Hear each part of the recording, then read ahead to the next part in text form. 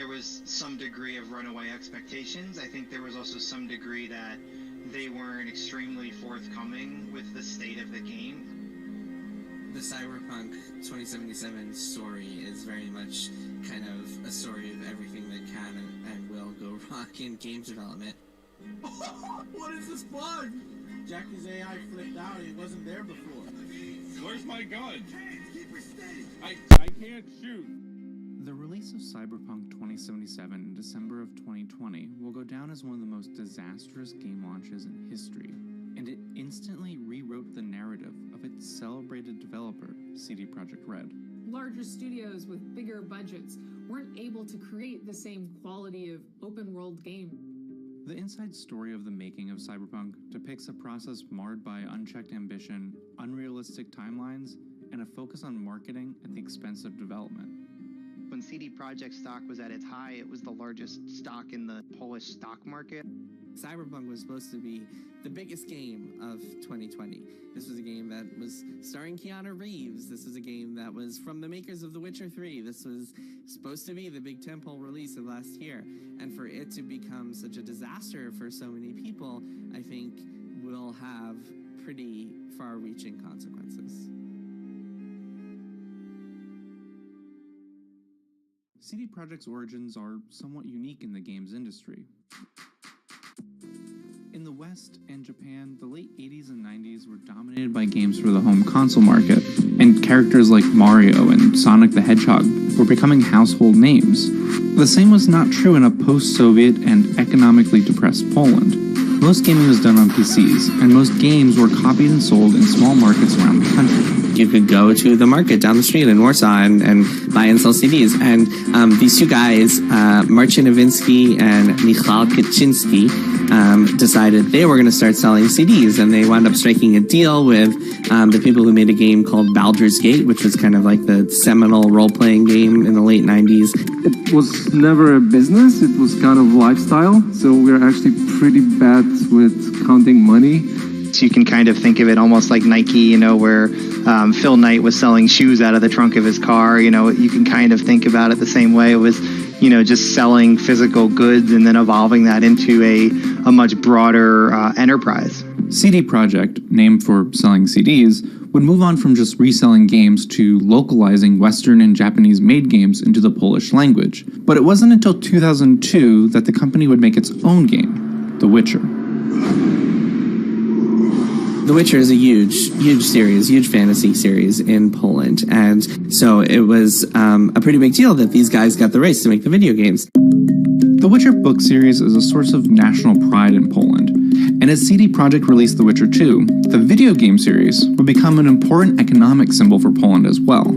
CD Projekt Red had become this behemoth of an institution in Poland, and they were really big in the Polish technology scene because they were getting more worldwide attention than most Polish companies do, and making a lot of money. And in 2011, when Barack Obama came to visit Poland, the Prime Minister actually gave him a copy of The Witcher 2. I confess I'm not very good at video games, but I've been told that it is a great example of Poland's place in the new global economy. But it would be the launch of The Witcher 3 in 2015 that would elevate CD Projekt Red from representing the best of Poland to representing the best of the games industry.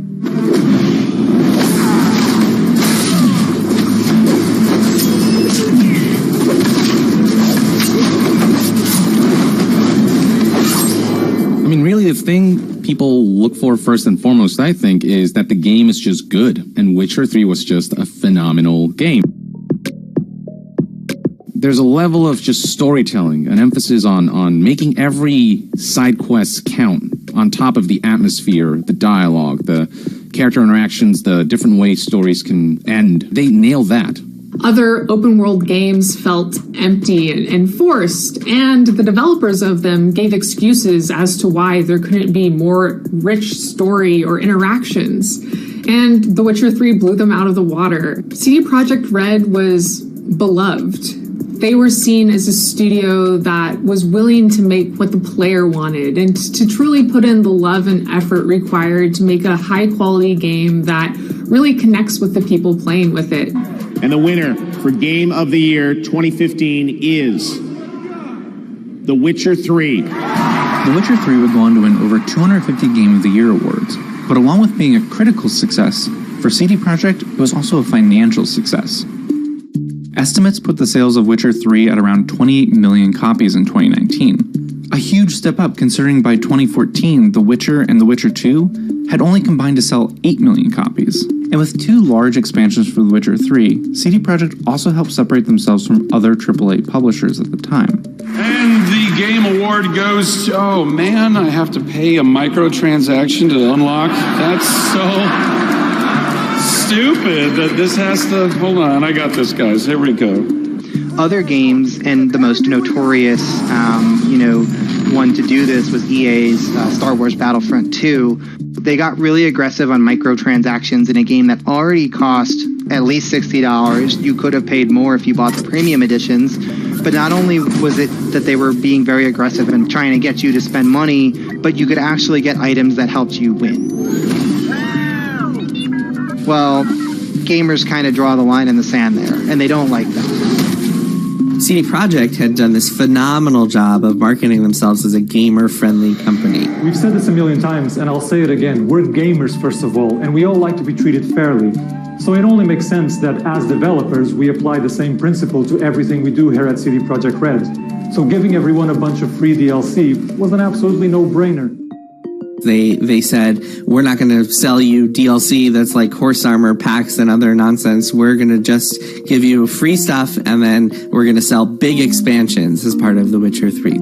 And not only were they really good, they were offered at a fair price. And this was a company that was seen as just like a company that really cared about quality and cared about its customers and would not do anything to kind of screw fans over the way that fans see that EA and Activision and all the other big publishers do. With a critically and financially successful game, as well as the goodwill from the gaming audience, all the focus would shift to CD Projekt's next release, Cyberpunk 2077.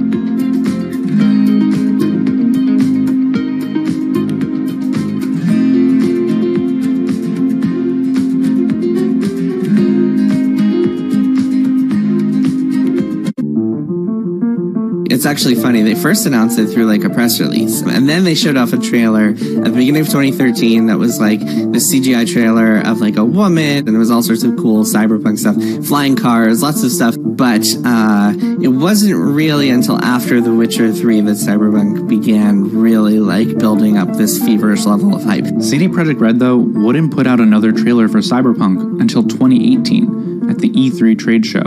And they showed off it was like a 2-minute trailer of Cyberpunk. Looked pretty rad.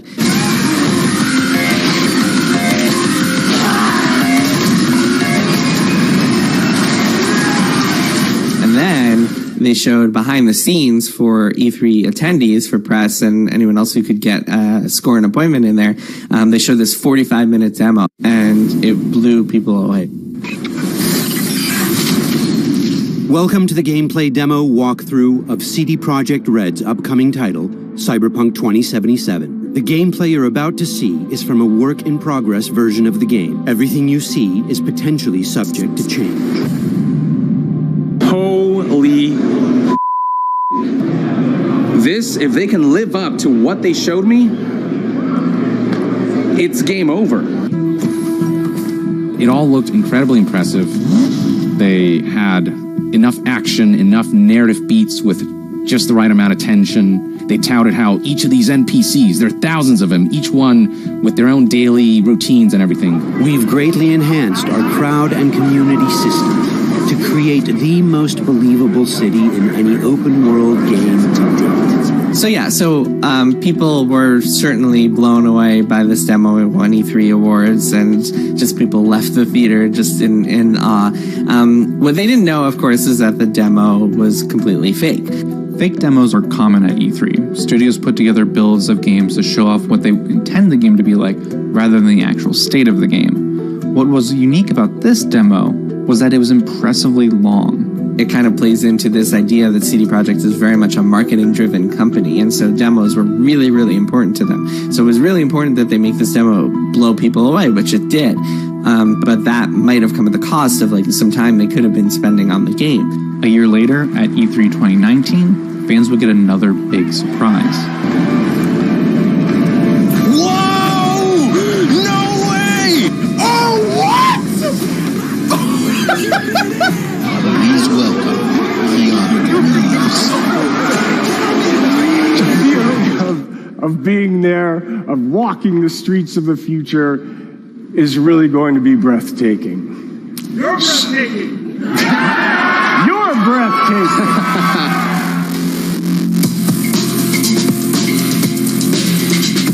The Cyberpunk trailers showed gorgeous cities, beautiful lighting, really cutting-edge technology when it comes to the rendering of the game itself.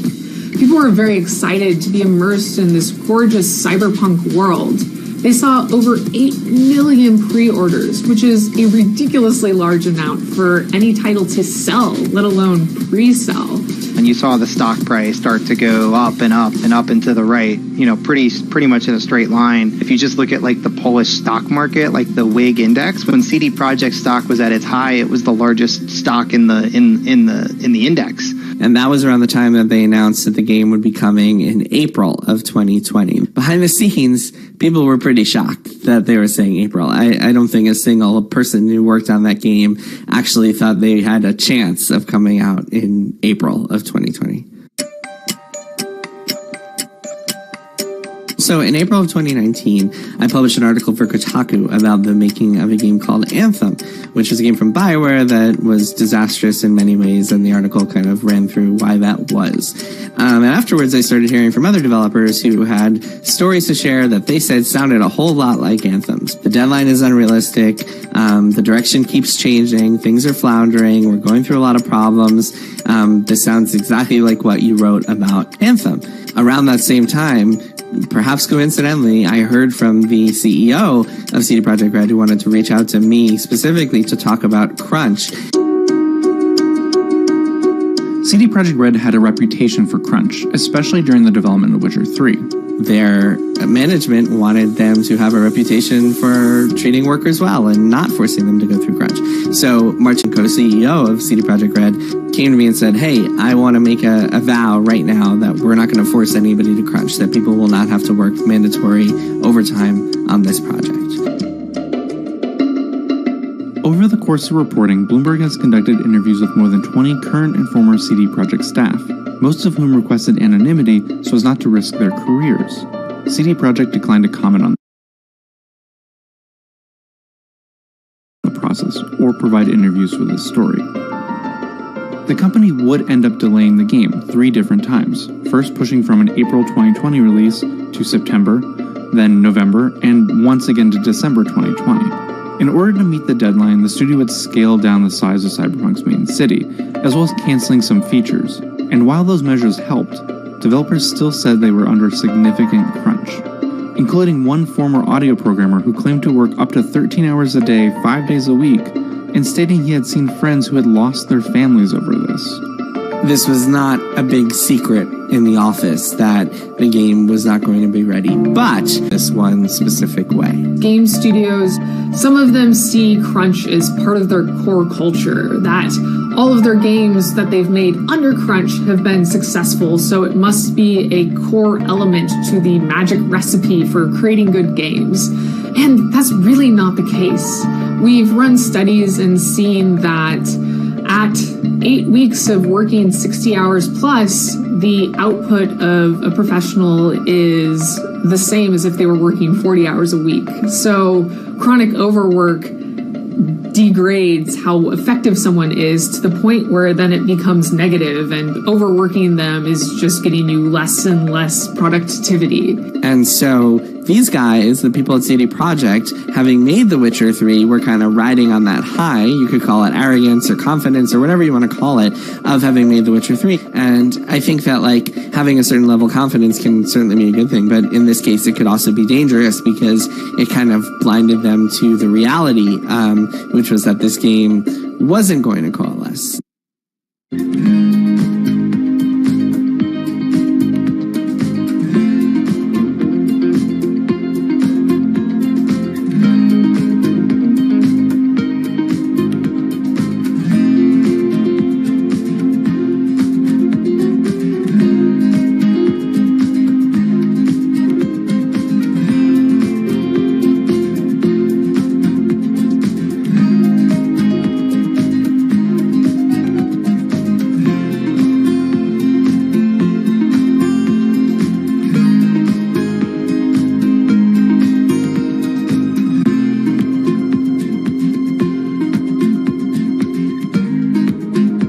Sony Pictures Entertainment is reeling from what may be the biggest and most devastating computer hacking in Hollywood's history. Hackers attacked in waves, first crippling Sony's internal systems, then leaking 5 Sony movies online. Today, the U.S. government pointed the finger of blame directly at North Korea for the devastating cyber attack against Sony Pictures. Sony pulling the plug on the interview, saying it will not show the controversial comedy about an assassination attempt on North Korea's leader. The Sony Pictures hacking was taken very seriously because it was an attack on the free world. What we had been building in terms of our civilization and our freedom and our ability to exchange information freely had been disrupted by a country that we knew very little about. North Korea has reportedly made attempts to steal COVID-19 vaccine technology by hacking pharmaceutical giant Pfizer. The Justice Department has charged 3 North Korean hackers over a wide-ranging scheme that included the theft of billions of dollars from multiple companies. Despite so many attacks blamed on North Korea, there was not much known about the people behind the hacking attacks. And my aim was to reveal who these people are, what they are like, what their operations are like, and on what their dreams and fears were.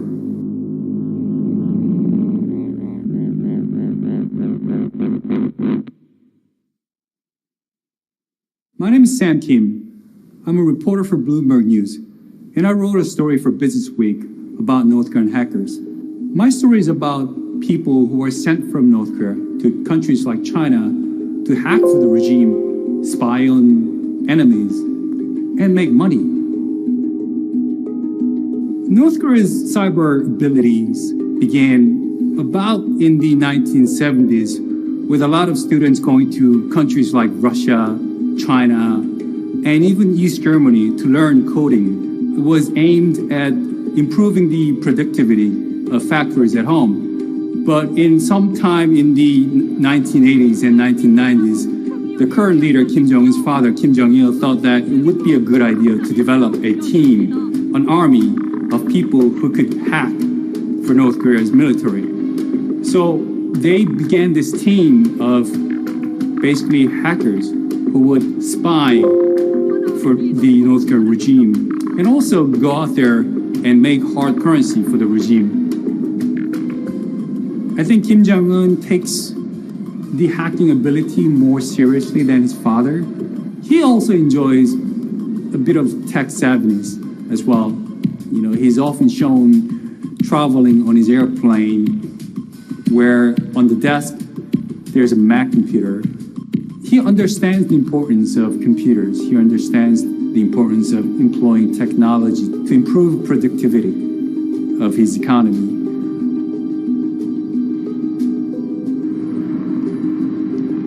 North Korea is an isolated country with its economy pretty much dilapidated nowadays. It's been under increasing pressure and sanctions from the US and the international community, basically. It does not have the resources and money to build the kind of conventional weapons that other countries are able to build. So what happens is North Korea concentrates its resources on building nuclear arms and missiles, which experts call basically asymmetrical weapons. It's the kind of weapons that gives North Korea an instant edge.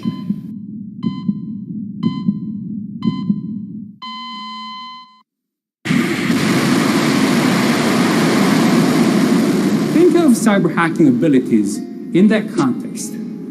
It doesn't cost that much money, but if you have the right people and if you have the right training, you are able to cultivate an army of people who are able to penetrate into computer systems of other countries. And that's what North Korea is after. But if you consider the fact that there are only about 1,000 IP addresses in North Korea available, and many of them are basically loaned from Chinese communications companies, you can kind of tell why North Korea is willing to send its hackers abroad rather than operate from within. What's the matter with operating from within? Well, first of all, it would mean that a lot of information would have to be coming in from the outside world, which could risk exposing the government and the people to whatever truth there might be about them. So they're sending their trained hackers to China and other countries where access to information is better. But at the same time, because these are allies, and also because they have their diplomats stationed in countries like these, like China, they're able to regulate and control these hackers better. But formally, North Korea denies engaging in hacking and describes accusations to that effect as enemy propaganda. It took me at least half a year to track down these people. It felt like a wild goose chase in the beginning because, see, a lot of the people like these are protected by the government in South Korea. But at the end, I was able to find a person who had pretty extensive ties to the North Korean defector community here. And then I was also able to gain access to the people who had actually done programming, hacking for North Korea before coming to South Korea. And Jung is one of them. Jung actually is not a real name. I knew before meeting Jung that he was in his late 30s. But when I actually met him, he looked at least a decade older.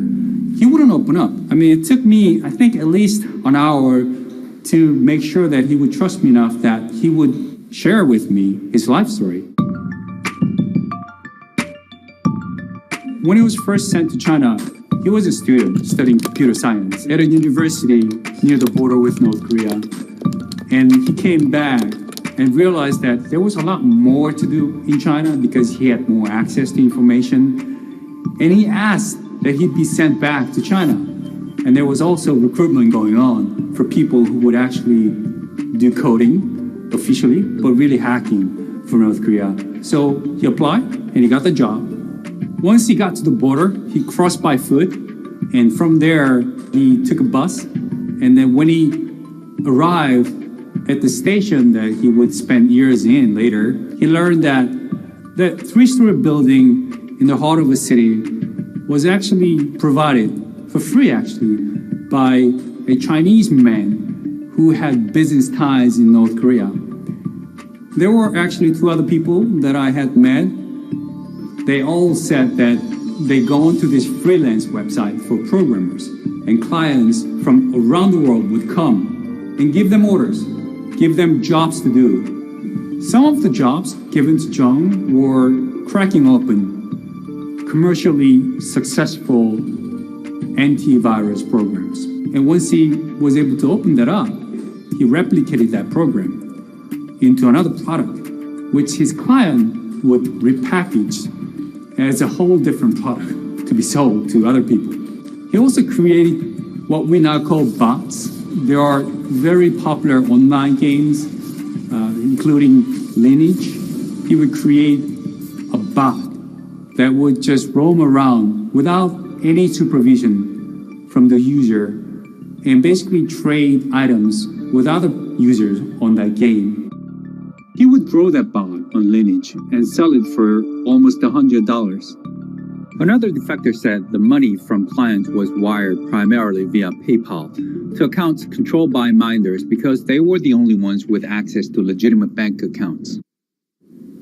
Chung had to make at least $100,000 a year, and he doesn't get to keep most of it. Actually, most of that money goes to the minders, to the North Korean regime. But if you don't meet the quota, the minders will make sure that they'll put enough pressure on you. And if that happens repeatedly, you will face the growing odds of being sent back home.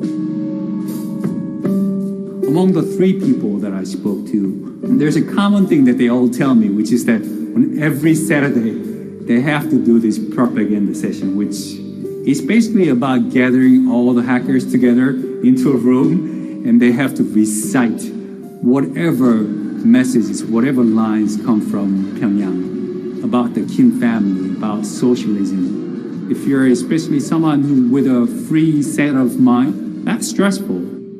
One person actually was really stressed out what he heard about North Korea once he was in China during the propaganda sessions. He just couldn't take it.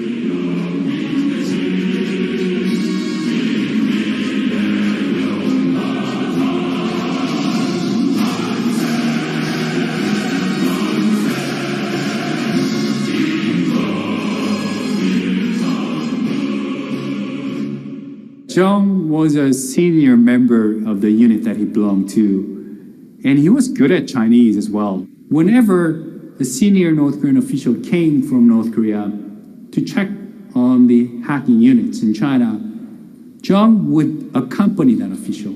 He doesn't provide me details, but he calls it unsavory incident that happened between him and an official that he was traveling with. And that altercation prompted him to defect. But there was no one that he could turn to after defecting. He would, in disguise, roam around China. He told me that he actually enjoyed it. He actually enjoyed the freedom of, not being known to anybody, just roaming around a country that was huge. How did he make the money that he needed to carry on? He did the same thing he did, at the North Korean unit. He would take orders, he would reverse engineer software to make money. But at one point, he said he was just sick and tired of it all of a sudden. He wanted to find a place where he could just settle down. And he contacted South Korean authorities. Now, he lives in Korea. He met a woman here. Last time I checked, they had a baby. He works for a software company, ironically, an antivirus company. What keeps coming up in my head, even long after I spoke to these people, is there was one common thing about them, which was the sense of disillusionment. Once they had access to outside information, once they were able to freely roam in the internet, there was a spark. And once they realized that there's a discrepancy between what they think is really happening and what North Korea is telling them every Saturday morning, that's when the spark gets bigger. That little fire is what eventually drives them to decide to leave, even if it takes a huge risk on their lives.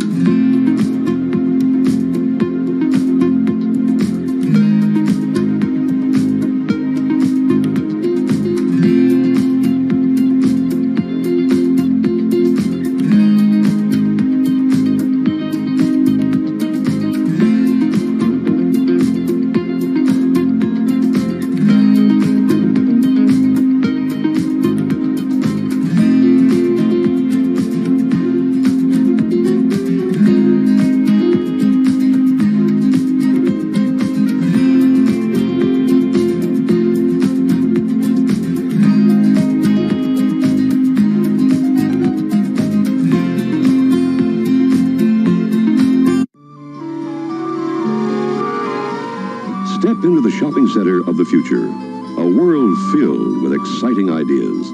Since they started popping up in the 1950s, malls have been the quintessential American shopping experience. Bustling temples dedicated to the wonders and excesses of retail, food service, and entertainment, the rise of the mall coincided with the growth of the suburbs. The heyday of the malls really is the 1970s, sometimes referred to as the malling of America.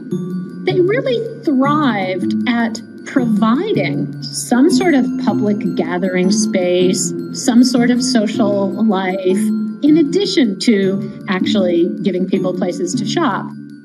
Over the past few decades before then, lots of developers were building malls, and it kind of coincided with the growth of highways. So as more people started traveling and interstates started being built, developers really wanted to put something to attract people to stop. Take a look at an average American mall today, however, and you'll see a very different picture. Closed stores and empty hallways became the norm in many malls even before COVID-19 delivered them another set of problems in 2020. So, what happened? This is the story of the rise and fall of American malls.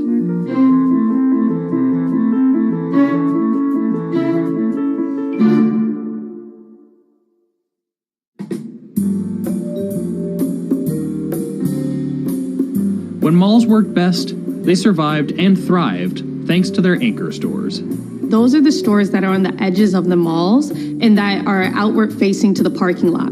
So if you're a shopper, you're going to walk through one of these big, usually a department store. So if you're thinking about Macy's or Sears or JCPenney, those are called the anchor stores. So once shoppers are done shopping there, maybe they wander to the middle part of the mall, shopping at the other apparel shops, or even going to buy some food. But you really had to have, a reason for people to shop in the first place. Because anchors bring in all those people, they tend to pay very little rent. Around 80% of income for mall owners come from the inline stores inside the mall. Over the past few decades, malls have been facing challenges from all sides. The first being, there's just too many of them. As early as in the 90s, the malls were beginning to compete with each other. We have a lot more retail square footage per capita than Canada. We have almost 7 times more retail square footage per capita than Europe. After the 2008 financial crisis lowered retail spending across the board, malls, and especially their department stores, also had to contend with a new challenge that was growing fast. Malls started to suffer in the early 2000s with the rise of online shopping. Suddenly, they didn't have that captive audience who had to go to the mall to buy something. You didn't have to get up, get in your car, drive all the way to the mall, and then see a bunch of other people. You could just do it from the comfort of your home. Department stores overall have become less relevant over the years. Many have fallen totally off, and that's Sears, JCPenney. Several bankruptcies in this space have really hurt the industry. But as department stores go, so does the mall oftentimes. So if department stores start closing locations, that means they're usually leaving malls. This is the Greenbrier Mall in southwest Atlanta, Georgia. It's in many ways emblematic of the problems facing malls today. It's been there since 1965. So for more than half of a century, it's been serving this area of Atlanta that's predominantly Black and also is middle-class neighborhood. It started with anchor stores that were department stores. So you had JCPenney and then Rich's, which was later bought by Macy's. So you had these two national chains. It had the first Chick-fil-A in a mall, like that type of format. So when you think about the history of malls, like Greenbrier had like the perfect template. But now Macy's will be exiting the mall, meaning that the mall will be left without an anchor, which is vital to attracting other shoppers to come into the stores. Greenbrier then becomes kind of an example or a test for all these other middling malls across America about what do you do when these large department stores, as a business decision on their end, are trying to just stay in the high quality malls. How does a middling mall survive? What's their next strategy?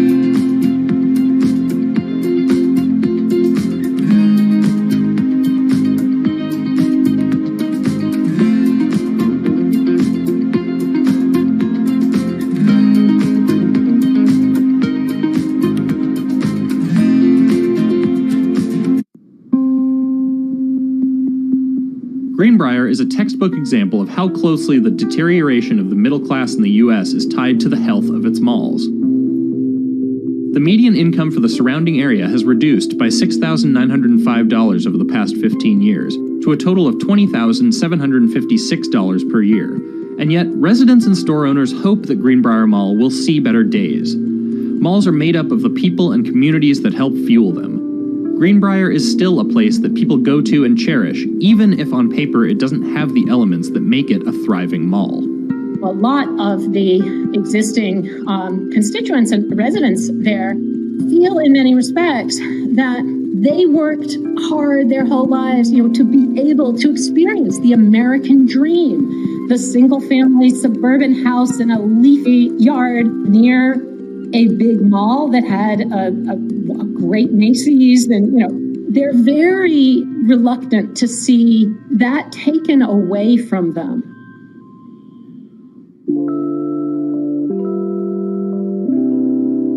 Now that Macy's is gone, Greenbrier may try to take inspiration from what many malls were doing in the years following the financial crisis, focusing not on shopping, but experiences. That was a trend we were seeing, in 2016 up into the pandemic pretty much. And by experiences, I mean everything as dramatic as a water park or hosting like concerts to have people want to come other than just to buy stuff. Having Instagrammable moments, making sure your store is pretty that people want to take a photo and post it on Instagram or Twitter. Historically, the mall has always been a place for teenagers. You like to hang out, see your friends, and also kind of be seen at the mall. And that hasn't completely changed. Like before the pandemic, about 95% of Gen Z, so today's teenagers, had gone to a mall in a 3-month period. So teenagers are still going to the mall, and they've always been key to having thriving malls because they're coming into their spending power. And once you win over teens, hopefully you're really winning over a loyal customer for life. But thanks to lockdowns across the country, most malls at one point or another were shuttered in 2020. That means no one using the multi-billion-dollar American Dream Mall's indoor ski slope. No one going to the King of Prussia Mall's indoor skydiving attraction. Basically, the pandemic gave malls what they didn't need, another problem. What would your net income or net operating income have been in 2022 without COVID, and what is it now in a post-COVID world? So our view is a roughly 10% hit to net income over that period. That's Vince Taboni from the analytics firm Green Street Advisors, which rates American malls from A to D just like a report card. And if malls did have a report card, they wouldn't exactly make honor roll. Here in the U.S., out of the 1,000 malls in the country, there are roughly 250 malls we grade A- or better. The B and C quality malls, which is the vast majority of the malls by count, we think are on a negative trajectory. And it's going to depend on a lot of the local dynamics, ownership decisions around how much money to invest in the property will determine whether this, mall can survive as retail or it's a, rapidly melting ice cube. While there have been a few bankruptcies among real estate investment trusts that own mostly B to D malls in the past few years, A malls really are doing just fine. Some of the most productive shopping centers in the country are super high-end. So I'm talking about Bal Harbor Shops down in Miami, Florida. There's Americana Manhasset in Long Island's Gold Coast. The Grove in Los Angeles. These are places that have all high-end stores and have done quite well. A lot of that has to do with efficiency of their property, so their sales per square foot are really high, but also they've invested a lot in their actual mall because it has to look beautiful. It has to have all the services that a wealthy shopper expects. So what will the future hold for less sought-after malls that can't revive their golden years? For many of these malls, it will mean closure and then hopefully conversion. If they can't get a new use to come in, it's expensive, but you can just demolish it. And there are still quite a lot of sites just sitting, waiting. Amazon has been picking up more and more of those, building their big fulfillment centers. Also, a lot of communities see this as an opportunity, to redevelop, re-inhabit this dead mall to help that community meet the challenges it was never originally designed for. The number one reuse of an existing mall is as workspace. It's actually pretty easy to just throw some carpeting down, cut a few more windows, and turn it into office space. The sort of number two reuse of malls is either medical, healthcare, or education. Lots of great examples of community colleges all the way down to elementary schools moving into malls. And then the third strategy that I wish happened more is actually just demolishing the mall and re-greening. Either reconstructing the wetlands that used to be there and that, frankly, we never should have built on in the first place, or providing community parks and gardens. While most analysts say post-pandemic retail shopping could breathe some life back into the American mall, many are not long for this world. Depending on where you live, it might be time to make one last visit, grab some food, do some shopping, and say farewell.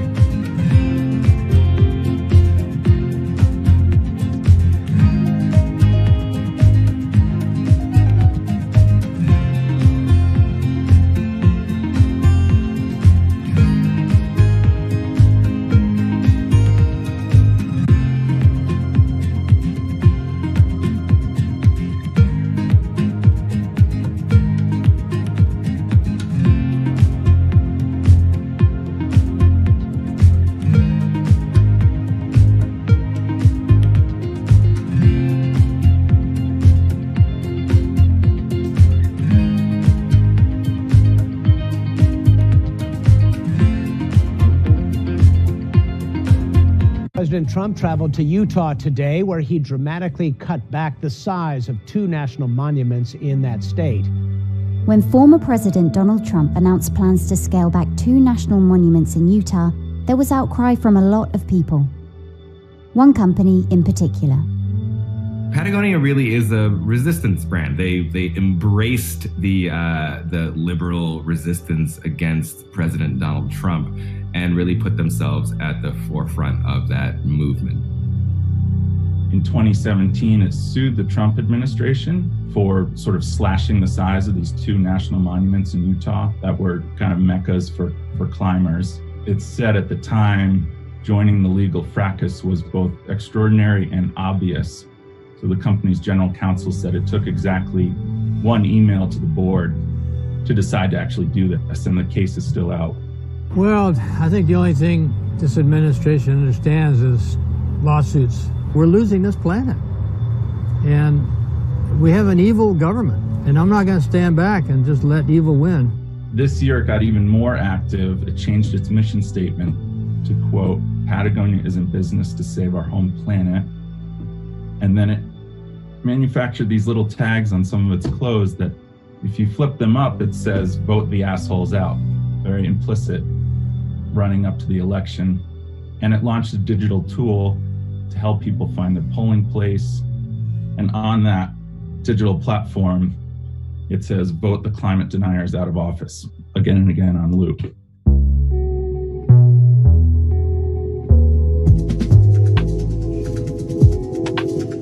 This isn't the first time that taking a stand has paid off for Patagonia.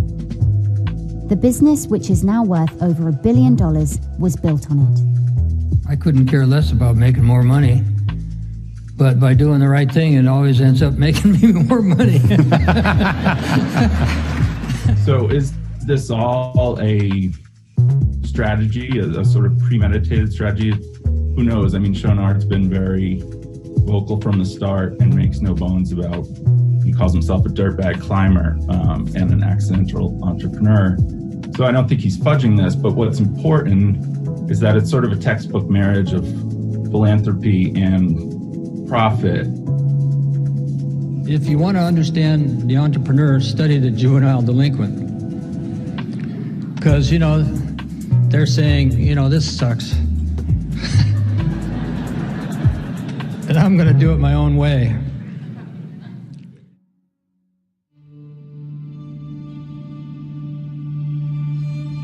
Of course, like every other teenage kid, I had no idea what I wanted to do with my life. When I was 16 years old, I took off and drove across the country, went into the Wind River Range and discovered mountains.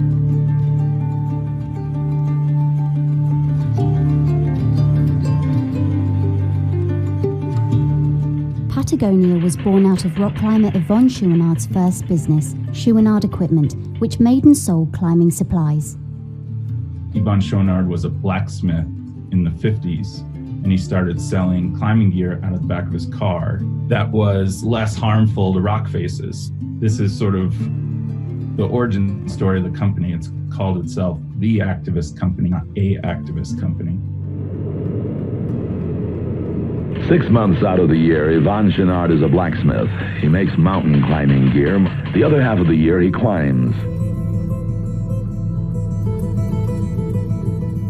In 1968, Yvon Chouinard and 4 friends, including Doug Tompkins, the late founders of the North Face brand, embarked on the ultimate road trip from California, where they were based, to Patagonia in Argentina. The mountain's in a good mood, dazzling sun, calm air all day. If this weather holds, they could be on the summit within days. This trip became a documentary about these friends who were hippies in the 70s climbing in Yosemite, where the sport became a lifestyle, and how these friends became pioneers of the outdoor industry.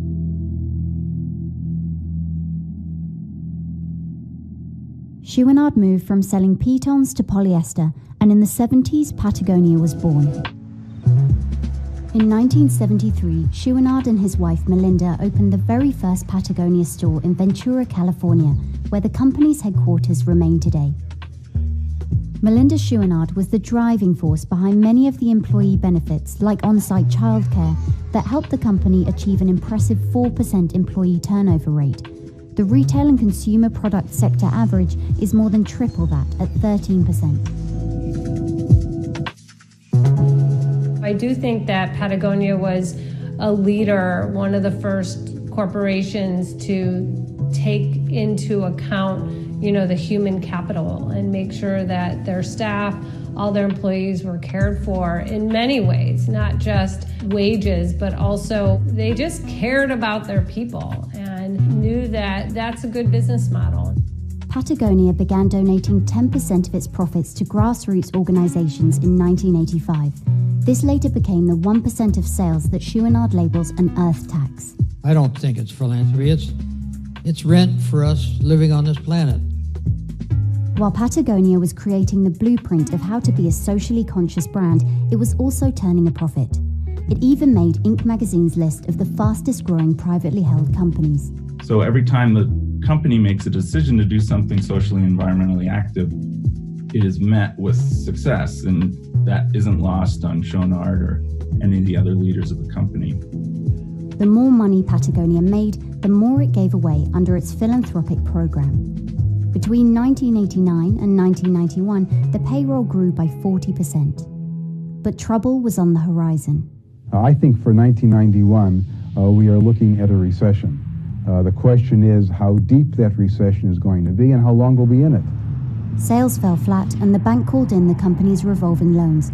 A company that prided itself on taking care of its own laid off 120 people, roughly 20% of its workforce. That was when we decided that we were going to start doing things differently. We were going to start running the company as if it's going to be here 100 years from now. With a renewed sense of purpose, Patagonia was ready for what it called business unusual. It started with the costly move to recycled and organic materials before launching a clothing repair service to discourage fast fashion. And Patagonia's influence was growing. What was intended as Chouinard's philosophical handbook for employees became an international blueprint for sustainable business, printed in 10 languages. What's interesting to me is that all this, I hate the term on brand, but it's very on brand. It really works for the kind of company he's created. It works for the kind of employees he's been able to recruit and retain. It all is very seamless in terms of the identity of him and the company and what it means in the marketplace. So over time, the company's mission and its marketing have become the same thing. The inflection point came in 2011, actually Black Friday. Patagonia took out a huge ad in the New York Times that said, "Don't buy this jacket." And it sort of got into the nitty-gritty on, the carbon footprint and the water footprint that goes into, a piece of apparel like a parka. And at the time, Chouinard said, the best jacket for our planet is one that already exists. So the company at that time said it needed to address the issue of consumerism, which, coming from a for-profit business, hits pretty hypocritical. As the company encouraged its customers to buy less, its annual sales increased by almost 40%. The stance of this is hypocritical was loud and constant, talking about consumerism in a critical light while very much being a part of it. Fast fashion is top on the list of environmental destruction, and not just destroying the environment, but impacting human health. They are in the fashion industry, they're a clothing retailer, and to come head to head with that is courageous. You're not only just trying to create a product that'll last, but you're also educating an entire generation of people to understand that whole ideology that we don't need to change out our outfits. In 2014, Rose Macario was appointed as CEO. During the next 6 years, she grew Patagonia into a billion-dollar company, while also scaling up its environmental goals and bringing a more political voice to its activism. Yvon had this model where he was basically saying you can have a great business, you can make quality product, but you can also do the right thing by the environment, by your employees, by your community. And that, to me, was like the most holistic vision of business that I'd ever seen. So right now, Patagonia has a team of about 20 people solely focused on activism and grants. And this all comes at a time in the past decade when consumers are paying much more attention to the social footprint of companies and where they buy their goods. So what's happened is all this is good business for Patagonia. In the past 10 years, revenue and profit at the company have roughly quadrupled. It's private, but estimates are it does about $1 billion in annual sales, which is sizable. And that's part of the reason why it's been such a fortuitous cycle as it's ramped up its activism and become more vocal on these things. It's resonated with the market. As the company branched out into other areas, including a venture capital fund for environmental causes and sustainable food, revenue reached a new peak of over $1 billion in 2017. But this was still small change compared to fast fashion heavyweights like Nike, who made $37 billion that same year. Patagonia's conscience hasn't always been reflected in its customer base either. Personalized vests have become the go-to corporate uniform, and the expensive price tag has helped the brand earn the nickname Patagucci. It's expensive stuff, it's expensive apparel, and that is part of their calculus in terms of the activism. A lot of the more sustainable parts of the supply chain there's a premium for organic cotton or sustainable down. The Patagucci label is a symptom of that.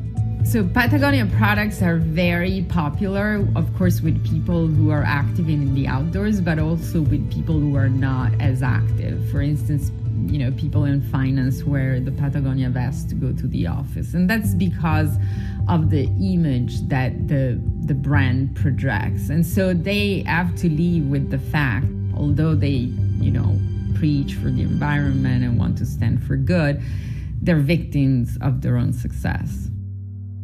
Patagonia set sales records in the first 3 years of the Trump administration. Now, in 2020, things have changed. As COVID-19 brought the business world to a halt and the American people voted in a new administration, Patagonia appointed Brian Gellert as CEO. As far as its CEO transition goes, this one's happening quite strangely. There's no real budget for next year yet because of everything that's going on and all the uncertainty around that. Patagonia's new focus is going to be on forging a relationship with the Biden administration. It should be a more close relationship, but Gellert still has his guard up. During the Obama administration, they didn't always agree, and he expects the same with Biden in the White House. They plan to bring litigation wherever needed against any government needed about the issues that they care about, and that's climate change and the environment.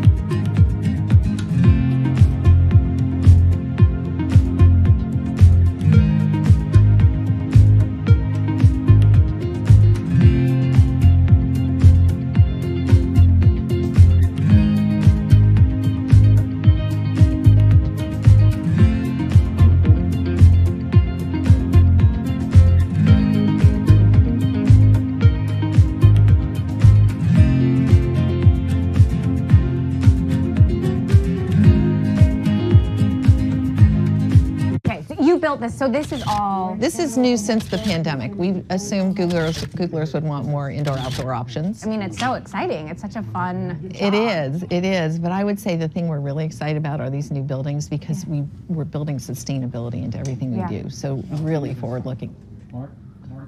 Good? Okay.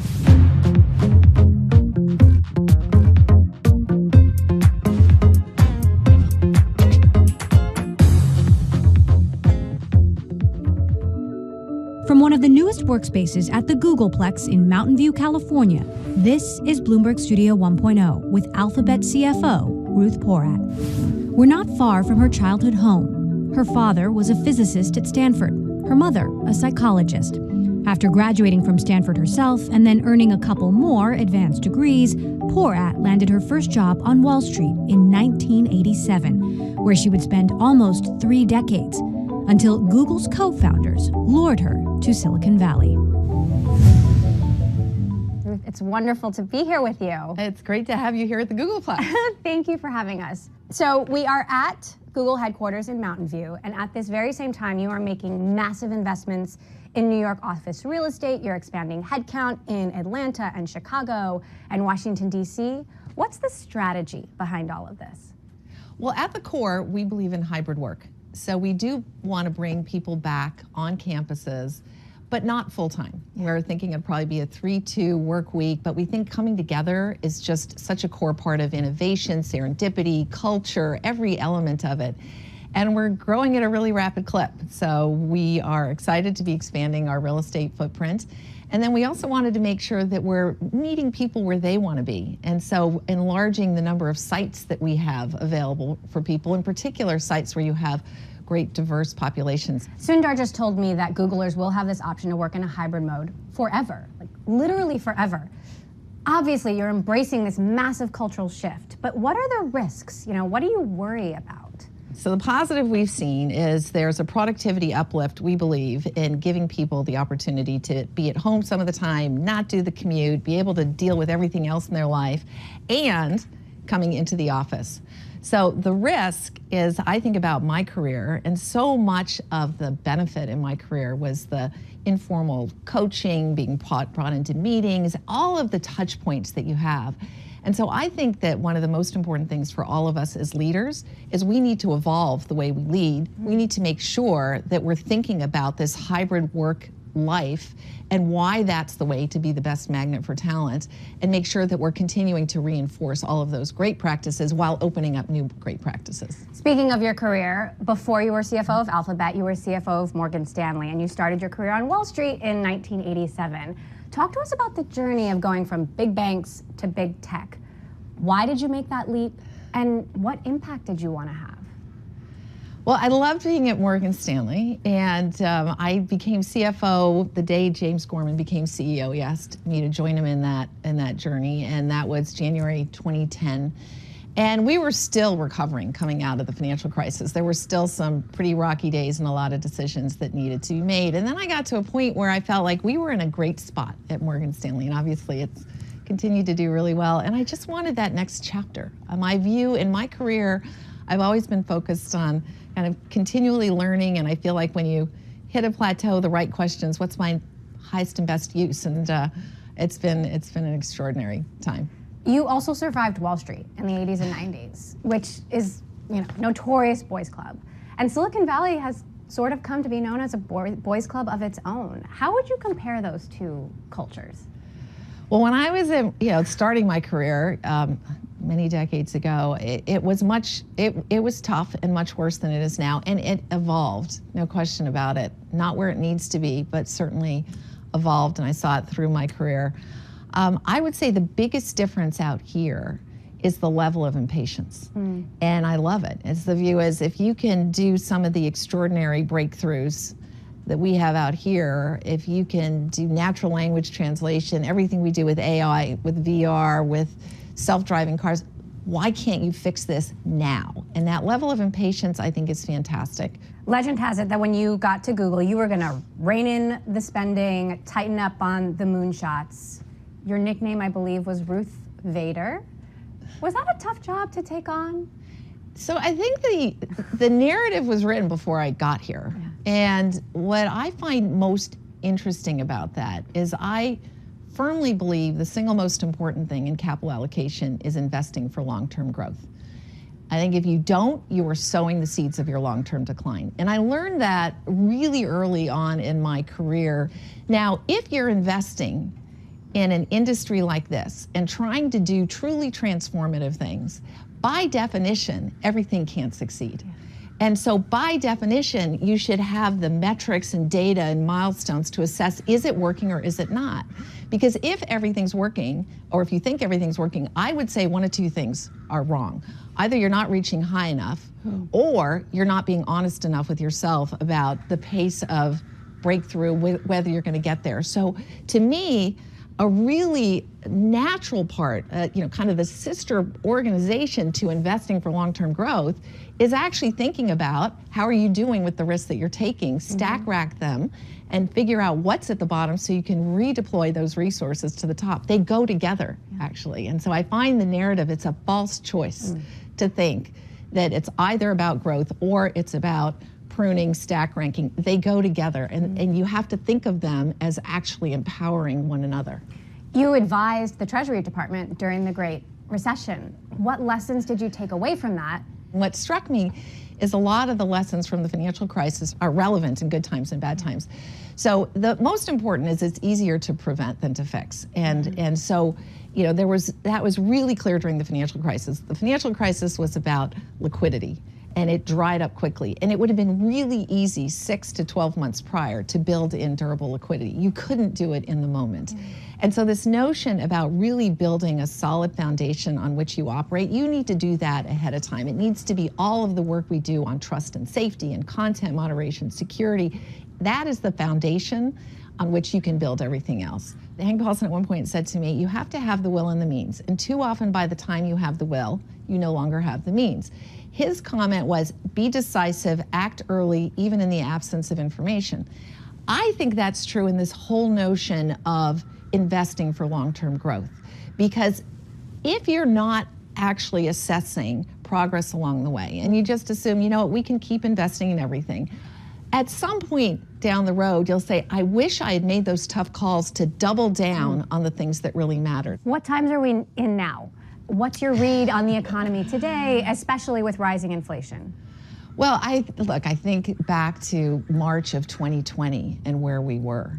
And I think of all of the intervention and steps that have been taken since then. And you've certainly seen the recovery coming out the back end. And it's been really gratifying from those painful days to see the breakthroughs that we've had, not just on the medical front, but we've also seen the improvement across businesses. I think one of the biggest concerns in particular is you're seeing us go through a digital transformation, and the acceleration of it is ensuring that everyone has the skills, the digital training and skills to thrive in this new economy. Google now reaches more than half the people on the planet. Why shouldn't we view Google as a monopoly? We often say that people come to Google not because they have to, but because they want to. It's really opening the world for so many people, so that's the intent.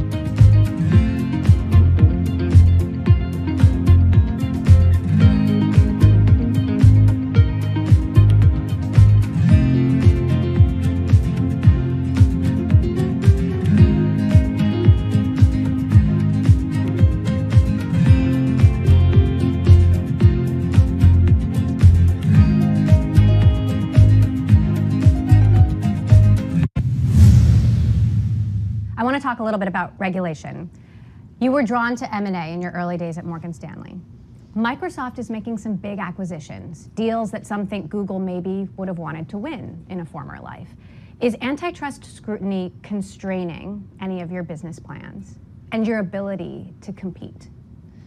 So the main thing that we've done throughout the life of Google is really invest in innovation, it's organic growth. And we're continuing to do that at a really rapid clip. We have then layered onto it tuck-in acquisitions and larger acquisitions, and we're continuing to be active more in the smaller ones and the add-ons, to be fair. But we think there's a lot of opportunity still ahead of us, and so we're continuing to invest in partnerships and in some acquisitions, and do think that there's still upside in a lot of different areas. So would you say this regulatory scrutiny isn't slowing you down? It's really important for those of us in certain leadership positions to be very focused on constructively engaging and working with regulators on what are the issues, what is it they're trying to solve, and how can we constructively engage with them. At the same time, our engineers should focus on innovation and continuing to kind of up the bar on everything we're doing, address what is most helpful for our users. Google is facing more serious legal threats at this time in the United States than the other big tech companies. How are those conversations with regulators going, and are they frustrating at this point? Well, there's certain elements that are frustrating because I listened to the outline of some of the proposed legislation, and I think it's inconsistent with some of the priorities for public policy. So, as an example, there's a lot of focus on what is called self-preferencing. Are you putting too many of your own products together? But during the pandemic, 1 in 3 small businesses said they would have failed without digital skills. Why? Because what they were able to do is connect with their users in different ways. So if you go search for a small business, you can then go to a map and you can get directed to the small business. That's a good thing. We have 6,000 small businesses who wrote in and said, you know what, we need these digital tools and skills. Same with a number of things on racial equity, a real surge in searches about where's a Black-owned business near me, and the ability to direct people through search and maps. So I think that what's really important, and that's why I said it's about constructive engagement, let's make sure we understand what they're trying to solve and work with them on what is it that we're trying to address through products so that the products are helpful in the ways that they want. Facebook has taken a serious reputational hit. Has that had ripple effects or created collateral damage for Google? Well, I think that whenever there's a backdrop that's challenging, it has ripple effects. But what we're really underscoring is all of the steps and investments that we are making to really protect the ecosystem the way our commitment to our users. So we know how sacrosanct that trust is, and it's all about privacy and what are the steps that we're taking to make privacy protected for our users. What is it that we're looking at to protect content and content moderations? Google now reaches more than half the people on the planet. Why shouldn't we view Google as a monopoly? So, you know, I go back to the earliest days when I first learned about Google back in 1998. And in those earliest days, when I heard about this 8th search engine, the question is, why do you actually need it? And back at Morgan Stanley, I was working with our research analyst, Mary Meeker. She actually had her team put up white pages all around the conference room and was doing this comparison. What provided the most responsive results most rapidly? And all of a sudden you could see, well, wait a minute, this Google thing, actually, maybe we do need something new. And that's been the ethos at Google since inception, is just continue to innovate to make this an ever better experience for users. And so if we can deliver on that, which is what drives people here, it's really opening the world for so many people. So that's the intent. Facebook and Twitter are exploring digital currency. What is your thought on the crypto market? And is there a play for Google? So we look at it. There's nothing to comment on now. I think we're much more interested in blockchain and the underlying technology and the implications for the business and also for the way we can support our cloud customers. So certainly a lot of effort there. There's considerable chatter in the crypto universe that Web3 and the blockchain could circumvent the power of Facebook and Google and more. What do you think about the next frontier of the internet? At this point, I think there are a lot of different things ahead of us that are actually stunningly exciting that enable us to actually continue to address different needs and requirements. Like I look at, for example, in something like health, where I think blockchain will be very valuable when you think about health and health records. There are also a whole host of other areas where the data analytics that we provide are absolutely critical. Should we make excuses to our employers? Should we tell our, like, if I have to head to a parent-teacher conference or take a kid to the doctor, do I tell my boss that? You don't tell no? your boss. You've got to get over the guilt.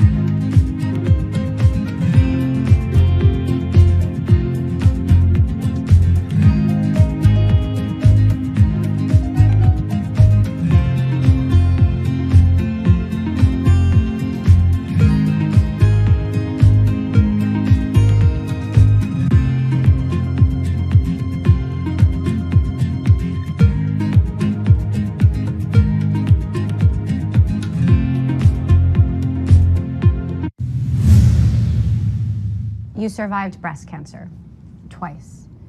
What was your biggest fear at that time, and how did you overcome it? Well, the biggest fear was I wouldn't make it.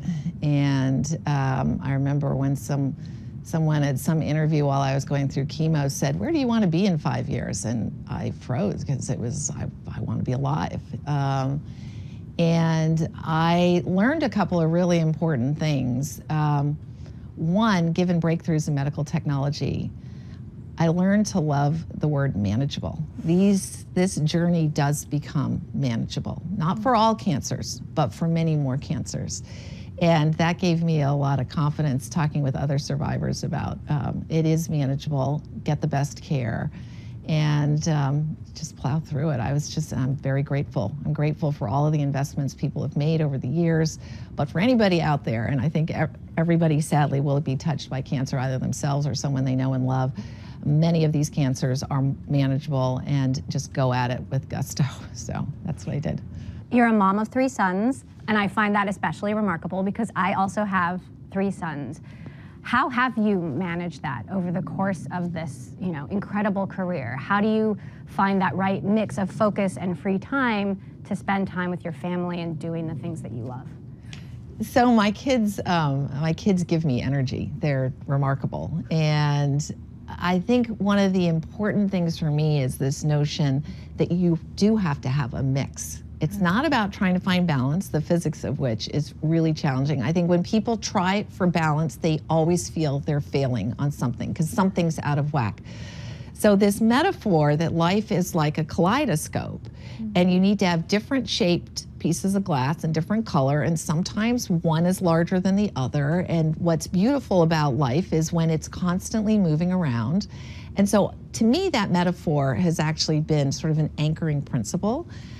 The other is you have to put the kids first. So like they know that I'm there, when they need, always. And I think that just making sure that you're setting the boundaries the way you need to. I would say it's much easier today than when I was growing up in banking. When we had a cubicle, there was a computer room, you were anchored to the computer room. One of the many beautiful things about going through this evolution in work is understanding that hybrid works. So how do we get rid of mom guilt, especially in this new work world? I want to shake my mom guilt. How do I do that? Okay, so even when you feel it, just say, you know what, it's an investment in my career because I can stay in this longer and be operating at a higher level if I'm really getting the stimulus from all parts of my life. So you've got to drop the mom guilt, and when on the other side, mom guilt with kids, I think they get it.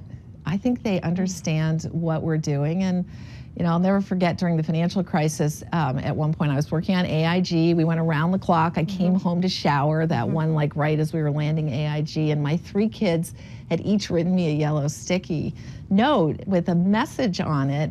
And one of them was based, you know, the essence of which was, I get why you're doing this. And they saw it as the right thing for the country. I don't mean to over dramatize what it was, but that's what it felt like at the time. And that level of pride, I still have those 3 stickies right by my bedside because I get it. I get the mom guilt. I wish there were certain elements I could have done differently, but I also see the relationship we have and they understand what it means to actually be engaged in society and doing something you care about. No mom guilt. No mom guilt. Thank you. It's not allowed. Thank you. Should we make excuses to our employers? Should we tell our, like, if I have to head to a parent-teacher conference or take a kid to the doctor, do I tell my boss that? You don't tell no? your boss. You don't tell your boss. Guys don't tell their boss. So what do we say? I don't think you say anything. I actually made this point at an event at Morgan Stanley. I'm like, do not tell your boss. You've got to get over the guilt. The only way to move on from it is realize I'm a professional. I do things when I can and it makes sense and I get it all done. I just do it on my own timeline. And I actually had a woman who emailed me afterwards and said, I know you said I'm not supposed to tell my boss, so I won't, but I can't not tell somebody, so I'm going to email you. And I'm like, okay, that's step 1 of a 5-step journey. Do not tell your boss. Tell your boss, you know what, I need to do certain things for myself, and I feel guilty doing it, but I get everything done. There's no question. You are so beyond having to check in with people. Well, thank you. Do not. We're in the middle of this so-called great resignation, and people are reflecting and changing and making big decisions. What's your advice to people in this, you know, big evolution, you know, with huge choices ahead? Well, I think you framed it really well. I don't think it's the great resignation. I think it's the great reshuffle, and people are reflecting on what do they want and how do they want to work and how do they want to live their life. So I think for all of us thinking about what does that mean for our institutions, it is about evolving the way we work, the way we interact, the expectations that we have to say, but I grew up in a cubicle on the 26th floor of a skyrise doesn't work anymore. And so what should we do as leaders? And I think that this generation appropriately, and it's very exciting, expects more from all of us. And so it's not just in how we work, but it is in what we do. And I think all elements of what's the mission, are you delivering on the mission is really important. Okay, so a few rapid fire questions. Someone you'd love to have dinner with? Well, I'd love to say my parents because they passed away a number of years ago. Favorite family ritual? We do this crazy thing that we've done for years, which is everybody gets to pick where we travel.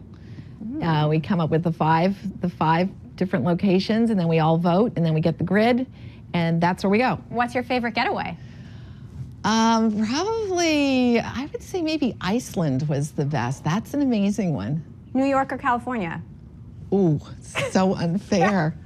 Well, sitting here outdoors right now and knowing I can do that for the rest of the year is pretty nice, but the energy from New York, so I'm not gonna, it's like I don't pick amongst children. So in closing, Google's a massive company, multiple divisions, many bets. Where are you spending most of your time now? I'm spending most of my time on your very important question about capital allocation, because if it really goes to this core point, you've got to invest for long-term growth and making sure that you're investing with the right intensity. I often say I don't want to get to the 2-yard line but not score. So you need to make sure you're investing with the right intensity to support long-term growth. That's the most important area where I would say I spend the bulk of my time. And then, of course, you have to prioritize in order to recycle to support those efforts. What kind of discussions are you having with Larry and Sergey now about this next phase of Google? So when they made the announcement about the role change, they were very serious about moving to this board role, and they're amazing board members. Sundar, of course, relies on them for counsel wherever, whenever, but most of the interaction is really around what are we doing at the board level. It's been great. And you have your freedom to allocate capital as you like. I work closely with Sundar and Philip and Thomas. But yes, we work as a great team. So what's the vision for Google then, 10 years from now? You know, it's fascinating I think I had the same reaction you did when I heard Sundar say search is the biggest moonshot. Yeah. And I think that continuing to find ways to be helpful to users to solve what they need where. So many people are coming online, and is video going to be the way they understand it's going to be about, search is going to be a different type of experience. So much of it's going to be about voice first and language translation. So it's going to continue to evolve. And what about for you personally? Like where will you, it's been so amazing to hear about your journey, and I'm just curious about your personal growth, like what you feel you've accomplished in the last, since you've been here, and what you hope to accomplish. I find that the opportunity to try new things and to invest in new things, and as we think about, well, what does that mean for each one of our areas, I think that intellectual curiosity keeps you young. And I think that continuing to learn is like your brain is like silly putty getting pulled in a lot of directions. So to me, it's continuous learning. Ruth Porat, thank you so much for joining us. It's been wonderful to be here with you. Great to have you on campus. Come back anytime.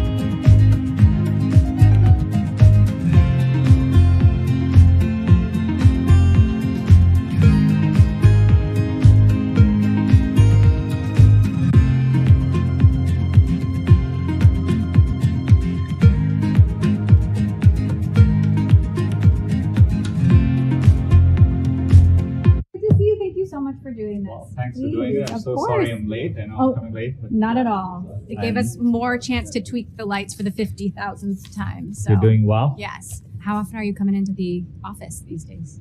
About 2 to 3 days a week, yeah. How about you? I guess you come in. Yeah, I'm in every day now, so no more kids on the set. I have to ask, is your son still mining Ethereum? He and I literally were talking about it last night. He's like, Dad, you are the one who made me give up on it. I'm like, no, I didn't. But yeah, the thing that's good about this is I think it excites a whole new generation about technology, which is good. I really appreciate you taking the time. Well, thank you for doing it, and thank you for coming down to do it. I'm ready to go when you guys are.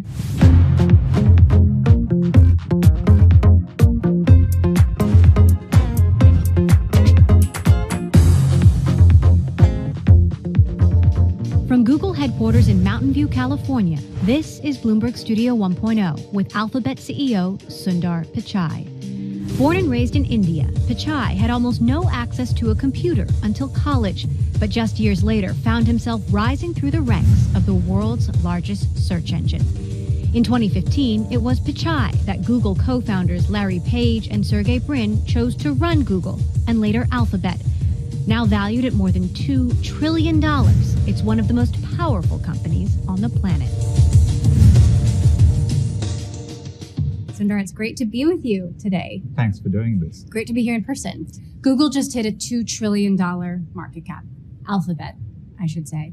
Where is the next $1 trillion going to come from? I've always felt, your market cap valuation is an effect of the value you provide. And I feel fortunate our mission is timeless. There is more need to organize information than ever before. I still feel search is our biggest moonshot as a company. People will want radically more conversational experiences. They will want what we call multimodal experiences. They may speak to search. They may look at something and ask what the information is. Being able to adapt to all that and evolve search will continue to be the biggest opportunity. We are so excited about, be it YouTube, cloud, our hardware products, Google Play. So we're building a diverse set of businesses, and underlying all of it is the investments we are making in AI. We've invested $100 billion in R&D in the past 5 years. And so applying AI in a deep way is probably where we will create the biggest opportunity ahead. Microsoft is making some big acquisitions. Apple's anti-ad tracking technology is shaking up the industry. What do you make of these competitive moves? Your competitors say they're on the right side of history. Are they? I look at the fact that there are 3 billion people who have access to knowledge at their fingertips. I look at the opportunity we provide. I look at the skills people are learning through YouTube. I feel it everywhere when I go talk to people. And providing access to information and knowledge, I think will end up being on the right side of history as well. Your predecessor, Eric Schmidt, told me that he feels the latest Facebook revelations are disturbing. Google also has access to massive amounts of our data.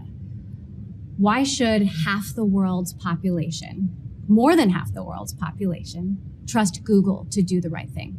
We are trying to do more with less data. One of the biggest changes we made was making auto-delete the default setting for new users signing in, and now over 2 billion users have their data continuously being deleted. Look, we rely on trust for people. Every day when people come to Google, they place their trust in us in vulnerable moments. It may be a health issue on which they are trying to understand. There's no more important responsibility we have than doing right by that trust. When we provide Gmail to journalists and realize that their accounts may be under attack by an authoritarian government, that's what motivates us to make sure, be it privacy, be it security, be it trust, we are doing the right thing. Over time, regulation will have an important role to play here. I think privacy regulation is important. In areas like AI, regulation will be important. And so I think those will be part of the answers as well.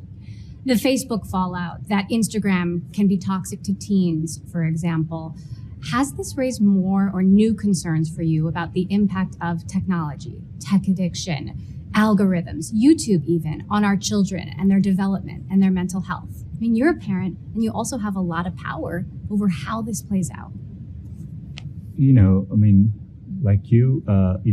Bringing kids up in this modern digital world is something I think all parents are anxious about, rightfully so. I think, it's part of why a few years ago when in YouTube, we were exposed to a set of concerns, we invested. It became our number one priority to work hard at it. The reason YouTube invested so much in developing YouTube Kids as a safe destination for young children and so on. Look, technology is going to play a big role in helping give children the next wave of opportunity as well. So the answer is to develop it responsibly. We have changed our balance in these areas and saying we think about content responsibility first, and then the pace of development or new features in areas like YouTube. And so that's how we have approached it for a while. Facebook and Microsoft are all in on the metaverse. What do you think about the metaverse? What's Google's metaverse strategy? It's always been obvious to me that computing over time will adapt to people and people adapting to computers. You won't always interact with computing in a black rectangle in front of you. So just like you speak to people, you see and interact, computers will become more immersive. They'll be there when you need it to be. So I've always been excited about the future of immersive computing, ambient computing, AR. And we are Does that count as the metaverse? Is that what that is? Metaverse is, I think it means different things to different people. The way I think about it is evolving computing in an immersive way with augmented reality. As part of that, there'll be many experiences, some of which will be immersive, interactive virtual worlds, which is the metaverse concept. And, but I think this doesn't belong to any company, right? I mean, this is the evolution of internet and, the web, the internet, all of it will continue to evolve. Google was famous for its campuses where you could go and never leave. You had everything you ever wanted. Now you've said they can be flexible. They can work from home. They can work at the office. They can be hybrid. They can work remotely permanently, perhaps. Are you committed to really letting them do this forever? And if so, how does that change the future of work and society? Look, we've really embraced the fact that the future is going to be flexible. At Google, we've always tried to give, agency to our employees. But we do realize the importance of bringing people together, the creativity, community, and collaboration that comes with it. So the balance we are striking is this notion of 3-2. But we are giving the strength of our company is we have more locations than most of the companies. So we're giving people choice to move anywhere in the world. 4 weeks they can work from anywhere. We're going to accommodate 20% of our workforce to be remote over time. So we're going to embrace that flexibility and forever. Forever, yeah. And we're committed to it. Through it all, it forces us to design better products. And since people use Google Workspace to run their companies, I think it gives us a chance to innovate and bring all that out. I think there is so much value in giving people more flexibility between their personal and professional lives. And I think it will lead to people being happier. And I think companies can be successful in that model. And so we are trying to get the best of both worlds, but embrace the flexibility and see where we go. How confident are you that when you look back, you'll be able to say Google did enough to help save the world? We are putting so much energy and resource into it.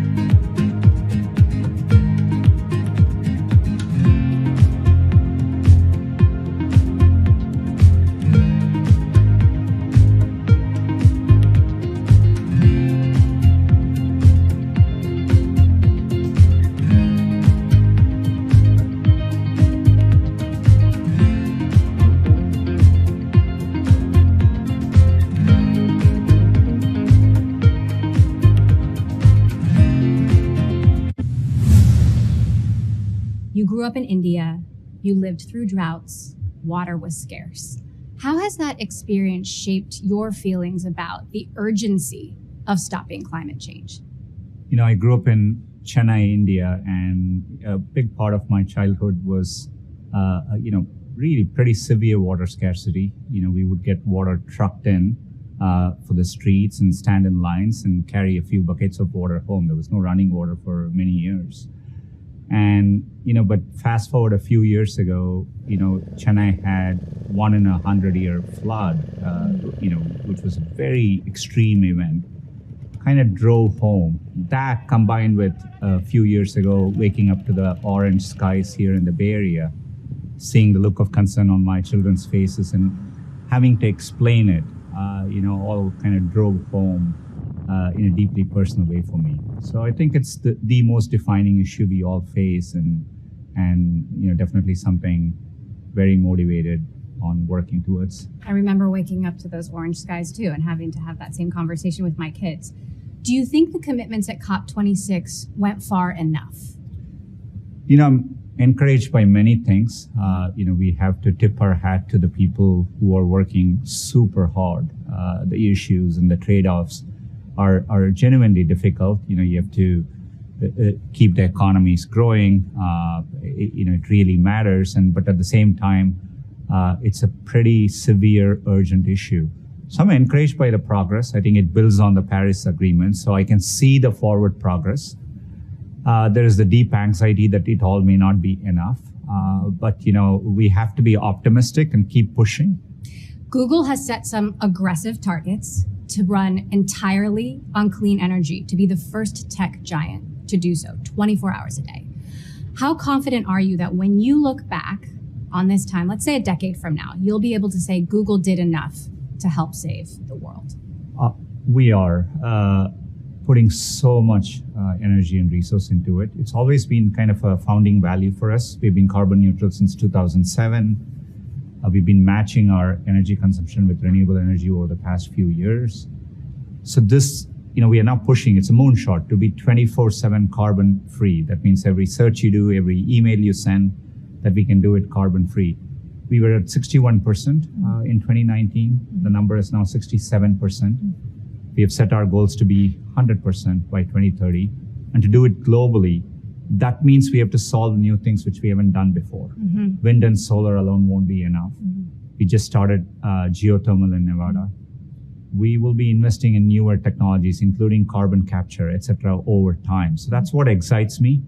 We are a technology company at heart. So there are many answers to this problem. Some of it is that we are going to have to innovate our way out of it. And, we want to push as hard as possible in doing that. Our Bloomberg New Economy Forum is happening this year in Singapore, and the Asia Pacific region is one of the fastest growing internet economies on the planet. Where do you see the most room, the most opportunity for Google to grow there? It's such a fitting time frame. I'm glad you're focused on the region. It's the most vibrant region we see. It's our 20th year since we opened our office in Tokyo. It was the first office outside the Bay Area.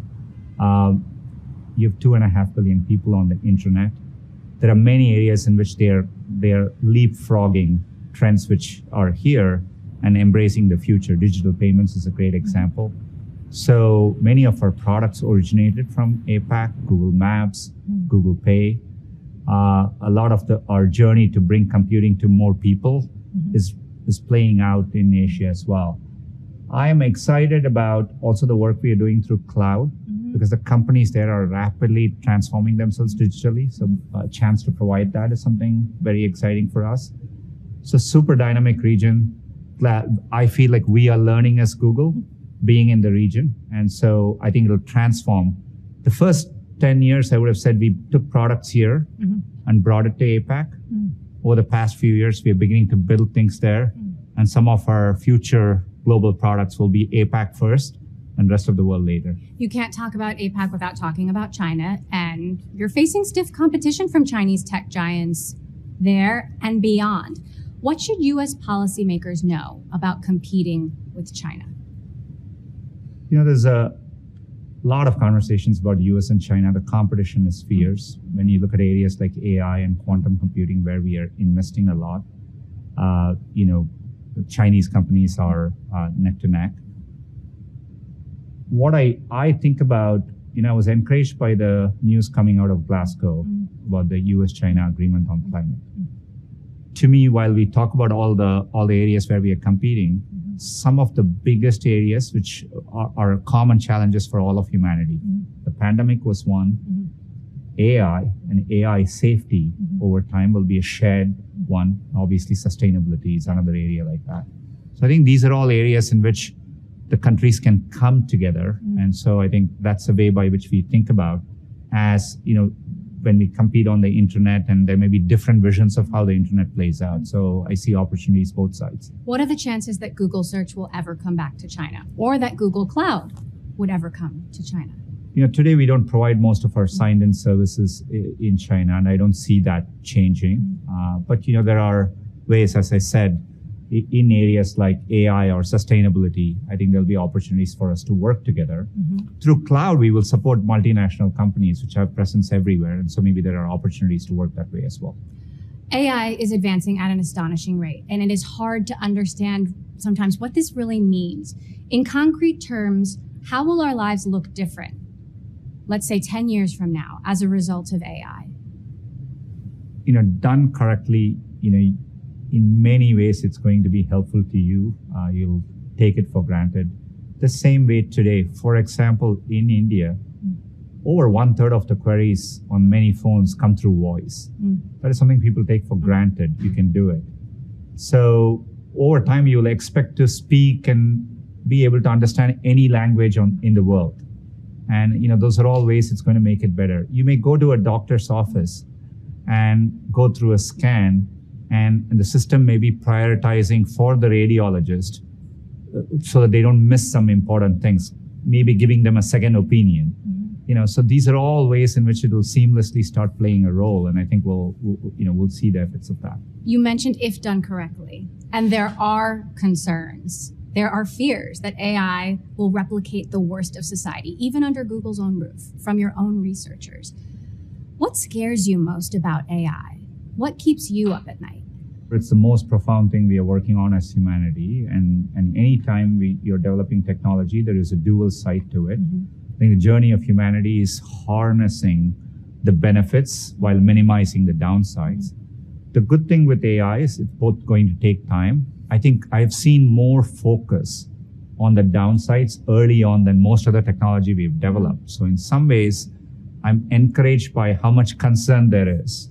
And you're right, even within Google, people think about it deeply. We publish a lot of research.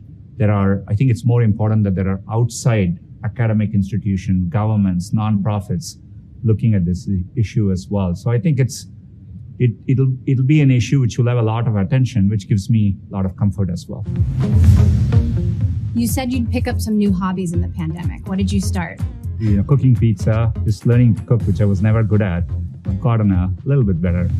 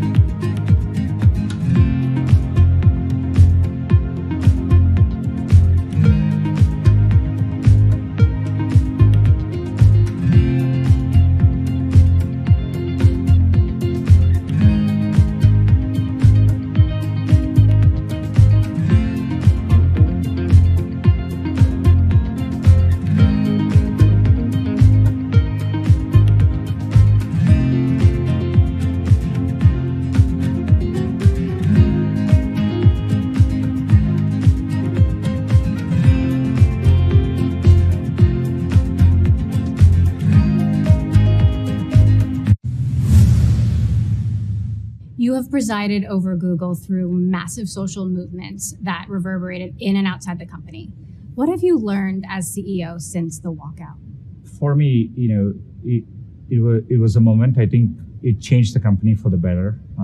We've always been committed. It gave us an insight on what more we could do. We undertook deep commitments, and the biggest, overall in diversity and inclusion, I think if you're committed and you actually put in the effort behind it, you can make a difference. Now we have stated clear goals. we are on track to meet those goals. But it forced us to think about new answers. So, for example, tech companies used to talk about the pipeline problem, but we are now going to places where the talent is. We are working much harder. So going to Atlanta, going to DC, going to Chicago, going to New York, that's improving our diversity and representation at all levels. The war for talent is even more competitive now in this new world. What are you offering? Elon Musk has said big tech is a place where talent goes to die. How do you respond to that? Look, I look at the fact that we are looking to hire 30,000 people next year. I look at the impact we have on many people coming and working in the latest cutting edge things. And many people come in, people leave Google. We are proud of people who have left Google. I think there are over 2,000 companies that have been started by whom we call as Zooglers.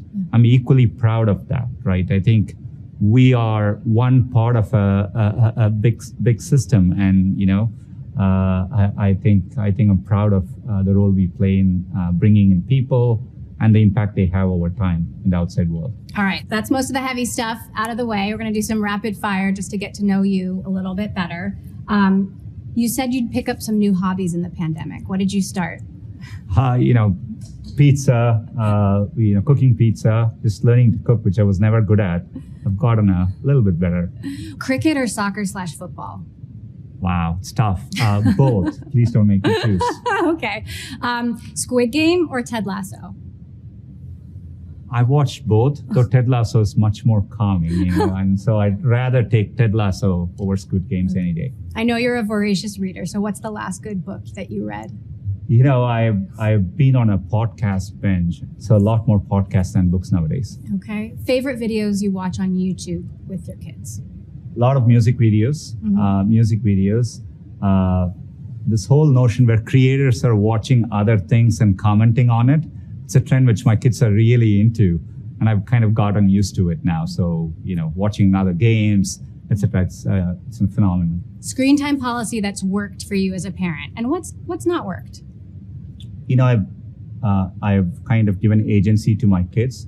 The only thing I tell them is that I can look at their digital well-being once in a while with them, and so. How do you do that?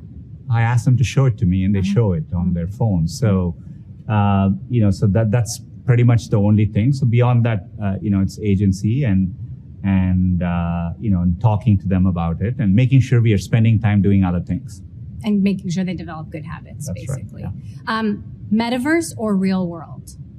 Done correctly, you shouldn't feel the need to make a choice. You always want to be present in the real world, and when you feel the need to do something, you want to do that. But I do think presence and the realness of the real world will end up mattering for humans for a long time.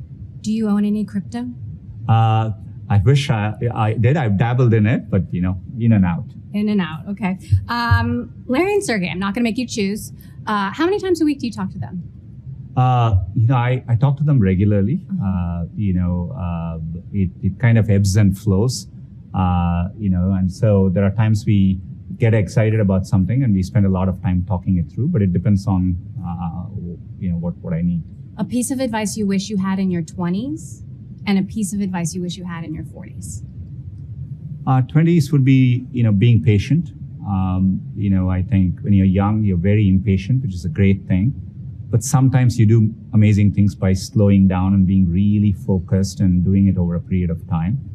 And so I would advise the younger version of me to be more patient. Maybe at 40, I would say, when I look at climate, I want all of us to be impatient. So, I feel like when there's an urgency towards something, I think the world needs to be impatient. So that's the advice I would give to an older version of me. How much do you personally wrestle with the decisions that you have to make? And how much longer do you see yourself being the CEO of Alphabet, not just Alphabet, but also Google? Yeah. On the first one, there are moments we all have to make tough decisions, and some decisions weigh on me. But it's a privilege to do it. I have very good people helping me think things through. So I think the combination makes it all, fine. On the second thing, I'm so energized by the things we need to do. I didn't have much access to computing growing up. It changed my life a lot. The one laptop per child goal really motivated me to come into technology. And when I look at last week, us launching an affordable smartphone in India, the chance to bring the next billion users in Asia and in Africa online, that gives me a lot of energy. All right. Well, we'll be watching from afar. Sundar Pichai, thank you so much for joining us. It's Thanks, wonderful Emily. to Pleasure to be here. However you get your news. This is Bloomberg Daybreak with Lee. On Bloomberg Radio. Welcome to Daybreak Australia. This is Bloomberg Technology. This is Bloomberg Green. On TV, radio, and the web, this is Bloomberg.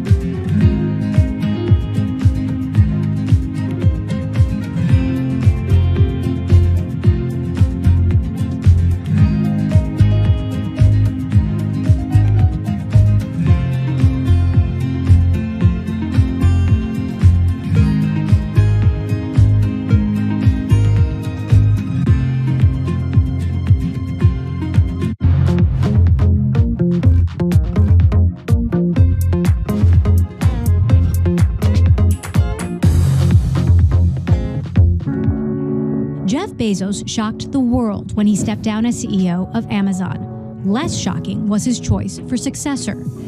Andy Jassy was not only one of his longest tenured lieutenants, but the architect of Amazon's multi-billion-dollar cloud business, Amazon Web Services, a moonshot that helped transform Amazon into not just e-commerce, but enterprise juggernaut.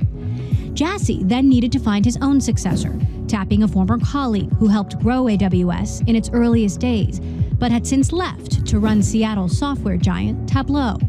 His job, to continue the reinvention of AWS and, in turn, Amazon. Joining me on this edition of Bloomberg Studio 1.0, new AWS CEO, Adam Selipsky.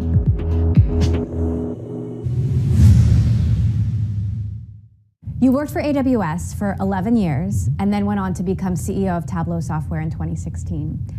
Then you get a call from Amazon to come back and run AWS as CEO. Tell me about that call.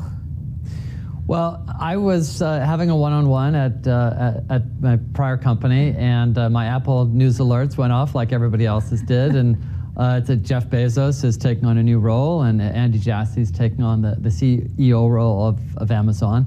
And of course, Andy and I worked shoulder to shoulder, about 20 feet apart for 11 years. So, of course, I reached out and congratulated him, and we started talking. And, the conversation turned to some of the possibilities. And next thing I know, a little while later, here I am back at Amazon, absolutely delighted and honored to be the CEO of AWS and helping to shepherd this amazing business for our customers. In that process, did you talk to Jeff as well? Yeah, I had some communication, but it was principally with Andy, who of course was knew the AWS business best, and of course was taking on the CEO role. But yeah, there was contact, as you might expect, with a small handful of other people. So what did Andy tell you he wanted in the next chapter for AWS? Andy reminded me, not that I needed reminding, but that it is really still day one for AWS and for our customers. It is still so early in this business, and we shouldn't think that just because the business has grown rapidly, or just because we're currently the leader in the cloud, that it's anything close to mature. And so he really reminded me that we have to stay hungry, innovate as quickly as we ever have done in the past. You're about half a year into the job. Mm-hmm. What changed while you were gone that surprised you? Well, I think that so many more customers have really adopted the cloud and have really decided that they're going all in. So, it was a pretty decent-sized business when I left, but it's really grown, and the customer base has really expanded. And so now we have very deep relationships at the CEO level, the CIO level, across every country, every industry, every use case, and we're regularly interacting with the most senior people at our client organizations. So you were working at Real Networks in the early 2000s, and I understand you were offered a job at AWS without even really knowing what it was. I guess AWS was in stealth mode. Well, it was very secret, so it was hard that the company didn't want to talk too much about it, but of course we had to talk a certain amount about it. So the call I got went something like, we have this initiative to turn the guts of Amazon inside out and expose it to other people.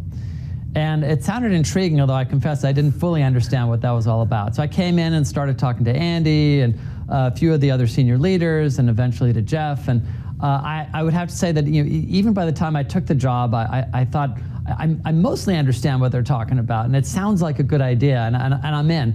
But I also was like, well, we'll just have to see how it goes, and Amazon's a big place.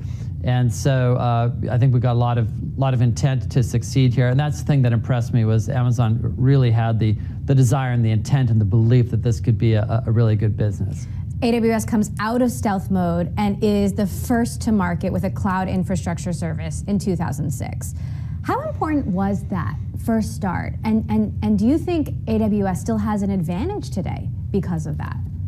I think the time to market advantage that we had, which was probably honestly 5 to 7 years head start before other companies really started to take this seriously, was an enormous. Frankly, it was just one of the biggest things that happened to us in the early years.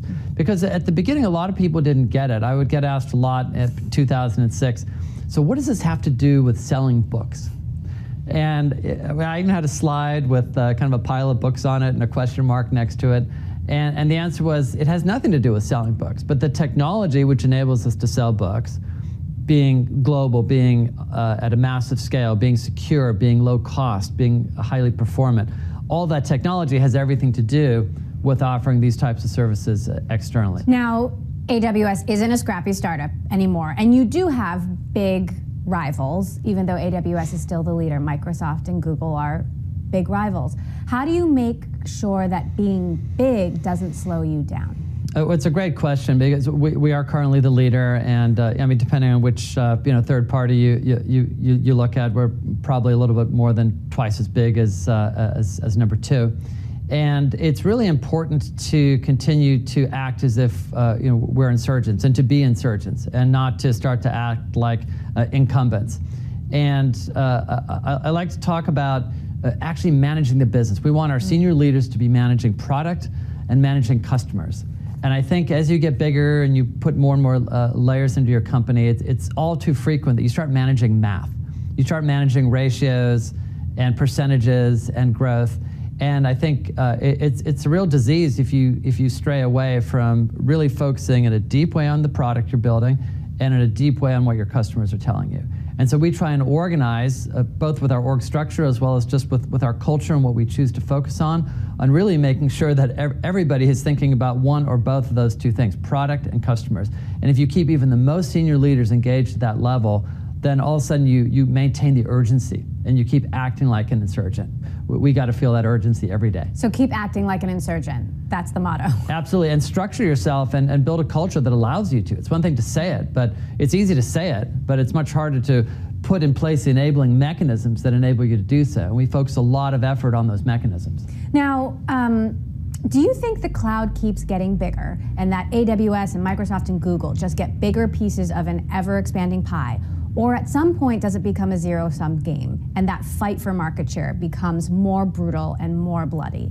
Well, I mean, this is a very large market segment. If you look at global IT spend, it's in the trillions of dollars. I've seen estimates like $3 trillion. It doesn't really matter how many trillions it is. It's very, very large. And we've always believed that this was too good a market segment opportunity for there really to only be one winner. And sure enough, you've seen robust competition emerge, and we all compete vigorously, but the segment is just growing so rapidly that I think really for us, we believe that the winning business strategy for a long time to come, and I would maintain forever, is to focus not on the competitors, but to focus maniacally on customers and wake up every day understanding exactly what it is that they need us to build next, and then work backwards from there, back internally to how can we build those things. And if we do the best job at building the most quickly the things that are most important for our customers, then I'm really not worried about what the competitors will do.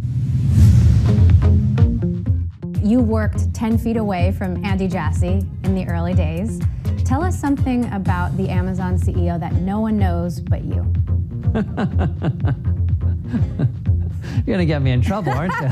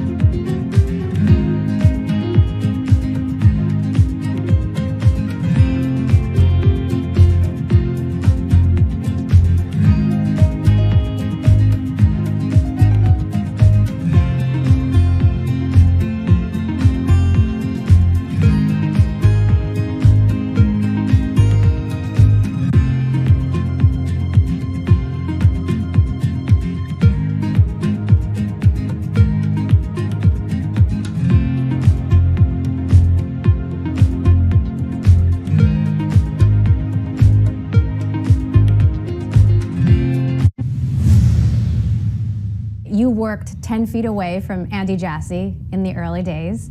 Tell us something about the Amazon CEO that no one knows but you. You're going to get me in trouble, aren't you? I grew up in Seattle, and Andy, coming from New York, has this fascination I don't understand with New York sports teams. So I've had to endure that for a lot of years. New Yorkers, yeah. So what are you going to do? Although he's I think come to adopt some of the Seattle teams, particularly the new hockey team, the Kraken here. As he should. As he should, exactly. So how do you expect Andy will be different from Jeff? Or how has Andy already been different from Jeff? Well, I think we're all different as leaders. I think it's all important that it's important that we all bring our own stamp to it and operate within ourselves. I don't think I would be a very good Andy. I don't want to presume, but I would assume that Andy wouldn't be a great Jeff, because Jeff's Jeff, Andy's Andy, and I'm me. So I think that Andy will certainly bring a great depth of experience from AWS, which is one important part of the business, and having operated that business for so long, and I expect that'll also give him an opportunity, although he was involved in other parts of Amazon certainly for a number of years. We'll be able to bring a fresh perspective to the whole company, just as I hope to bring to AWS. And I think that fresh perspective is often helpful. I think just the mere act of change is useful for the business, for customers, for employees, and just to shake things up a little bit. So I think just a fresh perspective. How will you be different from Andy? Well, I think that the world around us is changing so much that we're going to have to be different. It doesn't matter what we did yesterday. And right after I joined, we actually added 2 new leadership principles, which is very exciting. One's around striving to be Earth's best employer, and the second around focusing on the fact that success and scale bring broad responsibility. And those are things about which I personally am very passionate. And so I really personally look forward to digging in and helping the company to figure out what are those things that we have to figure out, where can we innovate to be Earth's best employer, and then also to figure out externally what can we do to really be great citizens of our local communities, to be great citizens of our national communities, and to be great citizens of the global community. And I care a lot about those things, as a lot of other people do here, but I plan to put a good amount of energy and time and focus, and hopefully help Amazon innovate in all of those areas. How closely do you work with Andy day to day? Does he, regularly weigh in on AWS decisions or not? Well, he's got a pretty broad scope of things to worry about now, so he's got a pretty intense day job, I believe. So he's really focused across the company, as you would expect him to be. But that being said, obviously AWS remains an important part of Amazon, and so we touch base regularly, be it in person or via email, just on the most important things going on in the business. Does Jeff ever weigh in on AWS decisions? Yes, I mean, really from the beginning. Jeff was involved at the very, very beginning at some of the most fundamental decisions. How do you price EC2? What do you name S3? What does the detail page look like? Obviously, over time, the business grew, and but Jeff was always available when we needed him, and I certainly anticipate that'll be the same going forward. So is he still available now? And what do you understand that Jeff's priorities are? Sure.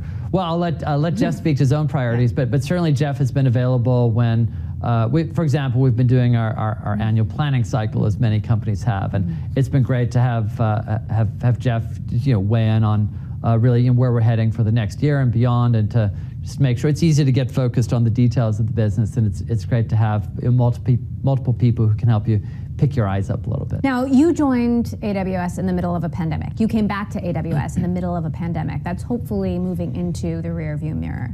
Moderna is one of AWS's biggest customers. If it weren't for the cloud, if it weren't for AWS, would we have had a vaccine as quickly as we did? I've got to tell you, Emily, it's been an absolute privilege for us to work with Moderna, because what they're doing obviously is literally life-saving, and they've been so innovative and so creative. So Moderna took a drug development process to get to a vaccine candidate. That process would typically have taken them 20 months. And doing that on AWS in conjunction with all the innovation on their side reduced that 20 months to 42 days. 42 days to get the vaccine candidate, the mRNA vaccine candidate for COVID-19. And that was really running multiple parts of Moderna on AWS. So if you look at the drug design part, they had their drug design studio running on AWS, all the way to manufacturing with the new digitized manufacturing that they call their digital manufacturing platform. So it's really end-to-end, and the ability to use massive amounts of resources and to pick the exact type of service and capability for each part of the job, and to really bring the full set of resources to bear. In addition to not having to focus on the IT and the infrastructure and the technology, and rather letting Moderna focus on the all-important job of drug discovery. So working in partnership, it was just magnificent to see what they accomplished. Since you joined AWS, a number of longtime AWS leaders have moved on to Microsoft, to Stripe, to Tableau.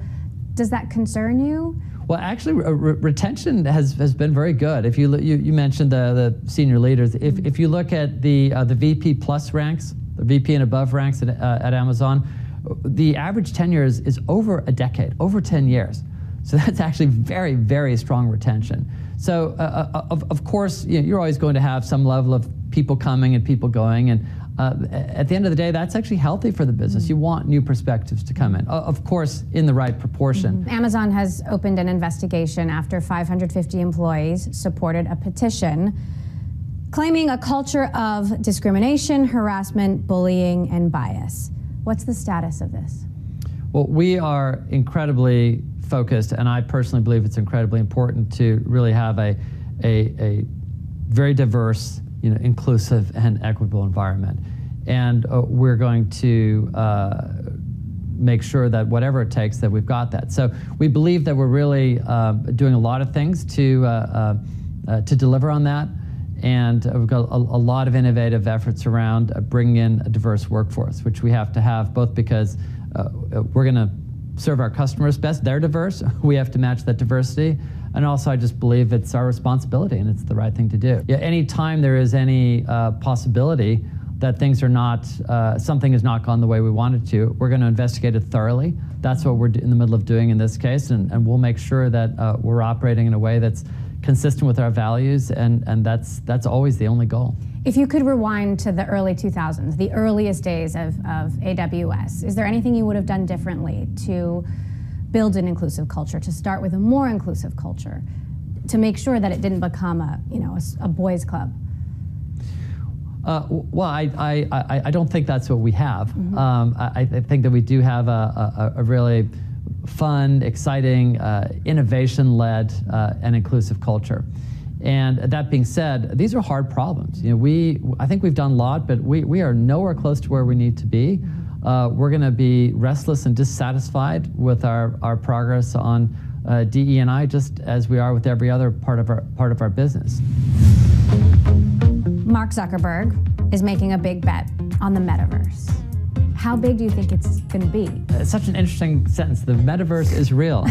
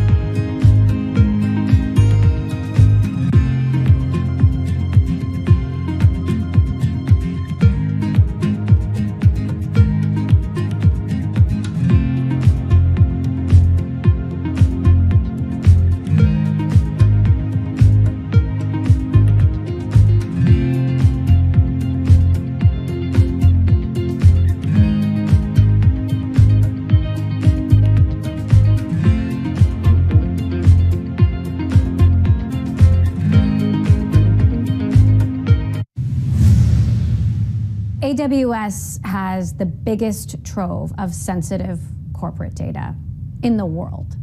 I'm curious how you think about the balance between data and privacy and freedom and civil liberties in the modern era. I mean, there are governments, there are nation states around the world that want that information. Hackers and criminals want that information. Well, we're very clear to start with that our first job is security. We often say security is job zero. It was on the first page of our operating plan pretty much every year that I can remember. But what about when governments request that information, or subpoena that information? Sure. Well, we are very clear that our customers' data is their data. So the data belongs to our customers, and not everybody operates that way. We are not going to look at customers' data. We are not going to compete against our customers using their data. Their data is their data. And furthermore, we have all sorts of architectural best practices that our customers should be and are using for any sensitive data. And so a lot of that really relies around encryption. And so we've built a lot of different encryption capabilities so that any sensitive data, which could leak for any reason, be it to a government, be it to a hacker, be it to anyone else, any form of security breach, that it's encrypted and useless to anybody else. Given the broad array of encryption solutions that we provide, it's actually very doable and powerful for our customers to safeguard their data that way. Mark Zuckerberg is making a big bet on the metaverse. Is AWS going to have a role in the metaverse? I think AWS already has a big role in the metaverse. So I think the cloud enables the metaverse. So if you think about all of the compute capacity, all of the storage, all of the machine learning which is required to create compelling and delightful end user experiences in the metaverse, a lot of that is already today running on AWS. So if you take Epic Games, for example, so Epic runs Fortnite, massively popular game, 350 million users worldwide, and Epic runs almost everything on AWS, from the back-end servers to the analytics and everything in between. So I think that's a great example of the metaverse at work, and all that's happening today on AWS. And we anticipate that's only going to grow really rapidly in the future. How big do you think it's going to be? It's such an interesting sentence. The metaverse is real, and yet it's virtual at the same time.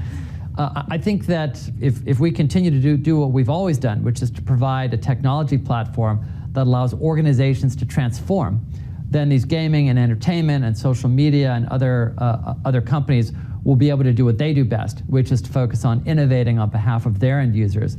And I think that the metaverse and many other areas will be rich with invention. So this next conversation will happen in the spheres, in the metaverse. That's where we'll next meet. That could be. I'll meet you in the metaverse. All right, see you there.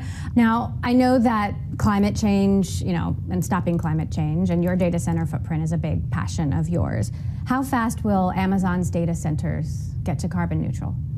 Amazon is already the largest purchaser of renewable energy in the world. And we intend to be 100% renewable energy by the year 2025. We had originally said 2030. We actually accelerated that by 5 years to 2025. And that's part of our broader climate pledge that Amazon created, and to which we've now gotten 200 other organizations to sign on to.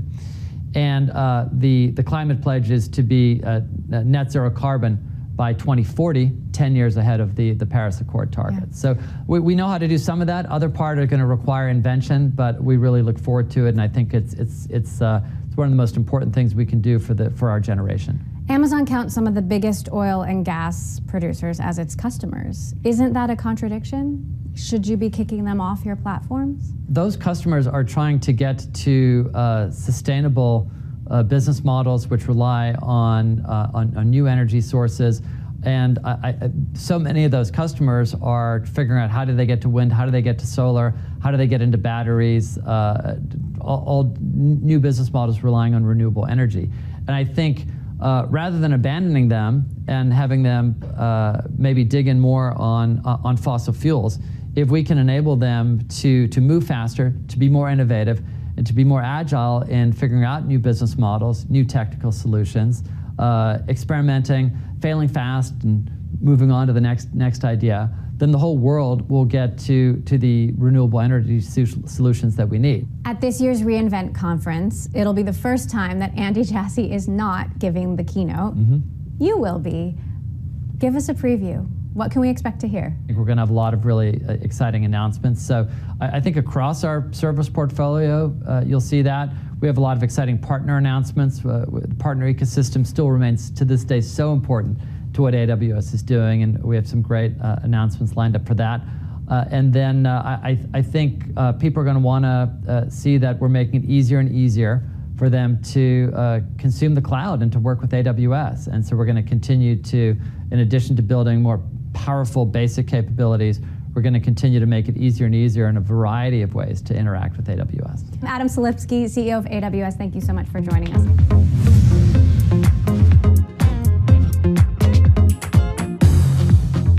Bloomberg has enhanced search on the terminal to deliver what you need when you need it. Now, you can simply type phrases in everyday English in the command line. Compare financials. Find people. Analyze markets.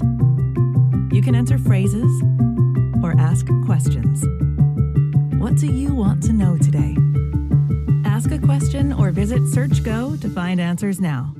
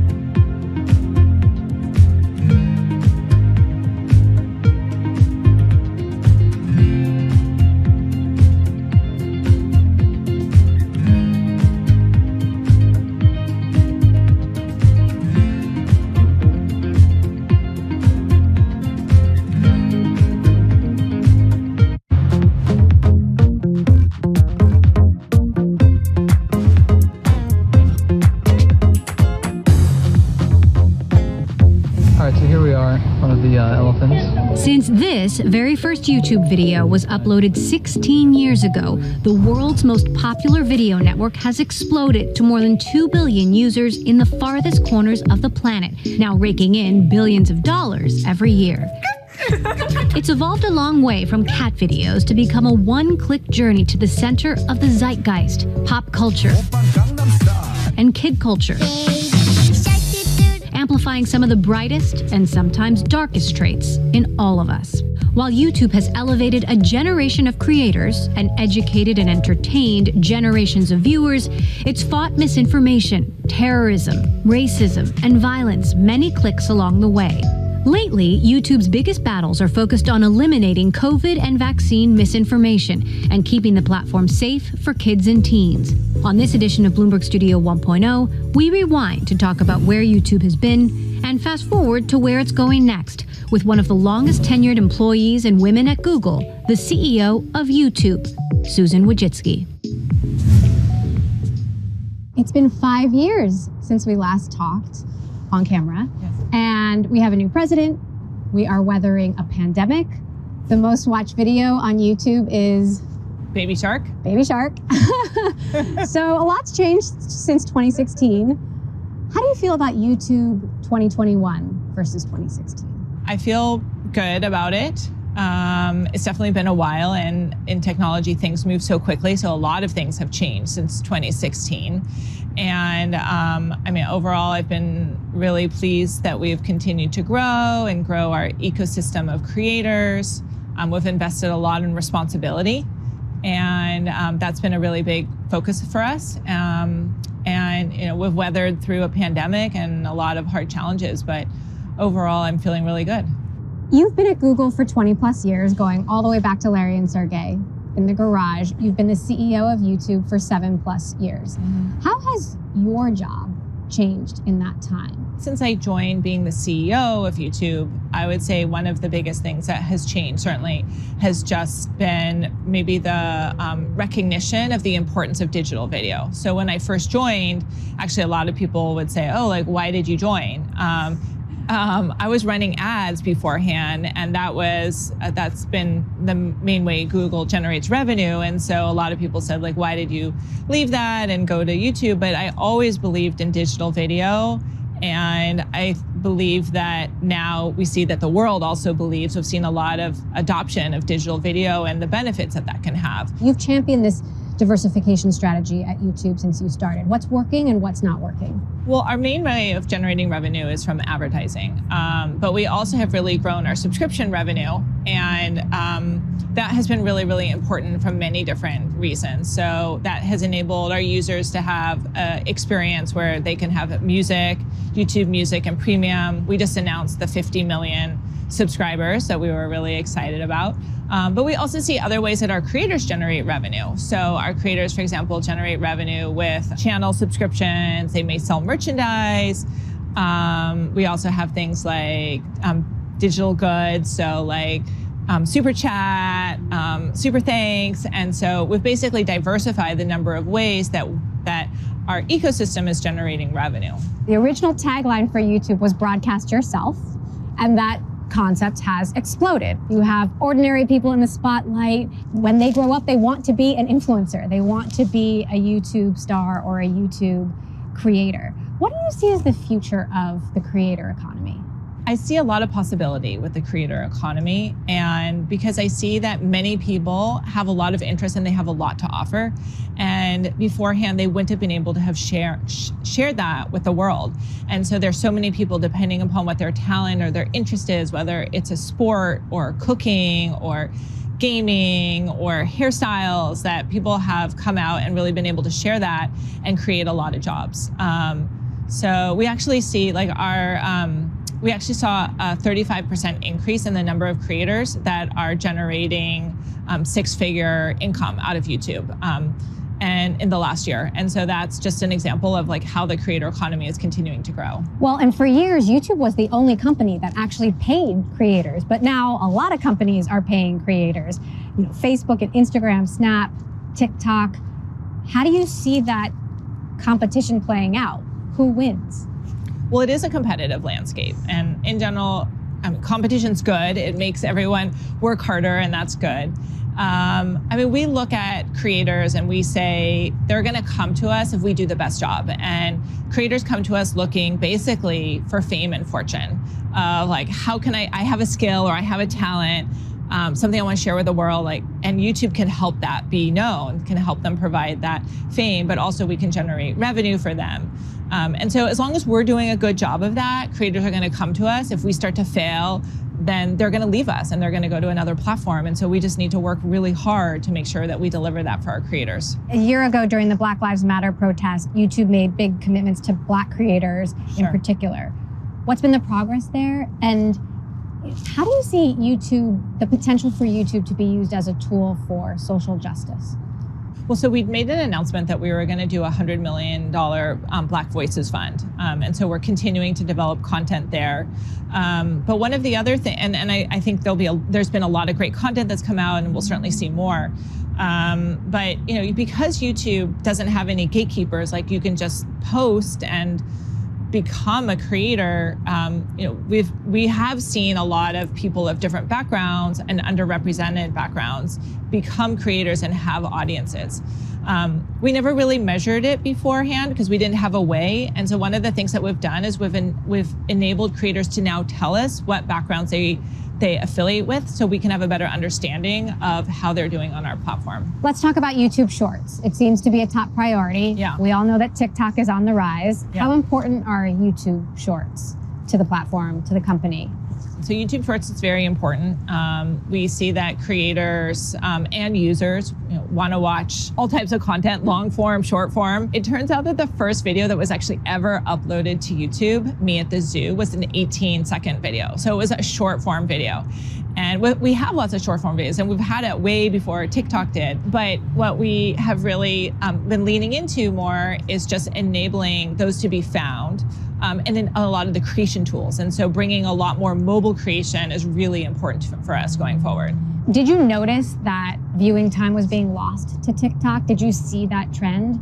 And do you see TikTok as a sort of existential threat? I mean, we definitely see many competitors in this space. What we're just focused on are our own metrics, like do we see our users engaging?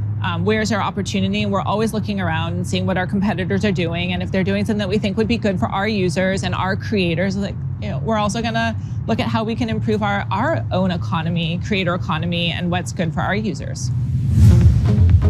I think a lot of people, we talk about vaccine hesitancy and they blame social media. They say YouTube's not doing enough. One of the big things for us is to continue to work with public health experts to get their messages across.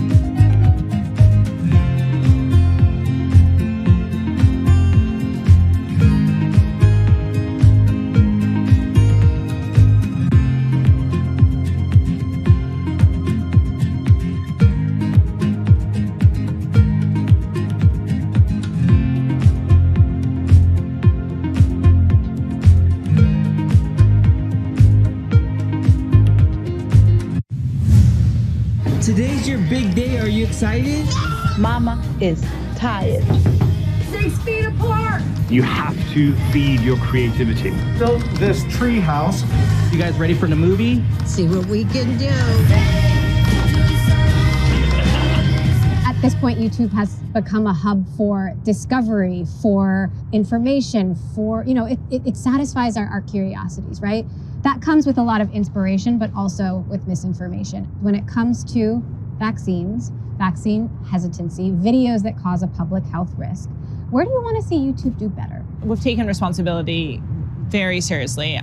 It's been one of my top priorities. So first of all, we want to make sure that if there's information that violates our policies, we came up with 10 different policies around COVID. Then if that's a violation of policies, then that's something that we'll remove. We removed over 1 million videos associated with COVID, but we also want to make sure that we're raising up information that we think that come from trusted and authoritative sources. And we've really been able to do that. I think a lot of people, we talk about vaccine hesitancy and they blame social media.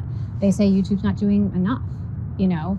How do you respond to that? Yeah, I mean, I think, well, first of all, we're always learning. Just to be fair, we're always thinking about how can we do better. We're looking at the feedback and working with public health experts across the board. And, I think one of the big things for us is to continue to work with public health experts to understand what are the ways that we can partner with them to get their messages across.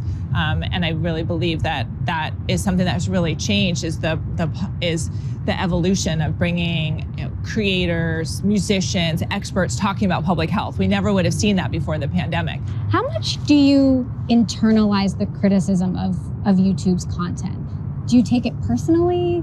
And how does that influence the decisions that you make as CEO?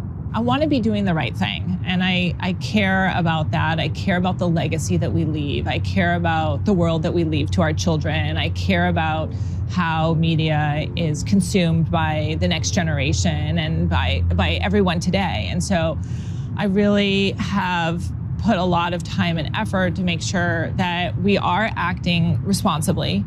And there's always a balance between the free speech and the, but being responsible and taking down content that we think could lead to some kind of real world harm. And so, sure, I think whenever you're in a position like that, there's going to be a lot of criticism. But our goal is just to continue to talk to experts and evolve. And how do you make decisions in those tough moments where it's a tough call? Like, how much of it is making a decision or leading by consensus, and how much does it come down to you? The goal is that when we have tough decisions, they are like improvising in some way. Like, we've made a concrete set of decisions beforehand, and then we're looking and saying, is this something that meets our standards? Is it a violation or not a violation? And if it seems like there's some set of issues with the content that we have on the platform, we're going to go back to experts and then reevaluate. Should we be making changes to our policies? YouTube helped keep a generation of children connected, educated, entertained, distracted through the pandemic.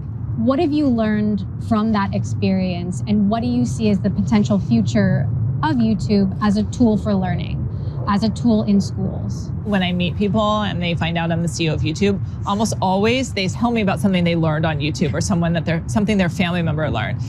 So I see that as being a very significant part of YouTube. And during the pandemic, we certainly saw that a lot more education went online, and we had all the homeschooling. We had people who had to also just learn a lot of skills that they hadn't learned beforehand. But probably the biggest thing that we also learned was and that I really saw, was the need for us to continue to work with educational institutions, and the need for us to be able to integrate with some of the learning tools that the kids are all using, because they are using YouTube, and there's a lot more that we can do to really help educators have YouTube be a key part of the curriculum.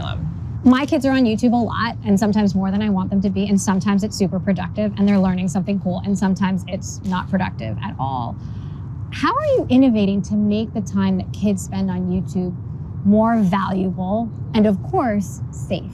It's very important to me as a parent to make sure that we're giving parents options about what they want their kids to see. And that's one of the reasons that pretty much as soon as I got to YouTube, we started working on YouTube Kids, which is a separate app, which is important for kids in terms of how we can control the quality, and we can give parents a lot more control about what kind of content is appropriate for them and their family. And there are many other things, like we actually just came out with a supervised experience for tweens, because tweens was one of the age groups that was actually hardest. They usually don't want to be on the kids app, but they're not 13 to be on the main app, and so the supervised experience is something that we recently came out with. The Wall Street Journal has been doing some in-depth reporting on Facebook. The report is that Facebook knew that Instagram was toxic for teen girls and didn't do anything about it. Does YouTube look at the impact it has on teen users, the influence it might have on someone's body image or self-esteem? First of all, I think it's a very important topic, and we do have a panel of experts that we work with to be able to help us understand what are the different ways that our product could be used, or how do we face some of these challenging issues to make sure that we're getting the best advice.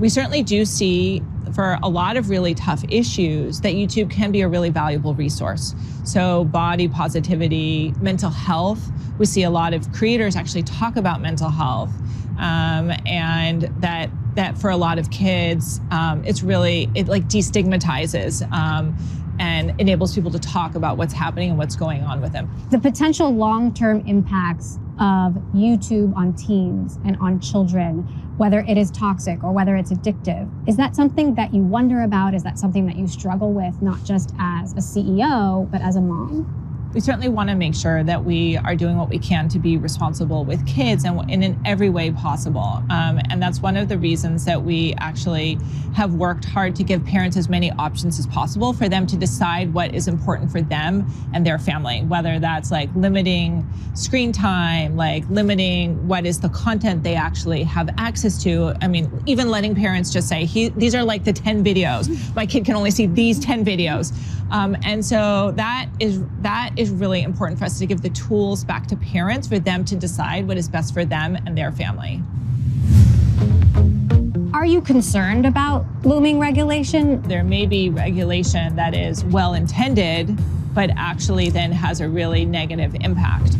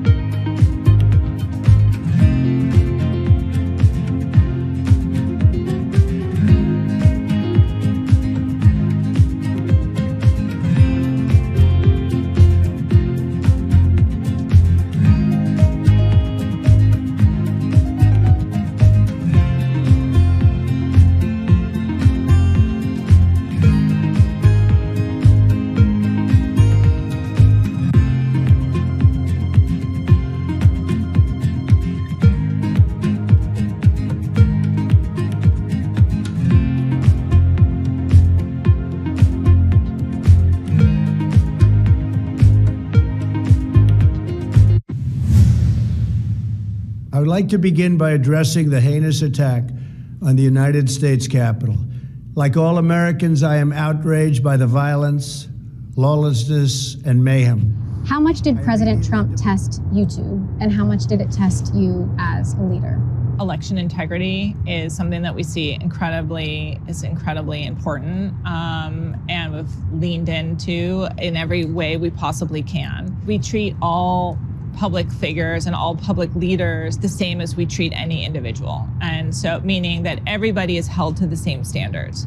And so we definitely held President Trump as we would hold all other presidents and all other elected officials to the same standards that we hold our creators and anyone else on YouTube. But was that difficult for you as the CEO of the company? I mean, that's like a big responsibility. I mean, yeah, it is difficult, but it is very important. And we also are global. So we're dealing with leaders from all over the world. And there were a number of leaders and there continue to be a number of leaders that post or that there's content that may be a violation of our policies. But we do hold a consistent standard across everything that we do. YouTube was the last platform to ban Trump, and you have said his channel will be reinstated when an elevated risk of violence has subsided. How and when specifically will you make that decision? Well, we'll make that decision based on a number of different factors, whether that is like events in the news, signals we're seeing from the government, and we'll certainly continue to evaluate that based on a large number of signals that we see. And will he ultimately be reinstated? I mean, we've stated that we will reinstate him when we believe that there is no risk to public safety or no public danger. Google just removed a voting app for Russian opposition leader Alexei Navalny. Yeah. The Russian government seems to be stepping up requests to take down content. You've talked in the past about your family history, your grandparents living behind the Iron Curtain, being concerned about censorship back then. And Russia is a huge YouTube audience. Yeah. How concerned are you about Russian government overreach? One of the things that is important to us at YouTube is the fact that we do enable so many voices and that we do enable people to express themselves and really celebrate the freedom of speech. And we certainly, that's a core value of ours. But when we work with governments, there are many things that we have to take in consideration, like whether it's like local laws or what's happening on the ground. And so there's always going to be multiple considerations that we're going to have to take into consideration. Navalny said that YouTube deleted a video, one of his videos. Was that at the request of the Russian government? We certainly get requests from governments, and we look and consider why are we getting the request, what's actually happening on the ground, and based on a whole bunch of different factors, we make a decision. So we don't always, those are not always requests that make sense for us to honor, but in certain cases, we will honor them in that country. The Biden administration seems to be targeting big tech. We've seen Mark Zuckerberg, we've seen Jack Dorsey now testify before Congress multiple times. And I've heard it said that YouTube is getting a pass. Do you think you should be up there testifying? Well, I think we do get a lot of scrutiny. I feel like there's a lot of scrutiny. And because YouTube is part of Google, Sundar has testified a number of different times and answered many different questions on YouTube. So I do believe there's a certain amount of scrutiny. And if I were ever asked to testify, I certainly would go and testify as well. You're one of the most senior women at Google, if not the most senior woman at Google. Google has faced a lot of scrutiny for how it treats women in recent years. How much progress do you think Google has made in hiring and promoting women across the company? And how much progress do you think still needs to be made? I see a really big effort across technology as a whole to be able to be more inclusive. And I think that is really positive. I've been a big supporter of it since the very beginning. And I think at Google, there are many efforts and there's a lot of work that has been done. And I'm sure there's a lot more for us to continue to do. And if you just look at the stats, you can see there are not enough women. We need more women in technology. And I think we have made a lot of progress, but it's still hard. It's harder to be a woman in technology. It's harder to be a minority of any kind. And so I think there's still a lot of work for us to do. When we last spoke 5 years ago, I asked you about being a mom. You have 5 kids, and you said something that really stuck with me. You said being a mom makes me a better leader. I prioritize better. I see something growing fast, and I run towards that. If something's growing closely, I'm like, I don't have time for that. How has that management strategy played out for you? I think it's played out really well. I think it's been, prioritization is everything when you look at it, because we have a lot of opportunity. There's a lot of moving pieces, very dynamic environment. So if you can prioritize and say, these are like the most important things to do, then you're gonna get there faster. Larry and Sergey have now left. How long do you plan to keep running YouTube? How long do you plan to stay at Google? As long as I have a mission that I believe in and things that I'm excited about getting done. So I have a lot of ways that I see that YouTube can continue to grow. I have a lot of products and ideas and things that aren't yet released and things that we aren't yet doing. And I'm excited about getting those done. So I think if there comes a time where I no longer have a list of projects, where I feel like I don't have that much more to add, then it'll be probably time to do something else. Would you throw your hat into the ring to be Alphabet's next CEO? Or if the board asked you, would you step up and do that? Well, I think Sundar's doing a great job. I'm very pleased. I think he's doing, it's a very challenging job. There's a lot of different constituents and a lot of product, a lot of different issues. And I'll just say I'll always do whatever would be wherever I could be most helpful to the company. Do you still talk much to Larry and Sergey? I do still see them socially, though, not work-wise. Do you ever talk about work? Sometimes maybe casually, but our business is very complex right now. And there's a lot of things that are happening. And so it's hard for, people may have different opinions, but to really engage, it's a long conversation. What do you want your legacy to be? I am proud of the way that we've been able to enable people to have a channel, to have an audience. Like I just met with a number of three creators, and like YouTube really was able to let them shine and create audiences in a business and employ people that otherwise never would have happened. And so that's certainly one, continuing to grow that. I'd say second, it's been really important to me too to see a lot more women in technology. That has been just a personal goal of mine, is to be a role model and try to support women. And I feel very fortunate to have gotten to where I have, and I know it was due to many different factors. And I want to support the next generation of women and see technology as an open place where anyone can come and be successful. And then probably lastly, continue to grow what we're doing with education. Susan Wojcicki, CEO of YouTube. Really great to have you on the Thank you show so today. much for having me.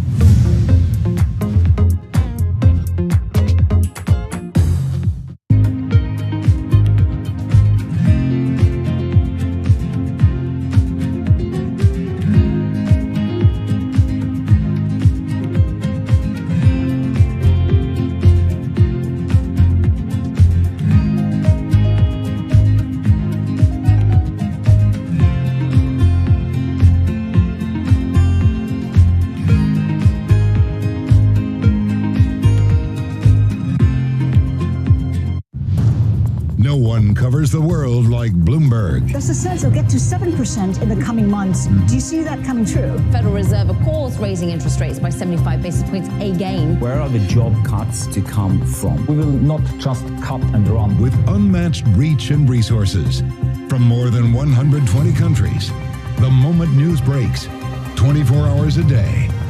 Bloomberg, your global business authority.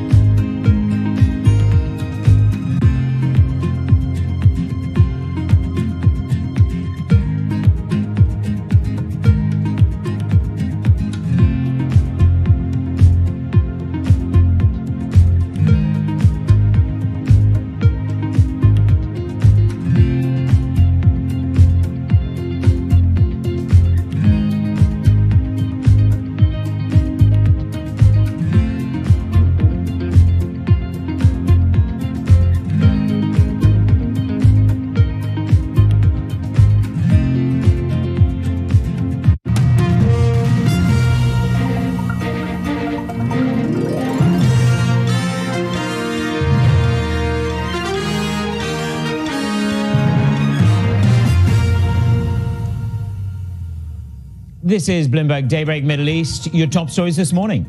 Beijing and Washington scramble to ease the fallout from Nancy Pelosi's whirlwind tour of Taiwan.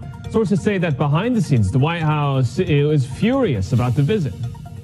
Oil plunges to the lowest close in almost 6 months after a tiny supply increase from OPEC Plus and weaker U.S. gasoline demand. Energy ministers warn of severely limited spare capacity.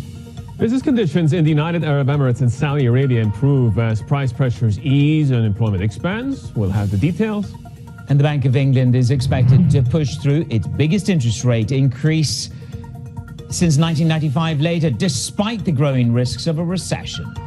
It's got 8 a.m. across the Emirates. I'm Yusuf Gameddine in Dubai. And I'm Menace Crenny right alongside you. Those growing risks of recession are perhaps most palpable and pervasive in the oil market. Let's have a look at it. You've given back nearly 8% in the space of 4 days. The amount of driving in the US is lower than in the eye of the pandemic in 2020. Stockpiles are rising, but it is the diplomatic snub that OPEC Plus delivered to the Biden administration, the smallest add in history of OPEC. 0.23% was added back by OPEC Plus yesterday.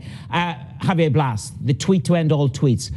The Biden administration probably spent more oil flying to Jeddah than Jeddah delivered to the oil market. Citi call it a bullish move. It's actually a fair deal. Let's roll it over and have a look at the pound, because we're expecting one of the biggest moves from the Bank of England since 1990s, when Take That were number one in 1994. So the pound here, UBS still say there is risk in the pound. 115 is their target for this quarter. That's quite a big contrarian call. It's down from 126, and we will get more details in terms of reversing the stimulus, Yusuf. So a huge amount of risk, but it really is the oil market that takes the alpha for moves. Yeah, but also in the stock market, man, it's because they snapped a 2-day loss series, and what we saw was now in S&P futures a little bit lower, sure, but the buybacks, wow, $21 billion. The buyback frenzy so far this week.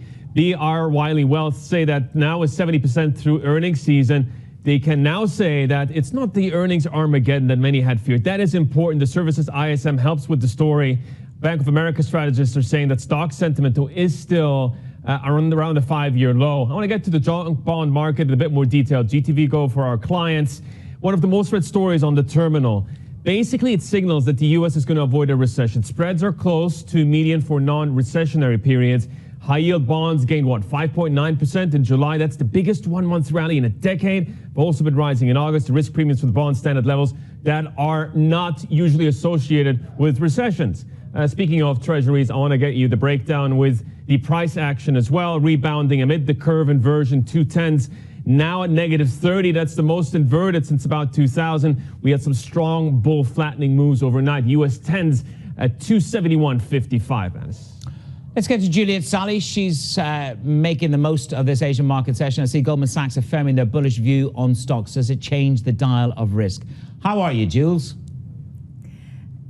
I am very well, Manus. I love a bit of take that feedback too in terms of trivia knowledge. Yeah, as you say, stocks strategists, I should say, at Goldman Sachs staying with their bullish call on Chinese equities, even though they are warning that some of these geopolitical risks may fuel more volatility in the near term. But it is a very positive session across Asian equity markets. A lot of that uncertainty out of Taiwan has been taken out of the markets, although you're still seeing a slightly weaker Taiwanese dollar there. We're looking as well at the energy players coming under a little bit of pressure. That's after we saw that big drop coming through in crude, but as you and Yusuf have been mentioning, we are seeing a pickup in the Asian session. And of course, it's all about the tech players. Let's have a look at my chart, because Alibaba has been jumping as much as 6.5%, very much fueling a tech rally and lifting the Hang Seng Tech Index players ahead of its earnings. It is expected to post its first ever quarterly revenue decline. We've had these regulatory probes, we've had the heightened US-China relations all clouding the outlook. But we spoke to Morningstar earlier, and they were saying Alibaba is still very much undervalued, and this is a stock that is rising today. It has wiped out its rebound from a March low, down about 20% this year in Hong Kong, but rising, as I mentioned, Yusuf, as much as 6.5% in the morning session in Hong Kong. I'll take all of it. Thanks a lot for that. That's Juliet Sally there. We'll check in back with you later on in the program. Let's get to Nancy Pelosi now, because she has moved her Asia trip to South Korea, but the wake of her Taiwan stopover is still being felt. Let's head out to our Chief North Asia correspondent, Stephen Engel. So, Steve, what do we know then about the China military drills encircling the island? I mean, initially there were a lot of details about the exact perimeters as well. Yeah, that's right. And actually, by the timing of the announcement from the PLA yesterday, those major drills that are going to be conducted in 6 exclusion zones, or danger zones, as state media has been calling them, actually are starting about now, midday today, after, of course, Nancy Pelosi left yesterday for South Korea. But she left a lot of storm damage in her wake, diplomatically, politically in the United States, maybe even in China a little bit, as nationalists rally on social media in China saying, hey, where are those, why is China not coming through on the threats of retaliation? Well, China's doing it this way, through military drills, and it plays a dangerous game a little bit in the world's most busy shipping lanes, the Taiwan Strait.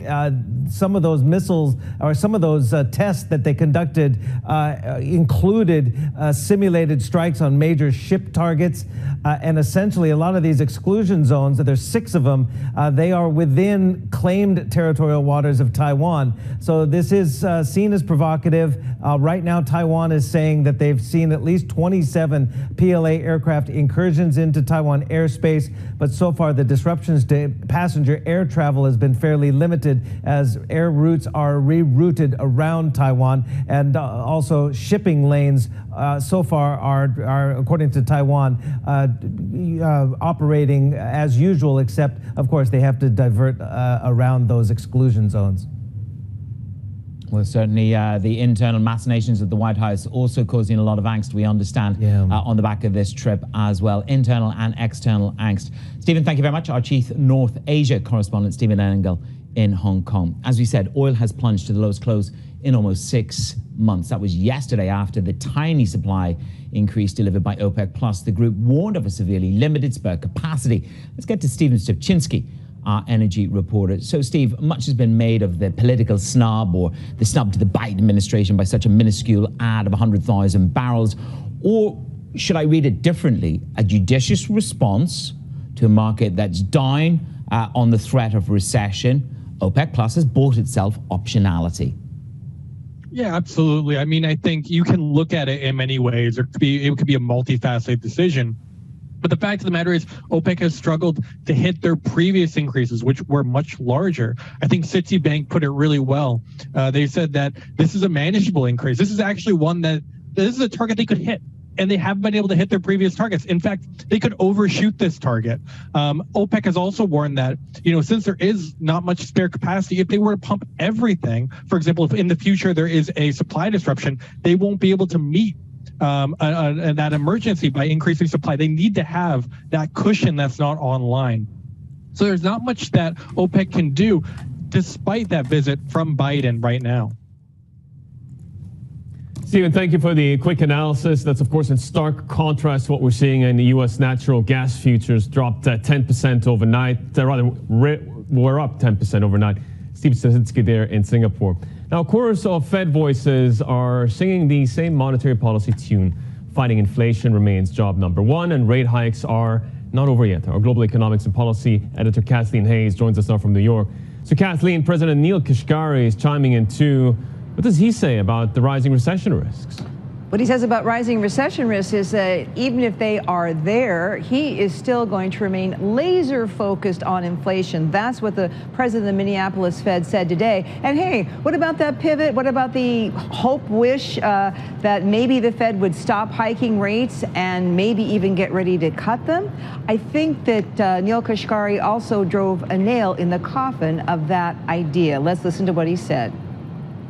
Some financial markets are indicating that they expect us to cut interest rates next year. I don't want to say it's impossible, but it seems like that's a very unlikely scenario right now, given what I know about the underlying inflation dynamics. A more likely scenario is we would continue raising and then we would sit there. Jim Bullard, in an interview today with CNBC, repeated what he said last night, just yesterday, here in New York at the Money Marketeers of NYU meeting. Markets are looking for another 100 basis points total of rate hikes at the 3 remaining meetings this year. Jim Bullard, though, suggests, I think, with his view, maybe it's more like 150 basis points coming. He's one of the more hawkish people. He's looking still, he's been saying this for a while, 3 3/4 to 4%. That's what he sees by the end of the year. Still backing the front loading of rate hikes, the bigger rate hikes faster to break the back of inflation expectations. Tom Barkin from the Richmond Fed saying that the strength of the labor market is inconsistent with recession right now, but he understands that 8 of the 11 past Fed rate hiking cycles have led to recession, so he understands why it's a concern. Mary Daly from the San Francisco Fed saying she thinks that a 50 basis point rate hike will probably be reasonable in a couple weeks at the September 21st meeting. That contrasts with Charlie Evans from the Chicago Fed yesterday, who brought in the 75 basis point hike. However, she did say, Manus, that if inflation moves ahead, continues to look undaunted, then maybe the bigger rate hike would be on the table. So again, there's not a hint of dovishness in these Fed remarks because it's all about inflation. They've got to bring it down, and they know they can't let up on these rate hikes until they start to see sustainable monthly declines. Real evidence that the inflation tide is starting to turn. Yeah, we really are on a month-to-month movement here, Kathleen, aren't we? When you see the prices paid in the services number yesterday coming off as well. Kathleen, we'll see you through the week. Global Economics Policy Editor Kathleen Hayes in New York. Let's get the first word. Headlines from around the world. Juliet Sally's with the team in Singapore.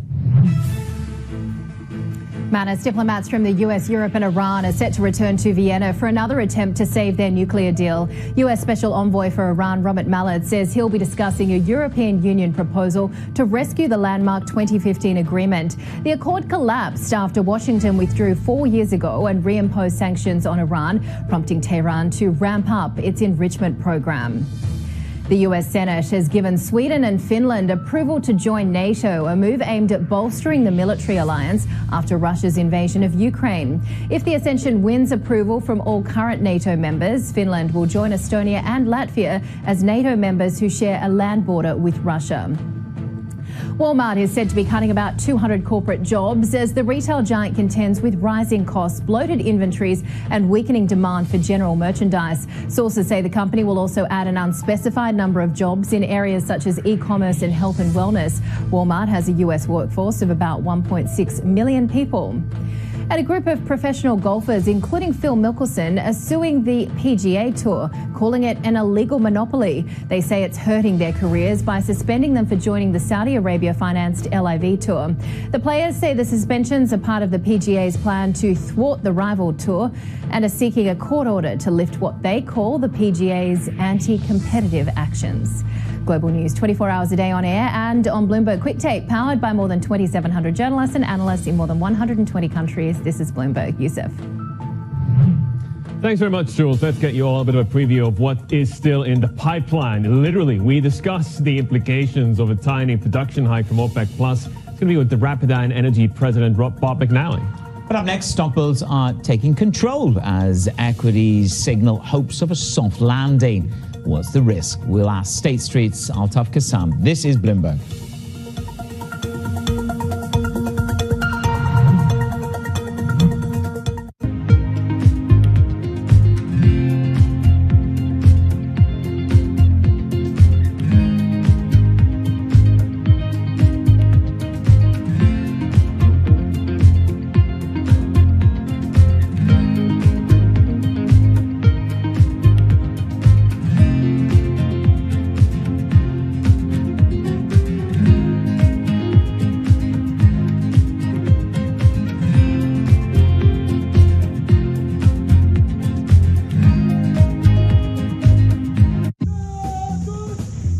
China's military power has been growing at an incredible speed over the last 20 years. A strong country must have a strong military, as only then can it guarantee the security of the nation. In terms of sphere of influence, we absolutely know that China wants to be dominant in Asia. So there is a target to get to that point, to be a military that is a peer to the greatest militaries in the world by 2035. The competition for influence is a global one, And through a multi-decade trajectory fueled by planning, money, and pragmatism, China is building a military that allows it to shape the 21st century just as the U.S. shaped the 20th.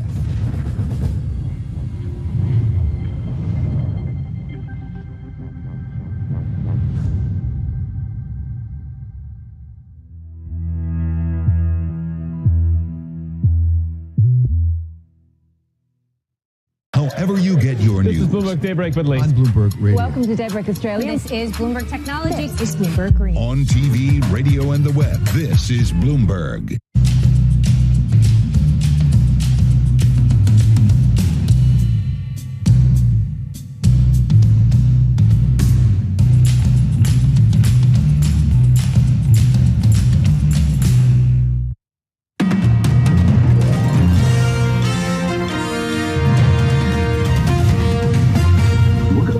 Disinflation in the future. Well, I can't tell you when it's going to happen. If the war in Russia comes to an end, the energy prices will come down. That will be a strong disinflationary force.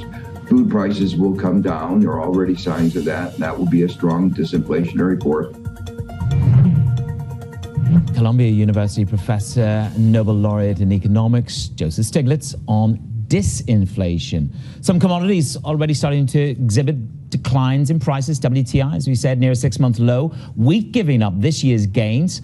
And copper is now 27% down from its highs delivered in March. Well, fear is getting replaced by hope, at least in the equity markets. The global stock gauge is at its highest level since early June amid a rally triggered by earnings and better-looking economic data.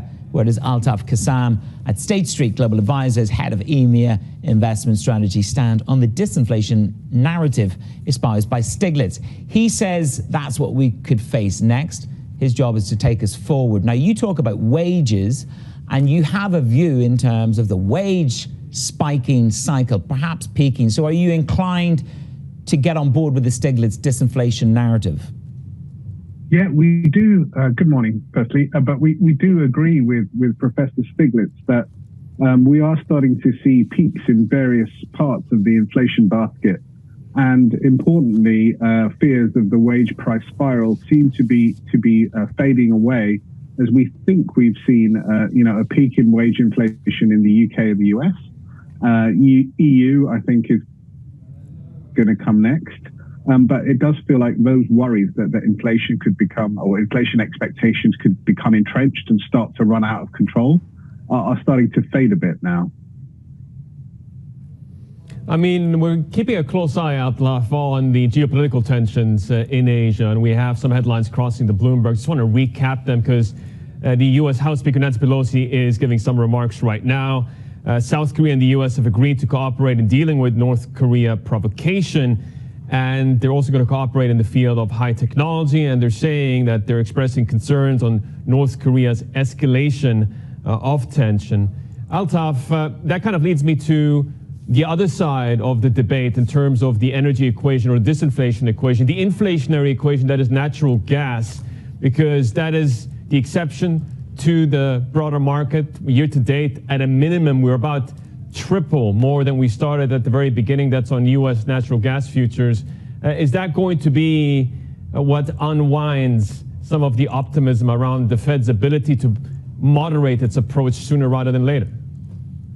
Yeah, it does feel like there are forces in both directions. And as you said, even though oil seems to be ebbing in terms of the price increases, and we've had that small increase from OPEC plus, what we will see is other inflationary forces will continue to stay strong. So natural gas might be one of them.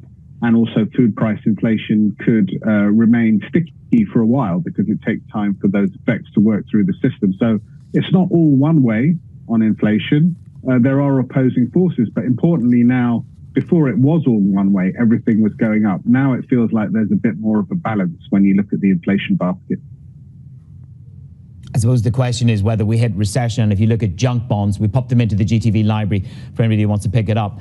If you look at the move up in junk, and if you look at the rally that you had in July specifically, up by 5-6%, depending on where you look, Triple C up 5%, Double B up 6%.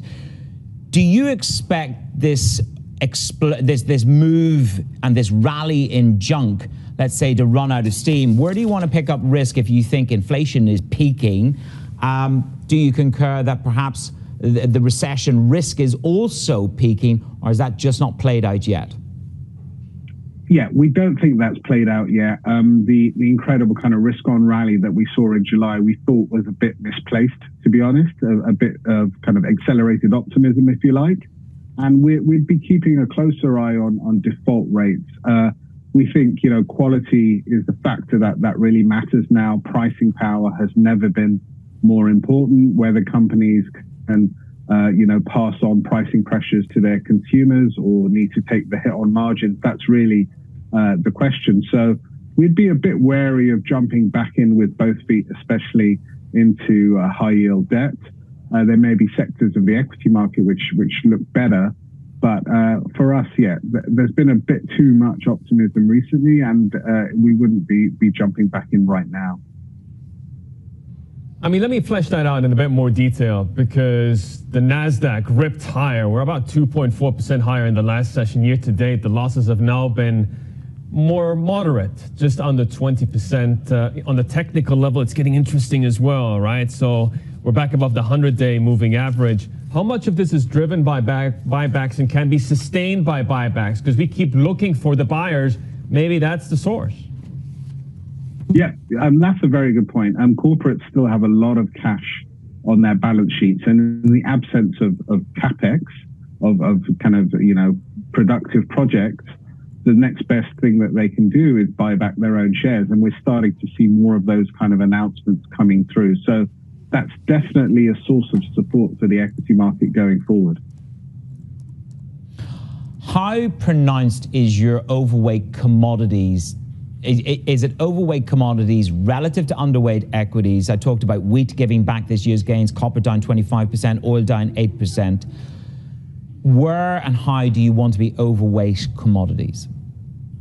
We still would be overweight commodities, and we still would be overweight precious metals and energy in that order. For us, there's still supply shortages. Despite what we've seen in the oil price overnight and the actions of OPEC Plus, we still think that dynamic is very tight. You mentioned how little spare capacity there is in the oil market. One dynamic that we've seen is that there's been very little capex from oil exploration and producers, and that is going to weigh on the market going forwards. In other words, it's going to mean that the oil price is going to have a very firm floor. So we'd still stay overweight commodities, energy, precious metals.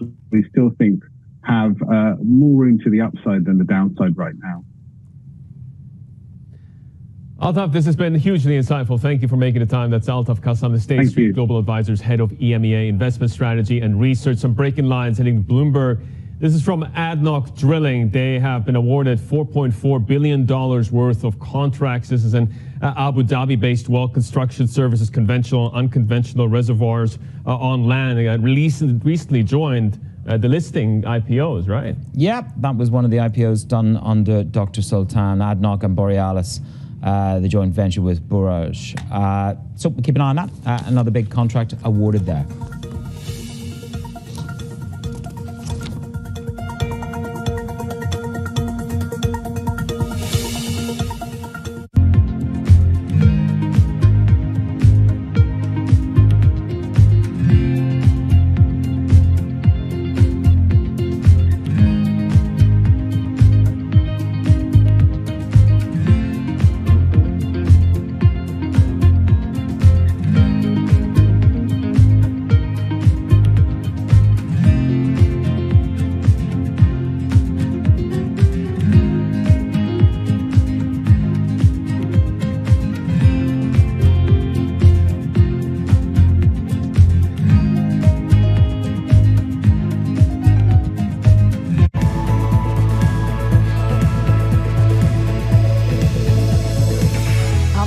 push have you seen from the Kishida government in terms of green funding? The Kishida administration has committed to doubling the amount of investments in so-called green technologies. I think we need more than just pronouncements. We need real money backing very innovative startups and innovative companies in this space. What do you make of Kishida's new capitalism? Well, I think his framework is reflective of the challenges that Japan society is facing, namely that growth has been present, but growth has not been, of course, evenly distributed. But frankly speaking, it's hard to redistribute income if you don't have much income to begin with. If the government and private sector can work together and collaborate to drive more innovative growth startups, that can really drive the income growth that the Kishida government needs to redistribute.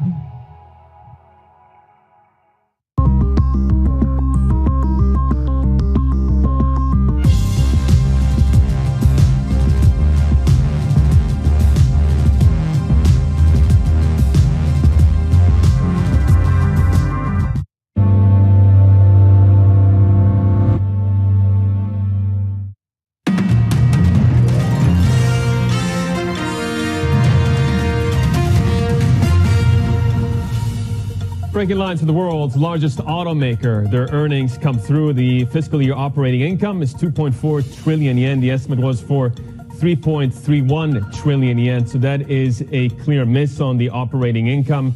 The idea being here, of course, that going into this, the focus would be whether or not they're working through some of the supply chain issues. Either way, there was some optimism that they can work through some of the tougher foreign exchange rates than the current one, higher input costs and expenses.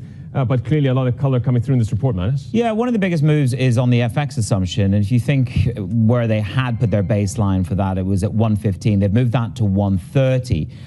So the operating level, it's a significant miss by nearly 250 million yen. So they've got a very, very different view on where dollar yen goes. In North America, the operating profit dropped by 14.5 billion year on year. That's down 94%. In Japan, it's down 35%, I should say. So obviously, they've had a boost from dollar yen. Yusuf, every 1 yen move is the equivalent of 45 billion yen in terms of additional profit, but they've moved on that significantly. Yeah, I'm looking at some of the geographic breakdowns here. In Europe, we have a contraction of 35% in terms of the operating profit. North America is where the pain crunch is, but even domestically in Japan, clearly not a lot of movement in transactions.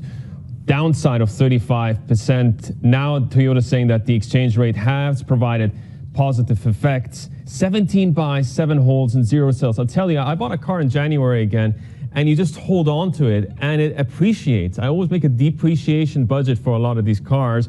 Now it's a completely different way of thinking. Yep. That second-hand market, you saw that in Tesla. What is it? They're 30% higher than their original purchase price in Australia. That was part of the boon in the inflation numbers. Now, for full-year sales globally, they still see 10.7 million units sold for the year. They can absorb the burden of the supply chain crunch. This is Bloomberg.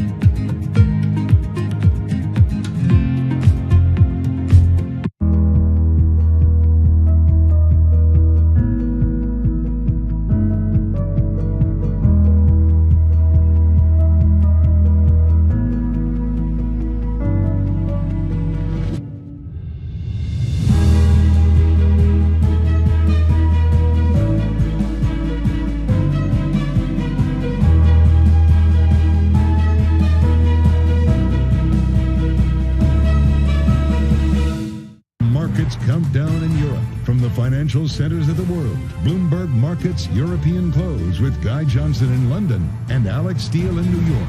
Real-time numbers, real-time analysis. Weekdays Why do the biggest names in business choose Bloomberg? That is a great question. It's a great question. Great question. Great question. Best question I get all night. Bloomberg, top experts, great questions. Bloomberg has enhanced search on the terminal to deliver what you need when you need it. Now, you can simply type phrases in everyday English in the command line. Compare financials. Find people. Analyze markets. You can enter phrases or ask questions. What do you want to know today? Ask a question or visit SearchGo to find answers now.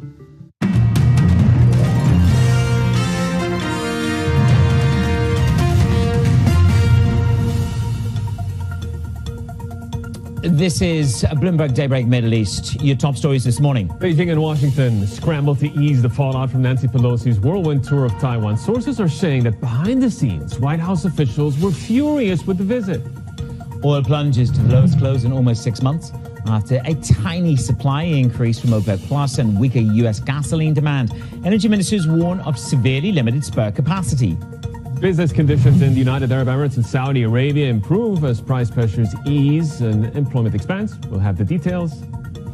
And the Bank of England is expected to push through the biggest interest rate increase since 1995 later today, despite the growing risks of a recession. Let's get to Juliet Sully. She's got Toyota earnings on her mind. She's got FX risk at the top of the agenda. Jules, take it away. Good morning.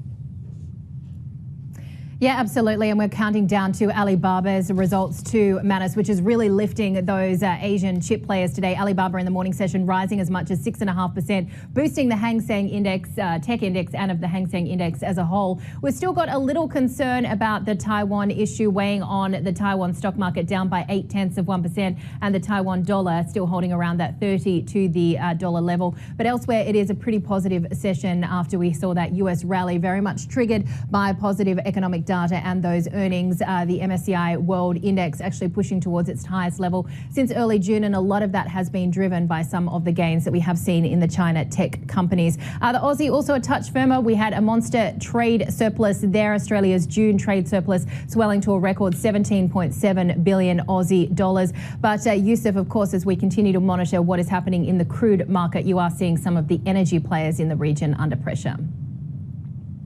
And then from the energy players, I want to get to some of the chip stocks because they're falling behind their global peers.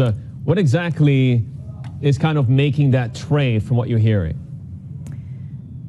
Yeah, well, a lot of it as well is to do with these US-China tensions and certainly the outlook for the likes of TSMC. You can see over the past 3 months that the semiconductor index is down only, I guess, by 3.5% versus that 8.5% drop on the MSCI index of Asia-Pacific semiconductor players. But when you go back to the end of June, the SOX index has gained by around 16%, so certainly outperforming. You've already had Samsung and SK Hynix, if we flip the board, say that they are a little uncertain in terms of their outlook. That has led to the likes of Goldman Sachs slashing their price targets for SK Hynix. We've also had Citigroup reduce their estimates on Samsung's third quarter operating profit. And of course, the US-China tensions really just muddying the outlook, I should say, for TSMC, Manus. And Bloomberg Intelligence saying that the restrictions in expanding China production suggest that TSMC and some of the other players in the region might have to build new capacity elsewhere to remain, of course, trying to hold on to their market share here. Manus.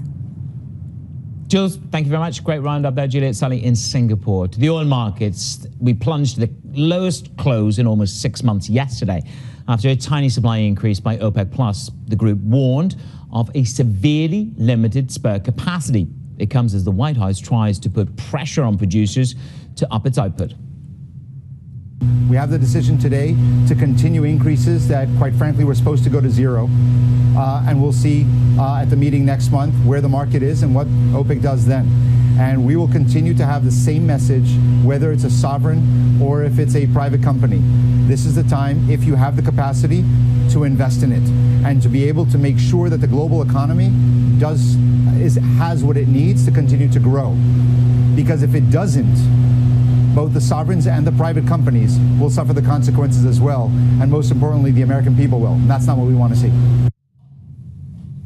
Amish Hochstein there on Bloomberg yesterday pushing out the White House line. Let's take the White House line to Bob McNally, founder and president of Rapidin Energy Group. We'll come back to the potential for a political slap in a moment. But if you look at the add of 100,000 barrels, the smallest in history, was it a judicious optionality that OPEC Plus managed to deliver for themselves? You know, Manus, I think it was. So they did two things here.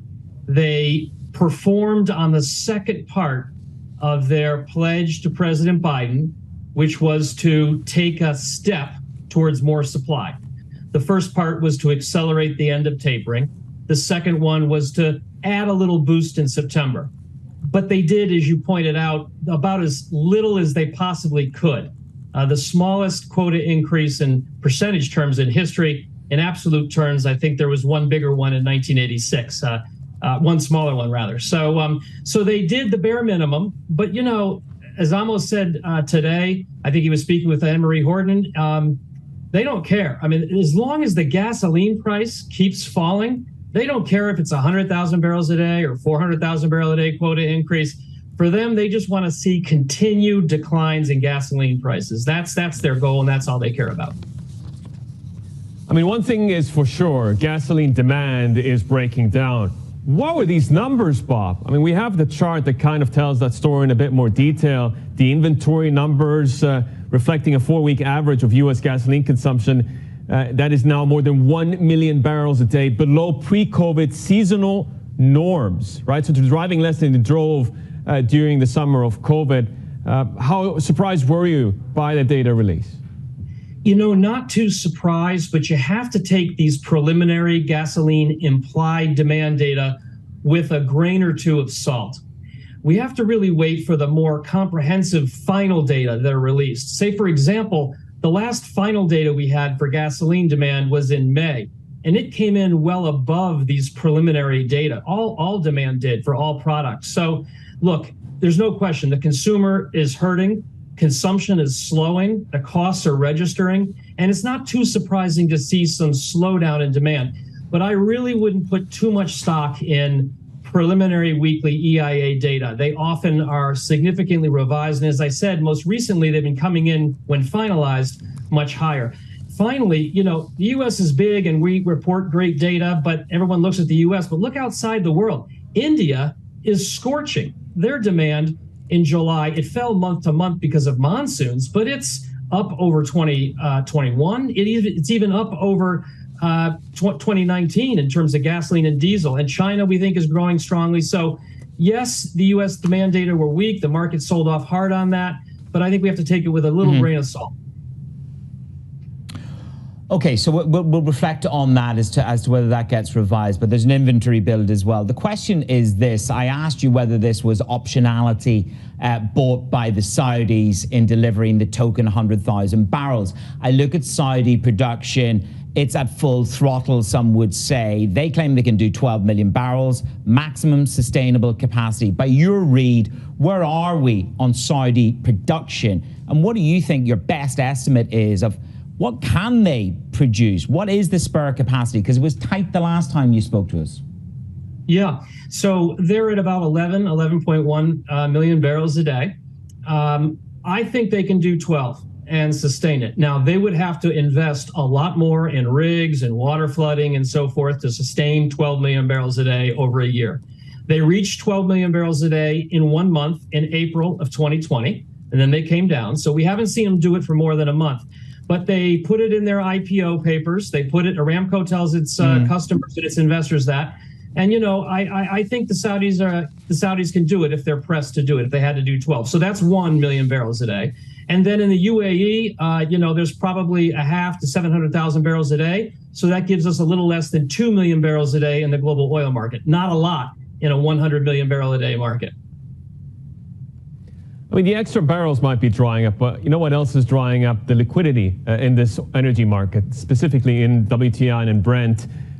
Less liquidity means more volatility, and that exacerbates a lot of the price action. What do you think is the main driver of this dislocation? What's causing it? Well, I think the market is getting trapped in a tug of war between two tail risks: recession which is a known price killer, demand killer on the one hand, and a Russia disruption, a mammoth Russia disruption, which has been feared and predicted, but has been delayed on the other. So the market is being whipsawed between two enormous tail risks. And I think that explains for a lot of the aversion to risk-taking and the decline in liquidity we're seeing and the increase in volatility. Can I give you a third jumbo risk, which is Taiwan? 88% of the tankers that deliver the world's goods go through the Taiwan Straits. We understand military drills are starting. We saw some imagery earlier. How big a tail risk is Taiwan, US-Taiwan, serious angst, a risk to the world? We only have about a 5 to 10% risk max that the Chinese and the U.S. will come to blows militarily. And if it happened, it would probably be inadvertent.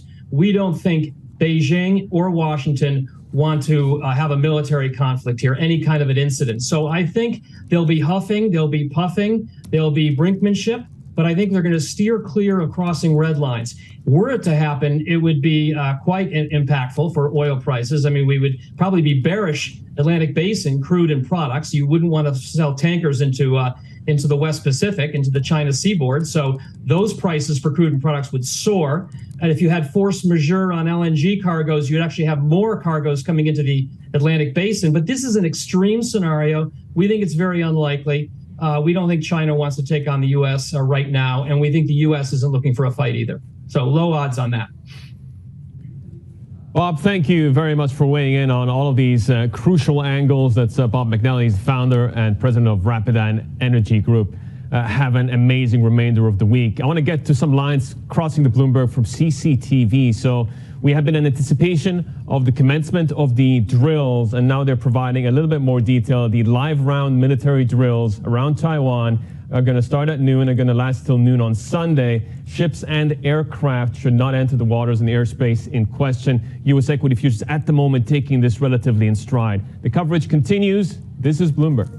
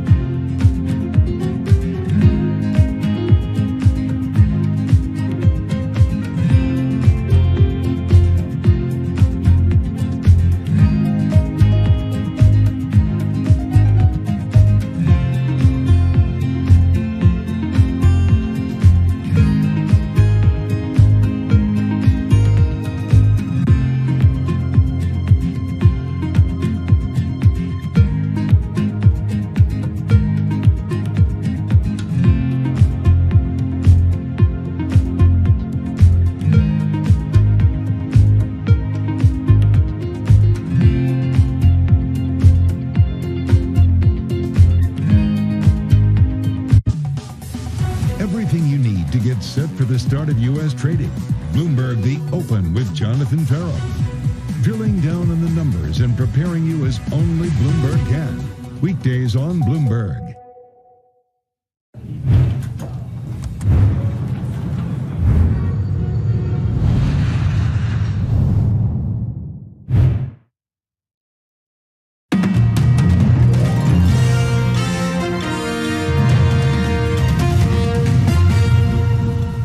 Business conditions in the UAE and Saudi Arabia improved in July as price pressures edged slightly lower and employment expanded. Both economies remain firmly in expansion territory. Simone Foxman has more from Doha. So Simone, I mean, this was on a headline level. What else came through sort of under the hood, as it were? Well, the overall message here is that inflation is having an impact. But right now, Saudi Arabia, the UAE, as well as Qatar, which we got data from as well, all being able to meet that challenge, even though producers are reporting some of the strongest pickups in input costs that they have seen, some of them in various years. And when you look at kind of the overall picture, you can see Saudi Arabia and the UAE more or less kind of marching along, where we saw a little bit of a pullback in Qatar from some of the strongest readings in terms of PMI that we've gotten ever over the past couple of months. Really a story here of moderation. Employment remaining pretty strong, but not quite as hot as it had been in the past couple of months. And, despite those input costs being up, they've moderated maybe slightly. They gained just a little bit less large than it was the previous month. And frankly, this is the same thing we can see in Egypt as well, although the situation there quite in the reverse. Egyptian business owners are still feeling a contraction. They have been feeling that for quite a while, but fewer of them seeing input costs continuing to rise this month compared to back in June. However, the outlook there very poor from producers. That doesn't really fit with that moderation story. They're pretty negative, guys. And a summer storm last week taking its toll on oil operations in the UAE here. So just how much of a dislocation was it? Yeah, well, we saw the port of Fujairah shut down some of its operations immediately following these very unusual storms last week.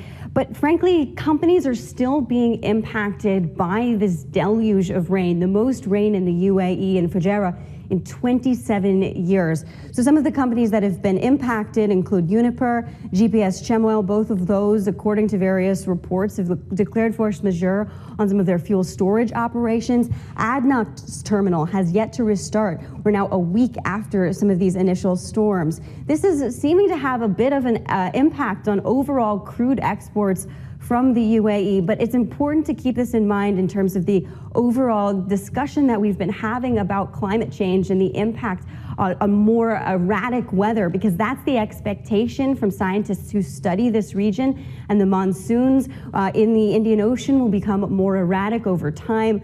Typically we can rely on pretty stable weather over the summer, but if we do see climate change kind of have that impact, we see more storms, we see wetter weather during the summer, maybe these are the sorts of disruptions that we would have to get used to. Yeah, it's shocking that these images are from a location, a couple of hours drive from downtown Dubai. Simone, in the meantime, diplomats from the US, Europe, and Iran are headed back to Vienna for indirect talks on reviving the 2015 nuclear deal. I've lost count how many times they've tried, but we're here. Is there any reason to believe it's going to work any better this time? I've lost count too, and certainly the message was very cynical for proponents of that deal after the failure of talks in Doha just a couple of weeks ago to make much progress. It's unclear whether Russia and China will also come back to the table, though we do understand that envoys from the US, Iran, and the EU will all be in town, again, continuing these indirect discussions. We don't see much sign of movement on any side in terms of the key sticking points that have been at issue recently. But there is a certain time pressure that we've been hearing from folks involved in the deal. The U.S. looking ahead to midterm elections. This is a controversial issue, and so losing out on potentially the time to kind of go forward and make an agreement. The question mark really around whether Iran chooses to change its tune and start being more accepting of some of the terms in the deal. At least from the EU side, they've said, this is pretty much it. We've arrived at this deal, so take it or leave it. We'll see how this discussion develops. Clearly, not much optimism that that anything's going to change this time. Simone, thank you very much. Let's see what they can deliver, anything at all. Simone Foxman there at the Qatar Financial Centre in Doha. Let's dig a little bit deeper into our equity markets here. We've got a nice bullish run on stocks yesterday in the States. We finished up, of course, before that momentum really took through. Farah Al-Barahi is with us. We've got another IPO. Ring the bell. Al Ansari is on the way. What do they do? What's the valuation? Should we all get in like Flynn? Well, Manas, not really sure yet about the details on the valuation, but in terms of timing, we're expecting Al Ansari Exchange to come into the market in the first quarter of 2023. It's a money exchange firm here in the UAE with over 200 branches across the country. And again, like you just said, they're coming in at an interesting time. We've just been discussing TCOM and Union Co-op over the past couple of days. So I think Al Ansari's intention to come to the market maybe says that companies are still encouraged to list, that maybe what happened with T-Com and Union Co-op was a two-off situation. We'll see where this one goes. And at the same time, we are still hearing companies from Saudi Arabia, like Neom, still wanting to come to the market. So maybe the appetite is not completely gone here in the region right now. And then the Egyptian stock market, that's come under quite a bit of pressure. It's been an underperformer in the region. What kind of narrative is being sort of reflected in some of the analyst notes that you're reading? Absolutely. The Egyptian market is pretty much performing in line with the rest of emerging markets, down 20% this year. But if you compare it naturally with the Gulf, it's a clear underperformer. And it all goes back to the soaring prices. Simone was just talking about that, but also the devaluation of the pound Yusuf. It's really weighed on importers, like say Eastern Company, where you'd have to import and then still sell in the local market in the pound, which is really weighed down on the markets. And that's why we've seen the Egyptian market get really, really heavily punished this year in specific. So we'll see how, the country manages to go through this crisis with everything that's happening still in Ukraine. And that's going to be a really major decider for the EGX 30. So talk us through some of the earnings. I know that you're keeping an eye on Ras Al Khaimah, Ceramics, Saudi Telecom. Biden's trip obviously didn't take place soon enough for you all to help Saudi Telecom. What happened? Yes, Saudi Telecom's profit has missed analyst estimates. The stock just dipped a little bit yesterday because analysts overall think that the results were encouraging in the grand scheme of things. What's concerning is that some of STC's associates are losing a little bit of business and that its operational expenditure is growing. So these are the two key things to watch for Saudi Telecom, major company in Saudi Arabia. But also you've had Saudi Industrial Investment Company, that's another petrochemical play in Saudi Arabia, citing higher feedstock prices for an over 50% drop in its profit in the second quarter. So again, that story of high costs, the story of high expenditure is going to be a really key one to watch in Saudi Arabia going forward. Such a pivotal bellwether, Saudi Telecom, within the consumer space, but also within the region. Farah, thank you for highlighting a lot of the information. That's Farah Al-Bahrawi. Still got much more to come on the show. This is Bloomberg.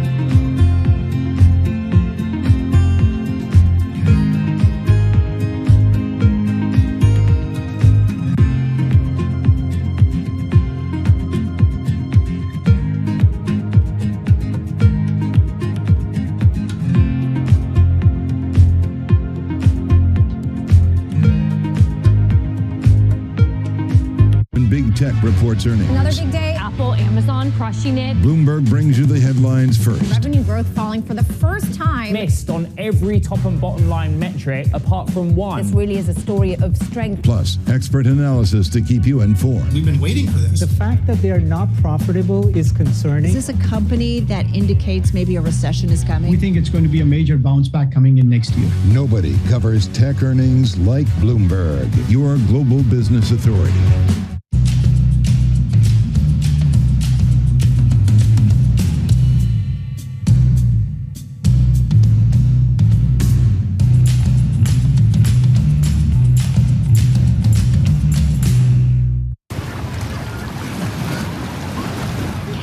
Is moving both Citadel and Citadel Securities to Miami. The scoop was broken by Bloomberg's Amanda Gordon.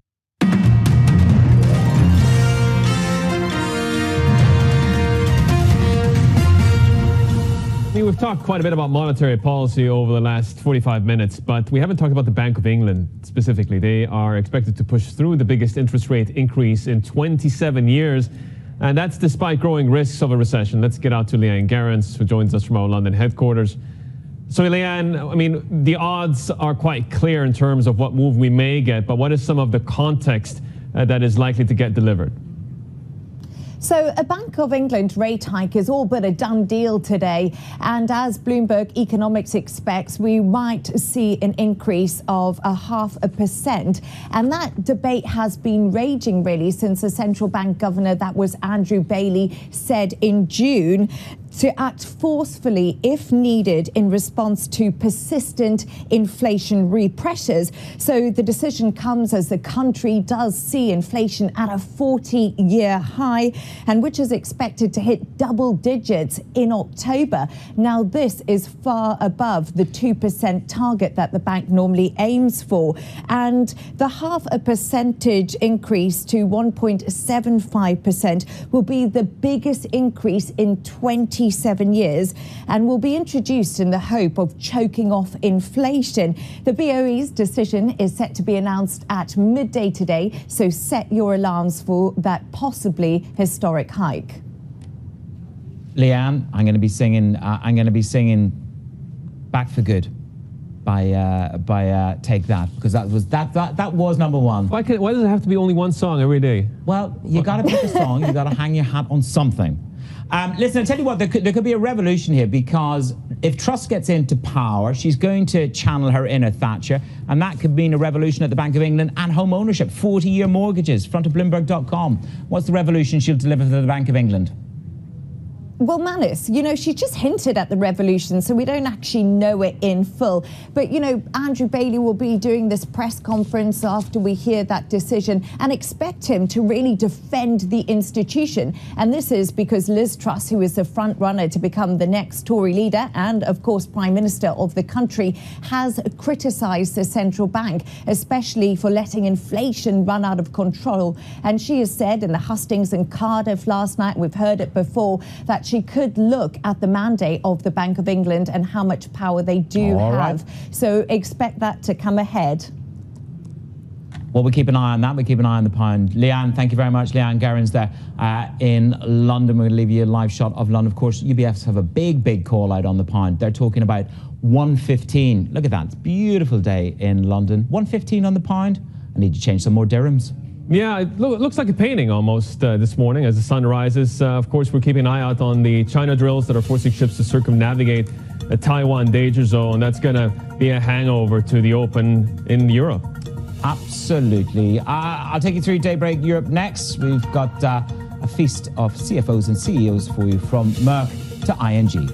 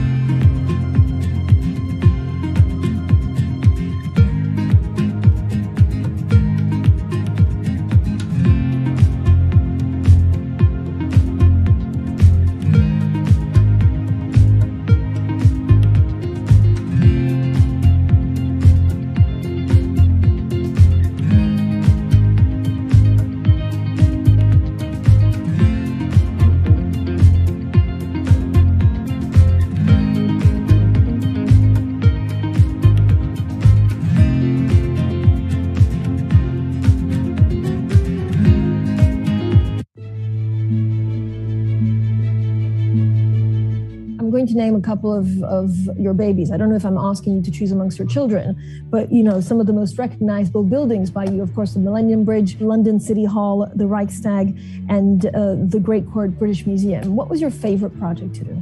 The Reichstag does stand out because, first of all, it's an energy manifesto. So it transformed something that was dependent on fossil fuels. It uses all the technology to produce something which is essentially carbon neutral. And as a public building, that's a statement. It's a symbol of a city. It's a symbol of a nation. It incorporates works of art. It's recycling an existing building, which, as I mentioned earlier is the ultimate in sustainability. If you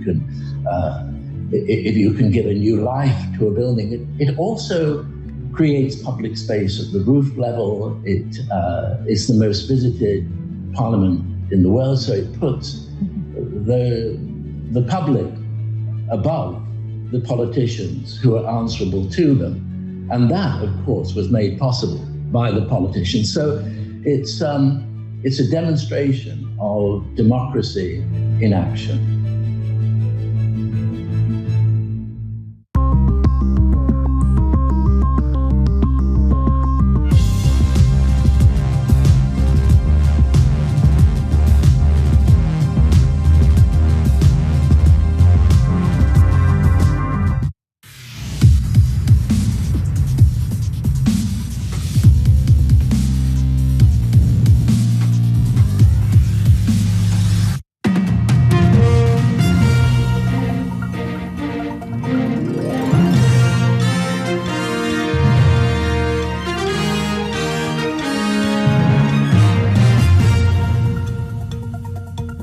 Good morning, I'm Manisrani in Dubai. It's Daybreak Europe with the stories that set your agenda. Live fire drills, China begins military exercises around Taiwan, state-run CCTV reports. In retaliation for Nancy Pelosi's visit to the island. Token boost, OPEC Plus delivers one of the smallest production increases in its six-decade history, rebuffing the calls from President Biden to cool prices. And Threadneedle Street in focus. The Bank of England expected to announce its biggest rate hike in 27 years as Fed officials keep their tough talk on fighting inflation. We're knee-deep in earnings season. Let me bring you Credit Agricole. The bank's numbers keep rolling in. Net income 1.9 billion, way ahead, 1.98 billion, way ahead of the 1.16 expected. Corporate and investment banking ahead of estimates at nearly 2 billion, way ahead of estimates. You're also looking at Lufthansa delivering their numbers. Lufthansa delivering their numbers this morning, seeing a significant increase in the third quarter EBIT versus the second quarter. They're going to hire 5,000 new staff in the second half of the year to ramp up and meet that revenge tourism, so to speak. Ticket demand is high and will remain high for the rest of the year. And they see a full year EBIT above €500 million or 585 million euros. Clearly positive on free cash flow for the rest of the year. The stock is down nearly 15%. Those are your two stocks in focus for today. We'll talk about ING in just a moment. Let me give you a snapshot of risk. Stocks this morning snapping a two-day drop. You're looking at the Nasdaq putting on over 3% since the start of business yesterday. There's a lovely line out there from State Street. They talk about risk. They talk about perhaps we've stepped in a little bit too early, increasing our risk. It's misplaced. Let's have a look at some of the stock market delivery. Goldman Sachs say equity trading doesn't reflect the headwinds that are out there now in the world. Let's have a look across the assets as well. You've got oil close at a 6-month low last night. You're looking at some of the biggest moves in these markets. Those are the equity markets. Globally, you're up 10% since June. Roll it across. Have a look at sterling in focus. We're waiting for a jumbo rate hike of 50 basis points. Oil closed at a 6-month low. There was a meager add of oil by OPEC Plus. We'll talk about that in just a moment. And wheat bouncing in Chicago. It's given up pretty much all of its gains so far this year. Cable, UBS has a call of 115. Let's get to our reporters around the world. Bruce Einhorn is in Hong Kong with the latest on Taiwan. Paul Wallace in Dubai with me here on the oil market. I think he's actually in London. Let's talk about that on the OPEC update. Lizzie Burton has the very latest in London ahead of the Bank of England rate decision later today. Let's get to politics. Nancy Pelosi moved her Asia trip to South Korea, but the ramifications of her Taiwan stopover, they're still being felt. Bruce Einhorn is with me. Bruce, we have this breaking headline, CCTV showing military drills starting today. So this is step one of an escalation by the Chinese response?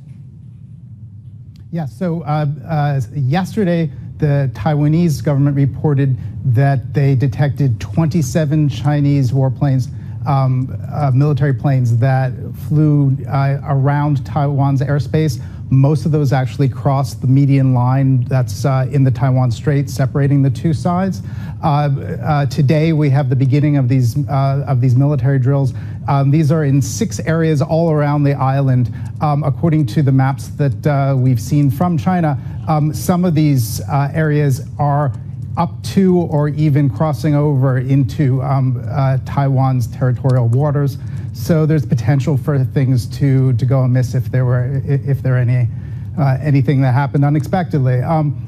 Taiwan is saying that they expect that this is going to end by Sunday. Between now and then, they are having flights take alternate routes via Japan, via the Philippines. Meanwhile, back in Washington, we're seeing further repercussions from the Nancy Pelosi trip and from China's response. The White House is urging Democrats not to support a bipartisan bill in Congress that would designate Taiwan as a major non-NATO ally. Just another indication of the strong support that Taiwan has, both from Democrats and Republicans in Washington, and perhaps something that will just gain more support as China's reaction continues. Manis. Bruce, thank you very much. Let's see how the escalation plays out. The oil market, a plunge to the lowest close in almost 6 months. That was yesterday. Investors weighing the tiny increase in OPEC plus supply against the weaker U.S. gasoline demand. The producer group warned of a severely limited spare capacity. Paul Wallace has been watching that, listening to Rapidin Energy as well. So, Paul, was this optionality bought by OPEC Plus or a slap in the face to the Biden administration? Hi, Manis.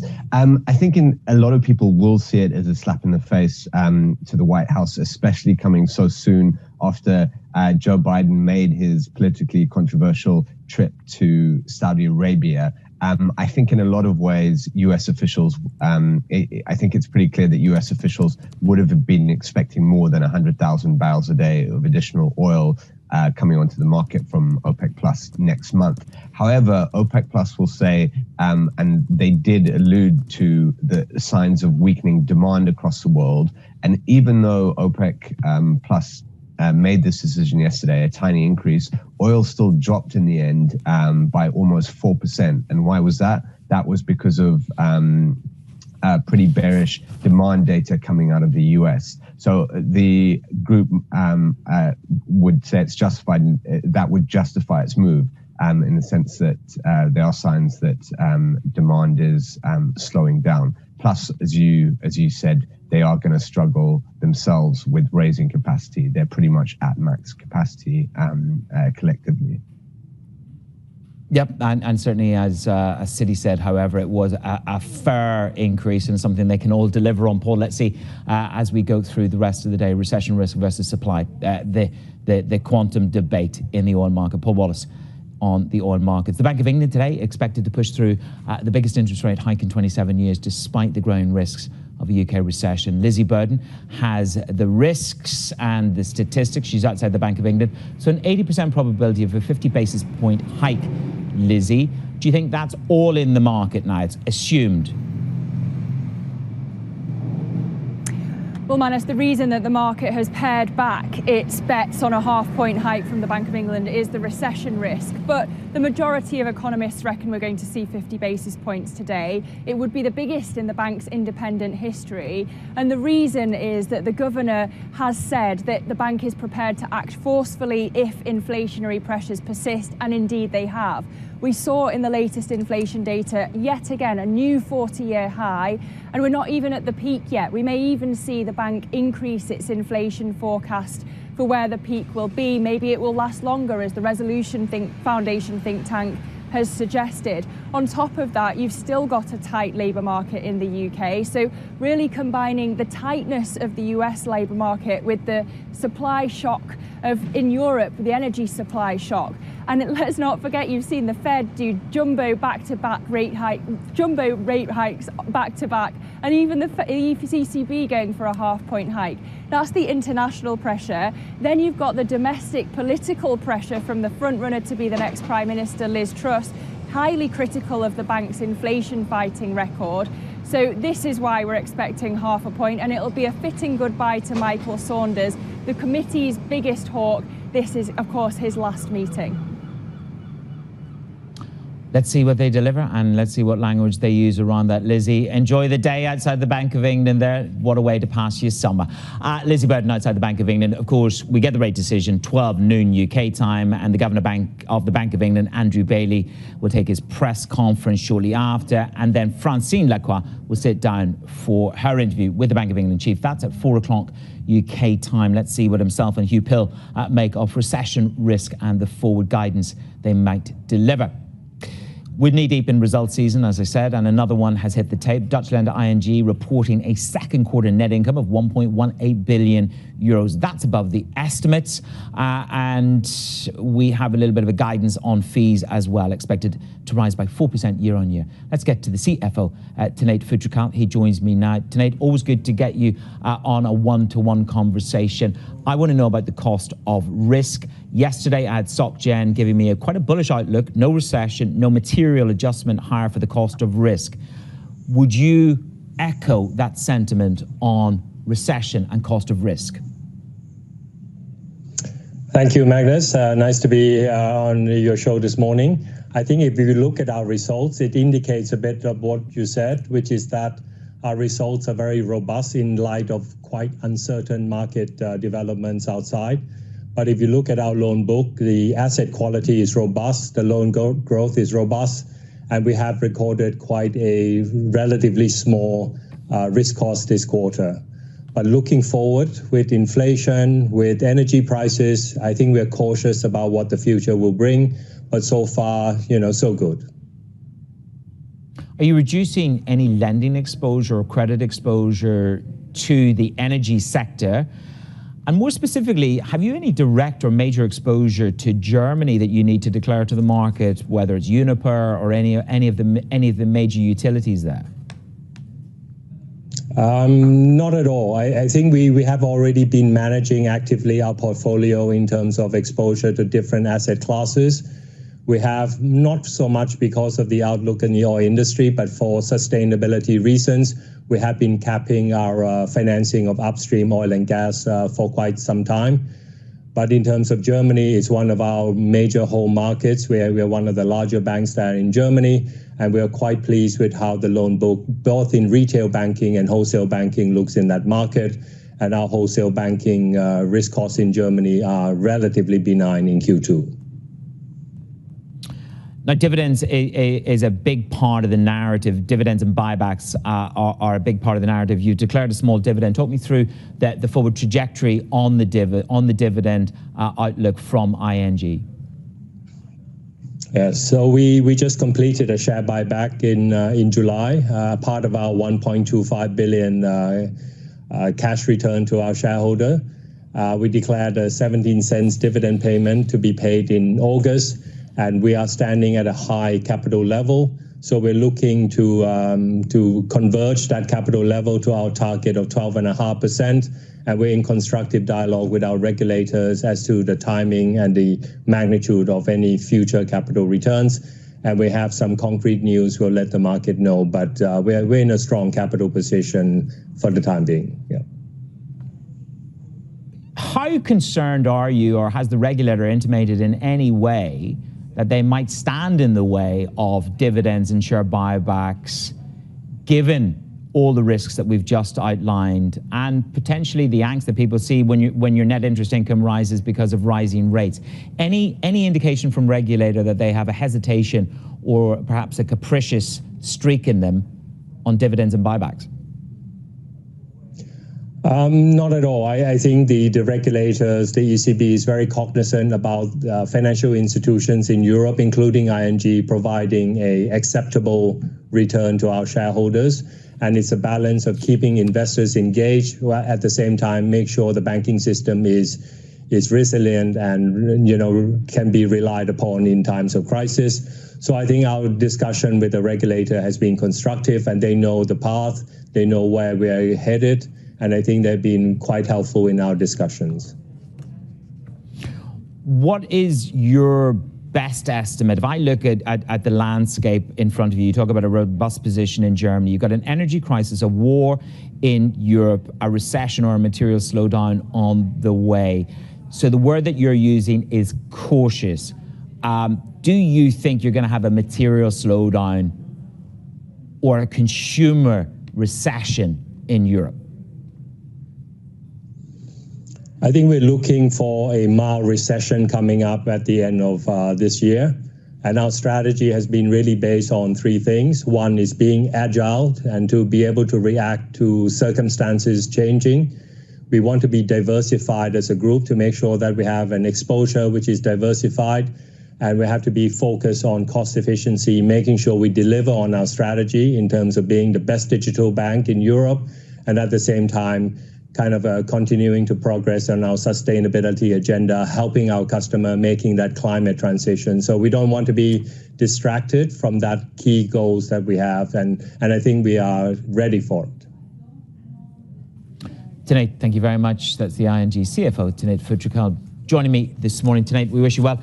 We'll see you on the next quarter with the numbers. Tanate Phutrakal, my guest this morning from ING. Let's take a look at how the markets are faring today. The agenda, Lizzie's outside the Bank of England. She'll bring you that rate decision when the clock strikes 12 p.m. at home in London. Economists predicting a 50 basis point hike. We haven't seen that in 27 years. And you know a dangerous fact when I find one. Take that one, number one, with back for good.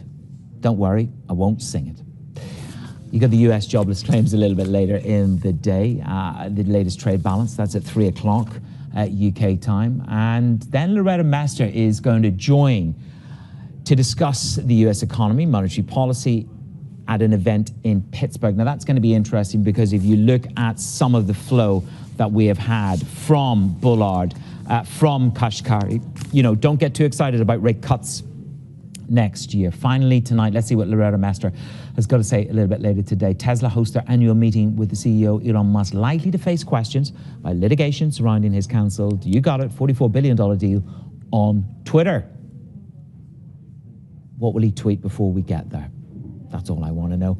Alibaba have had their earnings. The FT is reporting that SoftBank has sold about a third of its stake in the e-commerce giant. More on the story right here on Bloomberg.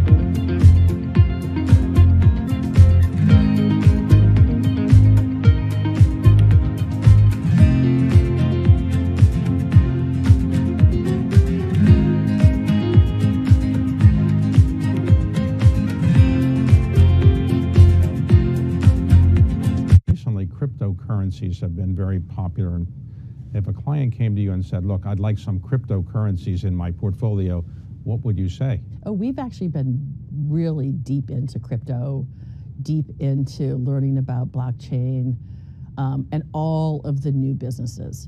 I would characterize us as crypto learners. We have made a series of toehold investments on behalf of our clients, both in some of the currency baskets as well as with some venture firms that are investing primarily in the crypto area. I think it has the potential to be completely game-changing, but it is still such the Wild West, and it's so uncertain. But it has the potential to completely upend everything. Markets countdown in Europe from the financial centers of the world. Bloomberg Markets European Close with Guy Johnson in London and Alex Steele in New York. Real-time numbers, real-time analysis. Weekdays.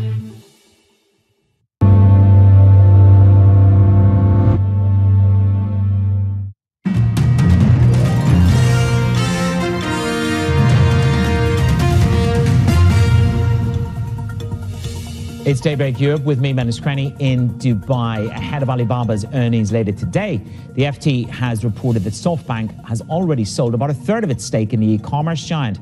Juliet Sally has been tracking the story, Jules. So SoftBank, the patience ran out?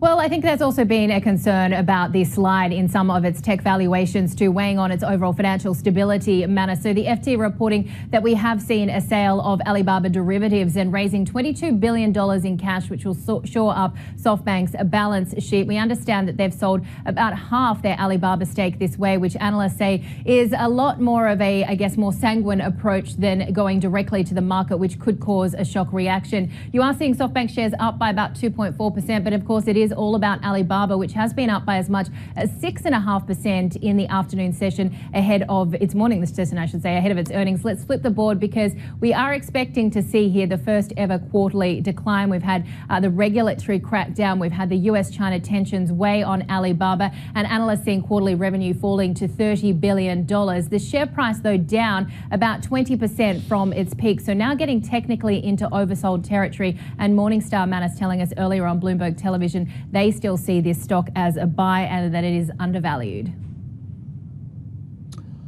Yep, and certainly Goldman's are shifting their view on the whole exposure to Chinese equities as well. So you've got the Alibaba rally boosting the broader equity market. Then you look at the imagery, Jules, don't we, from CCTV about these military exercises over Taiwan. It doesn't look as if we're de-escalating for today. We certainly are not, and you're continuing to see weakness coming through in the Taiwanese market for about a fourth session now, down by about 0.4%. Pretty flat there on the Taiwanese dollar, though, as we saw Nancy Pelosi leave Taiwan. But overall, of course, it is a much better picture for Asian equities boosted by those Hong Kong tech players. When it comes to the Taiwan dollar, though, which is holding around those July lows, we heard from RBC here in Singapore saying you could continue to see further pressure on this currency. There has been, of course, a relief that there hasn't been a major military incident, but we're still expecting this slowing US growth and the impact of China to put forward pressure on this currency, tipped to go below 30 to the dollar. Manis. Jules, thank you very much. Juliet Sally putting it all together there for us in Singapore. Stocks to watch on the day. Lufthansa, they're hiring 5,000 people. Revenge tourism is live, it's present. Yes, you might have the risk of strikes and you want to book with somebody else, but they're talking about a clearly positive free cash flow. They're guiding the EBIT above 500 million for this year, although the estimate out there was for 585. So it'll be interesting to see how the market responds to that. Premium load factor is at 80% above their 2019 levels. Keep an eye on Lufthansa, down 1.62%. Credit Agricole, it's all about the investment bank. CIB rose by more than 25% to 2 billion euros in that quarter. So that is the alpha within Credit Agricole. And then keep your eyes down on Adidas. Of course, we're going to want to know how they're passing on their prices, what they're doing in terms of their supply chain and their access to Asia. They missed the last time. Adidas revenue missed, recently, and so there was a little bit of concern around that. So we'll keep an eye on what Adidas tell us the state of play is for them in terms of the consumer and the supply chain. 3 stocks to watch, big earnings. Now, on top of that, you're also going to have the Merck CFO, Markus Kühnert, joins me, and Credit Agricole's Jerome Grievert on Bloomberg.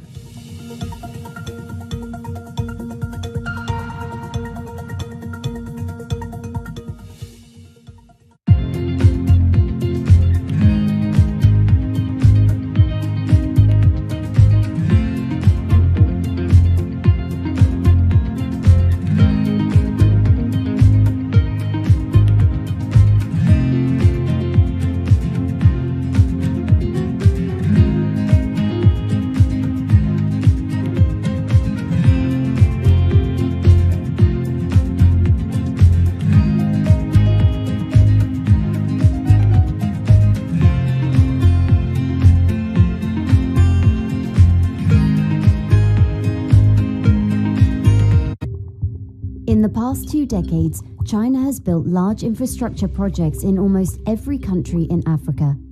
African governments themselves said, we are tired of aid and charity. We want to do trade. We want to be treated like partners. The Chinese came along and said, great, we don't do aid and charity. We want to do business with you.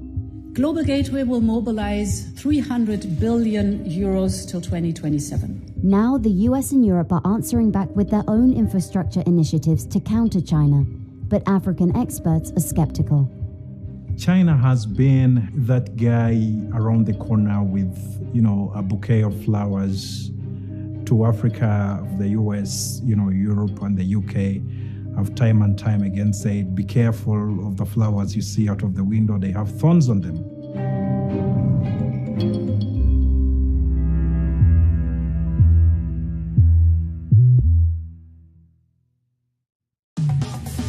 Everything you need to get set for the start of U.S. trading. Bloomberg The Open with Jonathan Farrell. Drilling down on the numbers and preparing you as only Bloomberg can. Weekdays on Bloomberg.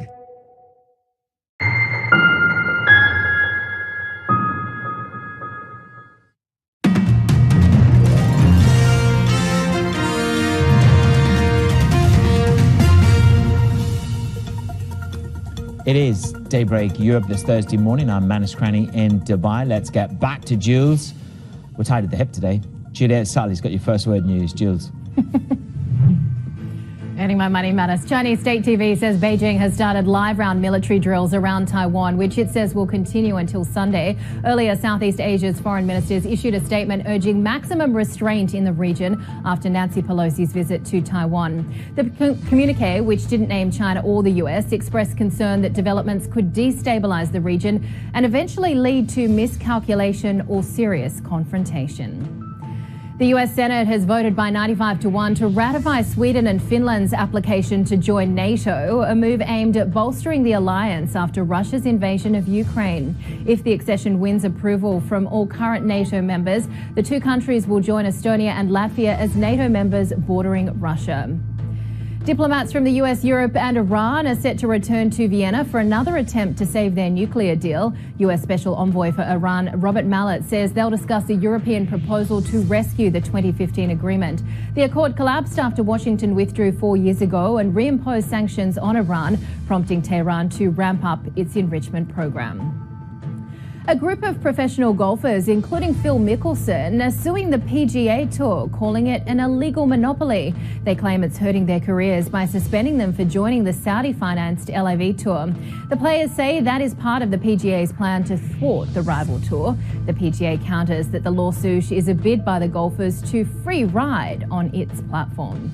Global news 24 hours a day on air and on Bloomberg Quick Take, powered by more than 2,700 journalists and analysts in more than 120 countries. This is Bloomberg. Manus.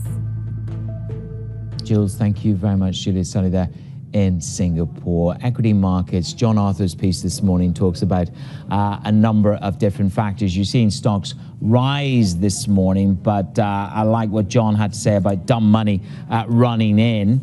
The question is, I had State Street with me just a little bit earlier on. They said the 9% rally that you saw in stocks was perhaps a little bit of misplaced accelerated optimism. You're looking at bond markets. It's important to bear in mind the reacceleration to the upside in yield at over 3%. Do the buyers run in here? Do fools run in and buy? Do duration hunters come in and buy 3% on 2-year paper? If you believe 10-year paper is at 271.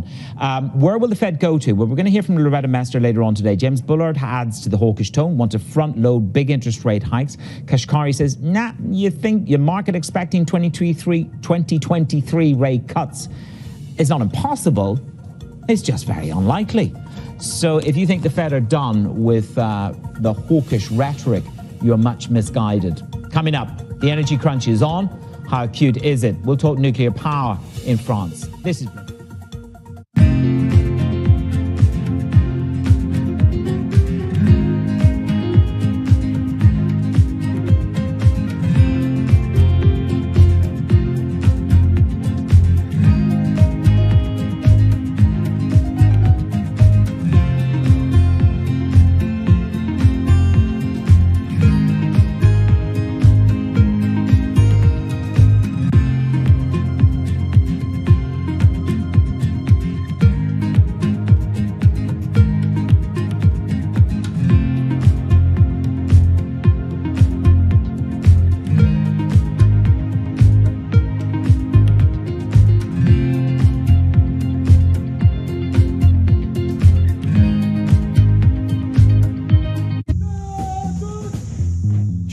military power has been growing at an incredible speed over the last 20 years. A strong country must have a strong military, as only then can it guarantee the security of the nation. In terms of sphere of influence, we absolutely know that China wants to be dominant in Asia. So there is a target to get to that point, to be a military that is a peer to the greatest militaries in the world by 2035. The competition for influence is a global one, and through a multi-decade trajectory fueled by planning, money, and pragmatism, China is building a military that allows it to shape the 21st century just as the US shaped the 20th.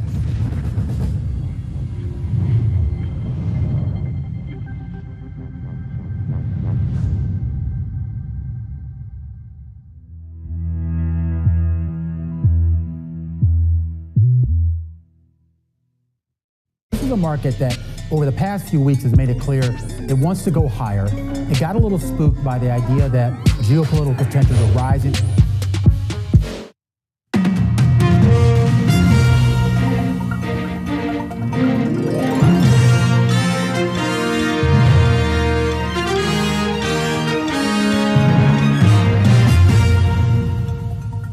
Good morning from Bloomberg's Middle East headquarters in Dubai. I'm Menace Cranny. This is Daybreak Europe with the stories that set your agenda. Live fire drills. China begins military exercises around Taiwan. State-run CCTV reports. In retaliation for Pelosi's visit to the island. Token boost. OPEC Plus delivers one of the smallest production increases in its six-decade history, rebuffing calls by President Biden to cool prices. And Threadneedle Street in focus. The Bank of England expected to announce its biggest rate hike in 27 years. This has fed officials keep the tough talk on fighting inflation. Warm welcome to the show. How misplaced is your allegiance to risk? That's the question State Street tangled with this morning. They said equity markets, which are higher this morning, let's have a look at them, is perhaps increasing your risk appetite. It's misplaced, accelerated optimism. Now, what you have is S&P just giving back an eighth of 1%. Don't forget that the NASDAQ managed to put on 3% yesterday. Globally, by the way, global stocks have rallied 10% since June. That's why you've got the MSCI All World at the bottom there. But, you know, buybacks of the world unite. $21 billion of buybacks this week and $400 billion expected this year, beating the 2018 high. So certainly buybacks are part of the narrative. Goldman's and Bank of America say stock sentiment still sinks below the 5-year low of their sentiment indicator. So are fools rushing in? Let's roll it over and have a look at the bond market. They say they're smarter in the bond market than they are. Those meat-eating bond traders meet the quiche-eating commodity traders, and they leave those salad-munching equity traders behind. Here we are. 75 basis points is live. According to the rhetoric that we have heard from Mary Daly. Yeah, 50 basis points is on the table, but 75 basis points is live. James Bullard wants to front load those rate hikes, so keep an eye on that. Yields are rising. Crude rises by 0.4%, barely 100,000 barrels added. A slap to the Biden administration or optionality for OPEC Plus. Wheat, it's up by 1% in Chicago, but it's given back 2022's gains. A change in the inflation narrative. UBS, they call sterling at 115 from where we are now because of an energy crisis and political procrastination. Adidas, I told you we would wait for the results when they come through. Here we go. They are taking a hit from the supply chain. Okay, Greater China sales fell by 35%. So the core of lockdowns is hitting Adidas. Sales down 35% in China, in Greater China. They haven't seen all the slowdown or the cancellations as yet. In terms of sales, they rose by 4% at constant currency. North America up by 21%. Latin America up by 37%. So you are seeing a second quarter revenue that meets the estimates, 5.6 billion. It's up 10% in the year. North America striding away up 37%. Latin America up nearly 50%. These are sales. These are revenue numbers. And the margin, however, is slipping 50.3. So these are the important things to note. Gross margin still about, for this year, it's going to be around 49%. 100%. So as I say, the pain is in China. That is where they are. They did not experience any meaningful slowdown in the sell-through of its products or cancellation at the wholesale end of the business in China. So we'll keep an eye on Adidas through the day. So scorching temperatures are adding to the energy crisis that we're already living through in Europe. France says it will likely extend the pauses to its nuclear generation capacity. That's as high river temperatures continue to make it difficult to cool down the reactors.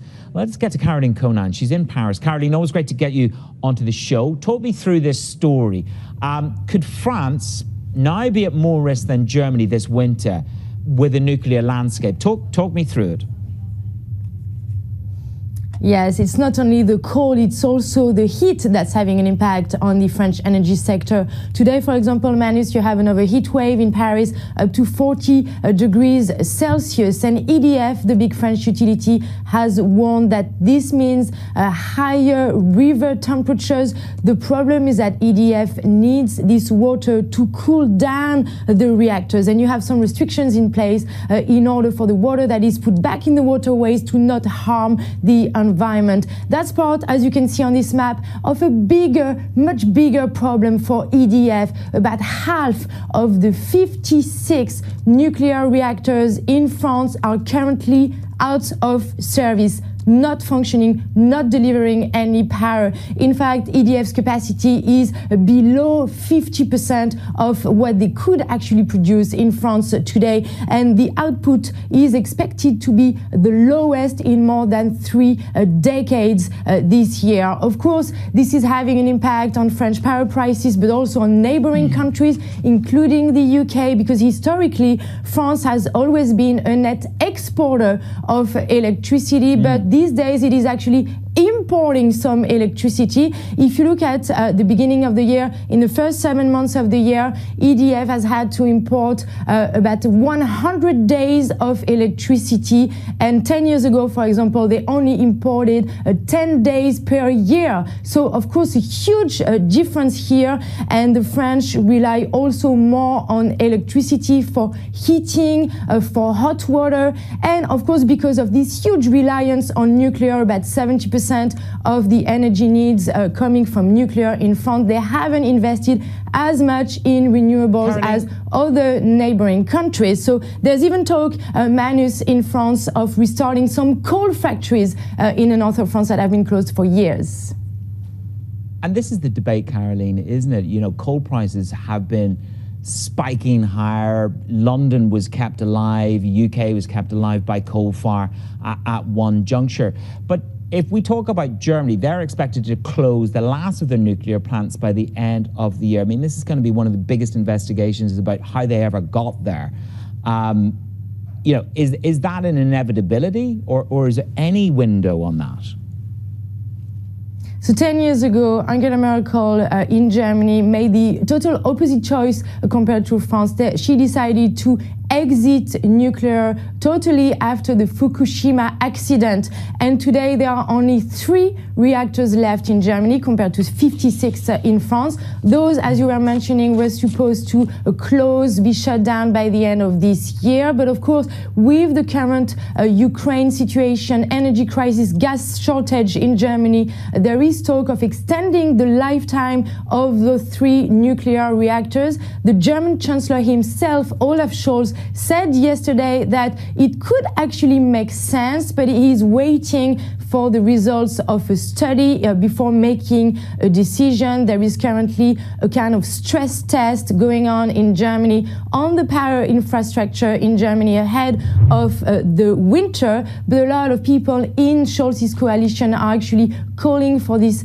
extension of the lifetime of those reactors, including the finance minister, Christian Lindner. The FDP, for example, saying that no one would understand today if these reactors in Germany were closed for ideological reasons. So it is possible that those reactors would be extended throughout this winter, perhaps even next winter, because that's a possibility until spring 2024, but that's only a very tiny proportion of the energy needs in Germany. Caroline, thank you very much. Caroline Conan laying out the landscape for nuclear power in France and Germany. Caroline, see you soon. Oil prices. They closed at the lowest level in 6 months. That was yesterday. Investors pretty much concerned about the tiny supply increase from OPEC Plus against a weaker U.S. gasoline demand. Now, the producer group warned of severely limited spare capacity. Meanwhile, the White House trying to justify the pressure on oil producers to produce more. We have the decision today to continue increases that, quite frankly, were supposed to go to zero. And we'll see at the meeting next month where the market is and what OPEC does then. And we will continue to have the same message, whether it's a sovereign or if it's a private company. This is the time, if you have the capacity, to invest in it and to be able to make sure that the global economy has what it needs to continue to grow. Because if it doesn't, both the sovereigns and the private companies will suffer the consequences as well. And most importantly, the American people will. And that's not what we want to see. That's Amos Hochstein there speaking to the team yesterday in the US. Now, Victor Catona is the co-head of crude analysis at Kepler. Victor, here we go. The only thing the Americans care about, Amos started that conversation. Gas is down for 50 days in a row.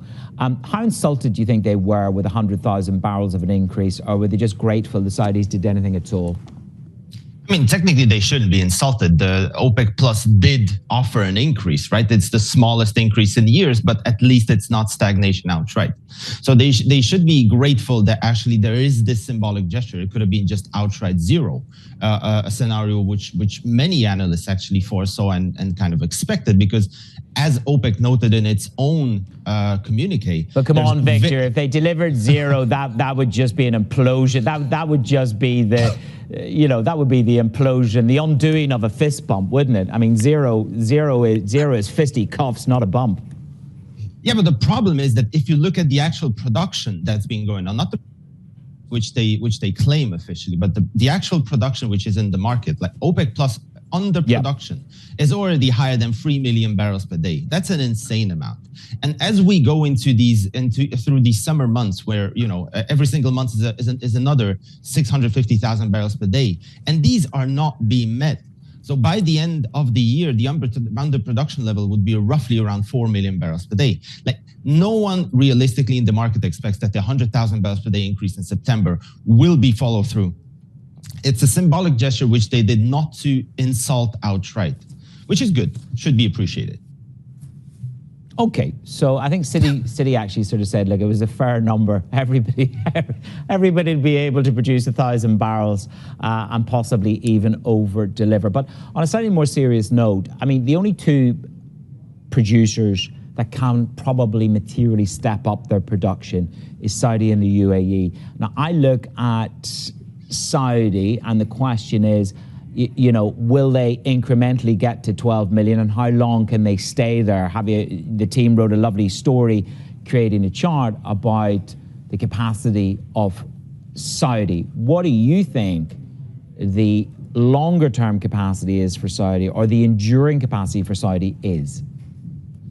That's a very good question. I mean, realistically, meeting 11 million barrels per day is roughly the maximum that they are aiming right now.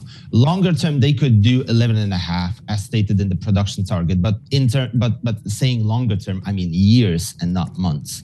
So Saudi Arabia can produce more, but we should sort of accustom ourselves to a reality when that more is counted not in millions of barrels, but in hundreds of thousands of barrels. Likewise for the United Arab Emirates.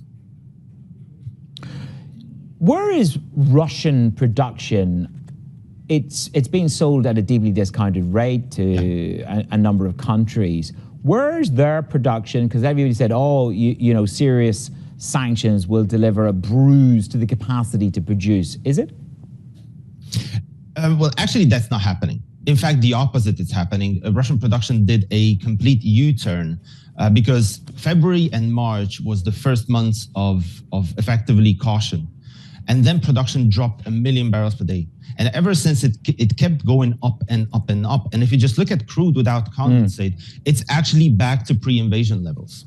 So it's very strong, but this is primarily driven by domestic demand. Domestic demand is a combination of summer driving season, which is very strong this year, and of the actual war, because war is just guzzling diesel out of the refining system of Russia.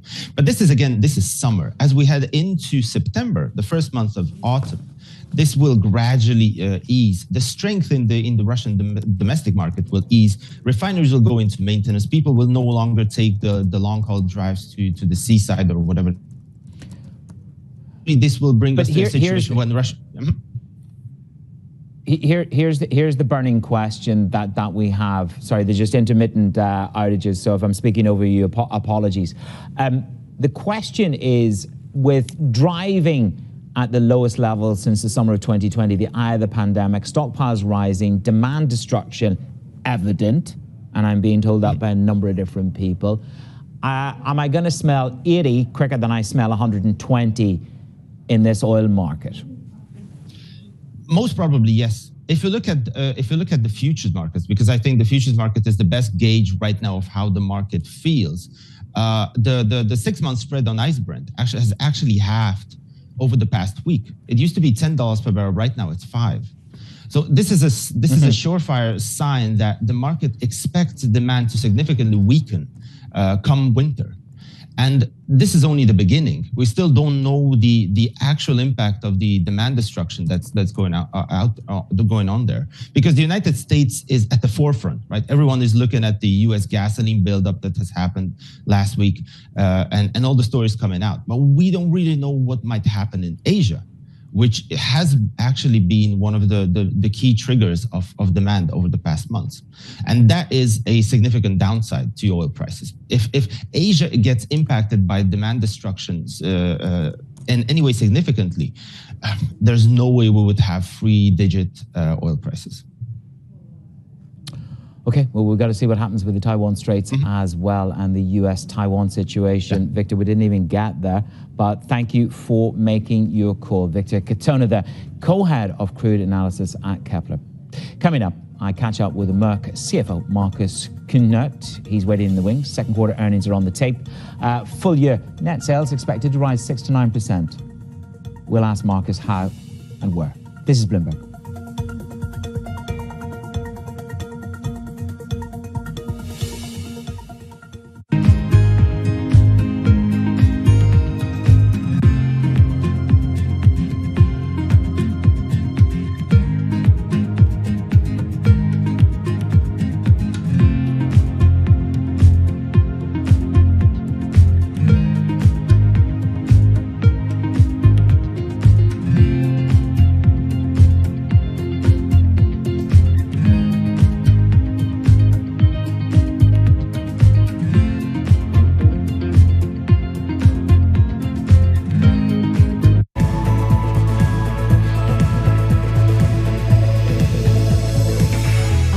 Push have you seen from the Kishida government in terms of green funding? The Kishida administration has committed to doubling the amount of investments in so-called green technologies. I think we need more than just pronouncements. We need real money backing very innovative startups and innovative companies in this space. What do you make of Kishida's new capitalism? Well, I think his framework is reflective of the challenges that Japan society is facing, namely that growth has been present, but growth has not been, of course, evenly distributed. But frankly speaking, it's hard to redistribute income if you don't have much income to begin with. If the government and private sector can work together and collaborate to drive more innovative growth startups, that can really drive the income growth that the Kishida government needs to redistribute.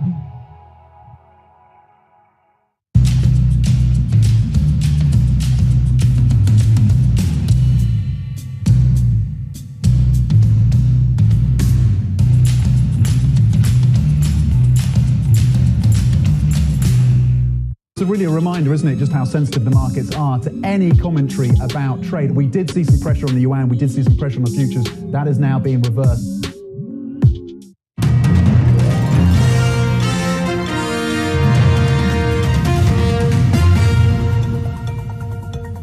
It's Daybreak Europe. I'm Manus Cranny in Dubai. Germany's Merck says a strong dollar helped push the adjusted earnings in the second quarter.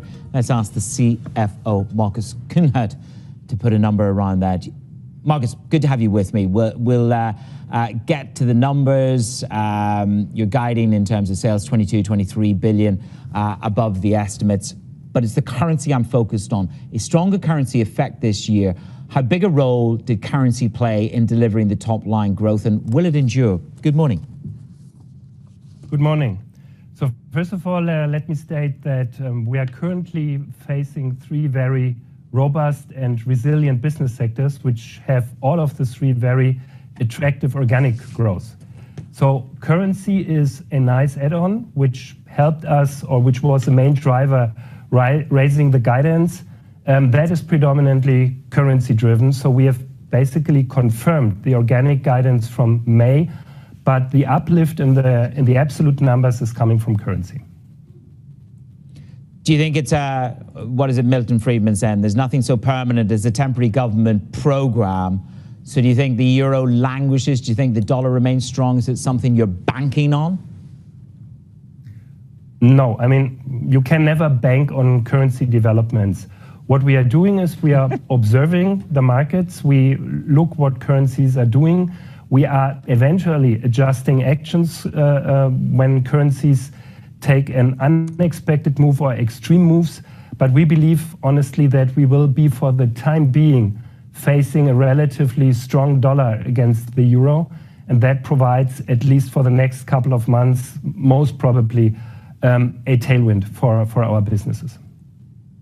Okay, so you'll take the tailwind wherever it comes. Maybe a headwind is the gas embargo, the risk of a gas embargo, a full-blown embargo from Russia. No doubt we have seen intermittent interruptions. Do you expect you will have gas outages, energy outages in the second half of the year? And more importantly, what's your disaster recovery scenario if that happens? Yeah, so first of all, let me clearly state we are not an energy intense company. So we have energy costs of around about 100 million euro per year. And if you compare this to other big, let's say, German chemical companies, that's almost nothing. So we have not a super big exposure to energy costs. Currently, we foresee with the inflated energy prices, we foresee some additional 50 million energy costs for this year.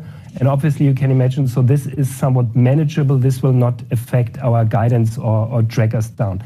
In case of a gas shortage, I would say we are well prepared. The biggest exposure is in Europe, and here especially in Germany. And we can relatively easy switch from gas to, let's say, a mix of electricity and oil. So everything, let's say, up to a 50% gas shortage can be relatively easily compensated and mitigated, also with, I would say, quite small additional costs. Okay, that's going to be comforting to know, both in terms of the scale of your exposure and your preparedness to deal with it. Your CEO, when she was with us last, said we cannot survive without an external innovation. You're the CFO, so are you and the CEO preparing for a decent run of M&A? Where do you want to grow the business if the opportunity presents itself geographically, first of all? We do not have a specific geographical priority. In principle, we want to strengthen all of our three business sectors. When we look on priorities, of course, life science per se is a sector where we see, in a way, market consolidation, where we see also at the same time very attractive technologies popping up here and there. So that is, I would say, per se an attractive field for M&A. We are looking in the healthcare division selectively for opportunities to strengthen our pipeline, predominantly via in-licensing. And in electronics, I would say we are strategically well set up. However, we also have here an open eye if there's an interesting strategic opportunity emerging, but there's no urgent, no pressing need at the moment. So that's how I would describe the current M&A priority and landscape. For 2022, the more likely scenario is if we do something in the remaining 5 months of the year, it will be most probably bolt-on, a technology-driven acquisition, so something smaller. However, we are more open and flexible also for bigger deals when we look into 2023 and beyond. Just before, I want to squeeze two more in. Do you think the strength of the dollar is a headwind for you buying US assets? Just briefly on that, because I want to squeeze a question in on demand. Now, that's not much to say other than you're right. That is true. Grand. So that takes out America. COVID testing, therapies and vaccines. How's the order book right now? Good. So nothing to complain. We have a solid order book. We have a book-to-bill ratio still of round about 1. We have seen a decline quarter over quarter, which was, however, expected. It is predominantly COVID-driven, and that goes basically hand in hand, and it is expected, as we already have assumed, that the COVID tailwind year over year, so from 2021 to 2022, will be declining. So that is nothing unexpected. But as I said, order book, order intake, very robust, and nothing to worry here. Thank you very much for being with me, Marcus. These are some of the most direct answers I've had in this earnings season. You are going up the leaderboard, sir, in terms of return. The CEO better watch out. Merck Chief Financial Officer, Marcus Kuhnert, my guest this morning. That's one to listen back to. Let's get to the Bank of England. We're waiting for this rate hike, a jumbo rate hike, the first in 27 years. There are growing risks of recession. Lizzie Burden is outside the Bank of England.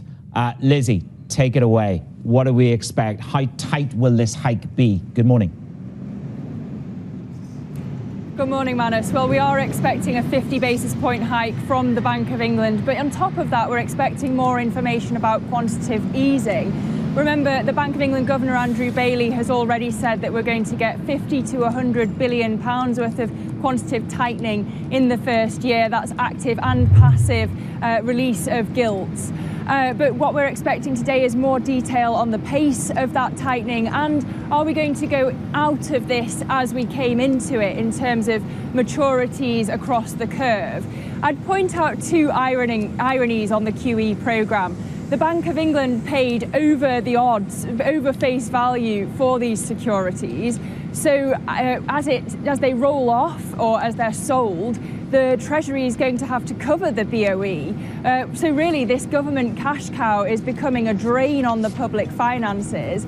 And at the same time, the next Prime Minister, Liz Truss, likely to be, is also wanting to cut taxes, which will mean borrowing, which will mean the BOE is going to have to pull two levers in opposite directions at the same time.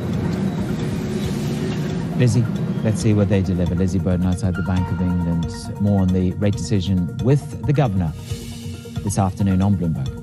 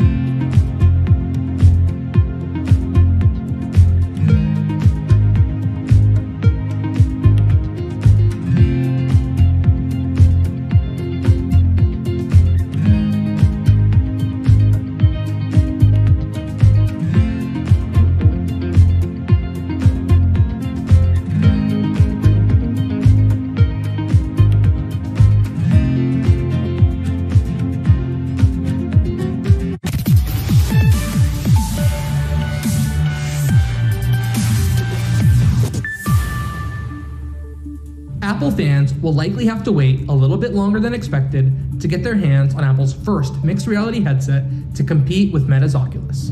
The iPhone maker had planned to reveal the new device as early as this June at WWDC and then release it later this year. But the company has been facing some development challenges related to the device overheating, camera technology, and a new operating system. That means that an intro as early as the end of this year or early next year with a wider consumer release in 2023 is more likely.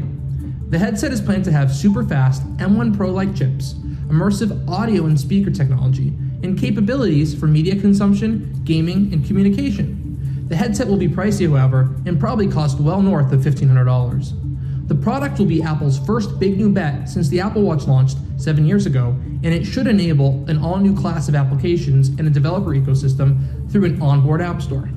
Apple then plans to use WWDC 2023 to engage VR and app developers to write software. The first headset, however, is only the beginning for Apple's ambitions in the space. The company is planning a standalone augmented reality headset as a follow-up later this decade. I'm Mark Gurman. This is Power On.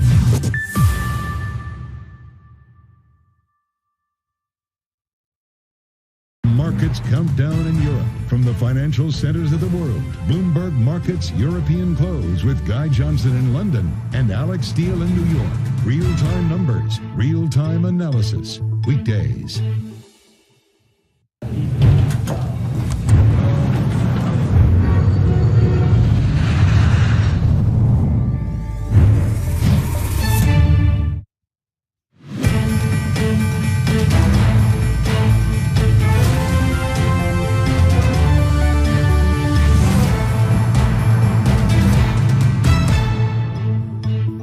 Good morning. Welcome to Bloomberg Markets Europe. I'm Anna Edwards, live in London. The cash trade is just less than an hour away. Here are your top headlines. On edge, China begins live fire military drills around Taiwan. State-run TV is reporting in retaliation for Nancy Pelosi's visit to the island. Token boost. OPEC Plus delivers one of the smallest production increases in its 6-decade history, rebuffing calls by President Biden to cool prices. And on the up and up, the Bank of England is expected to announce its biggest rate hike in 27 years. We're live on Threadneedle Street. Welcome to the program, everybody. It's just gone 7 o'clock here in London, and we're just an hour away from the start of cash equities trading here in Europe. So let's look at the futures picture, and it looks mildly positive, doesn't it? Euro Stoxx 50 futures up by around 0.25%. FTSE futures and DAX futures also suggesting some upside from here. The story yesterday, of course, was one of considerable strength, really, certainly in the US session, to some extent the European session as well. But the Nasdaq closing up by more than 2.5%, reflecting some optimism around the earnings story that was built through the day in the US. Moderna, PayPal adding to all of that. The US ISM services number also adding to some of the resilience to markets. So that's where we are on the European futures picture. Let's have a look at the US futures picture. So perhaps Europe plays catch up a little bit with some of those gains yesterday in the US, because the US futures picture looks a little more negative. Well, it looks negative, down by 0.1% or so in S&P futures, and Nasdaq futures down 0.25%. Let's have a look at the GMM, show you where we are in the Asia session and some of the dynamics that have been driving us. Pretty mixed, really, in terms of that left-hand column and indeed the FX and the sovereign bonds columns. But what we're seeing more broadly on the equities picture is the MSCI Asia Pacific up by 0.4% today. We see the dollar is fairly flat, fairly mixed, not a great deal of movement. But all of this, of course, coming in the context of the geopolitical tension. We've seen China now starting those live fire military drills around Taiwan, and over in Asia, focused on that. Also waiting for the Alibaba numbers. They are not out yet, but that is something to expect later on today. Chinese technology stocks rallying in the run-up to that. We do see some weakness in the commodities complex, which is interesting, given we did see a bit of an increase in production, as we said, from OPEC Plus, but was it significant, and what do we know about where we are on the commodity story right now? Lots to talk about this morning then. Let's get an update first on the latest on Taiwan. In the wake of US House Speaker Nancy Pelosi's visit to Taiwan, China has begun military drills around the island. For all the latest, Bloomberg's Bruce Einhorn joins us now from Hong Kong. Bruce, we've all seen this graphic which has illustrated where the Chinese intended to do these live fire military drills. It shows a number of locations around the island, and I suppose they're doing what they said they were going to do then this morning.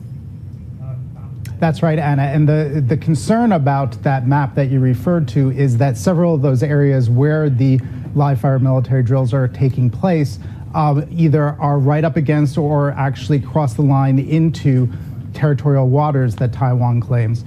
So it does increase the chances of some sort of a confrontation between the two sides. The Taiwanese government has said that 27 Chinese aircraft flew around Taiwan's airspace yesterday. Of those 27, most of those, the Taiwanese said, crossed over the line between China and Taiwan in the middle of the Taiwan Strait, underscoring the concern that people have about perhaps there being this getting out of hand. The country's neighbors in Southeast Asia issued a statement. So Southeast Asian foreign ministers meeting in Cambodia called for maximum restraint and expressed concern that developments could destabilize the region and eventually lead to miscalculation, serious confrontation, open conflicts, and unpredictable consequences among major powers. Taiwan says that they expect the live fire exercises to end by Sunday. So we have several more days of people being on the alert. Yes, absolutely, on the alert, and a lot of people, as you say, Bruce, their attention drawn to what's going on here, and just hoping that things something unforeseen doesn't happen. Okay, Bruce, thanks very much. Bloomberg's Bruce Einhorn joining us there from Hong Kong.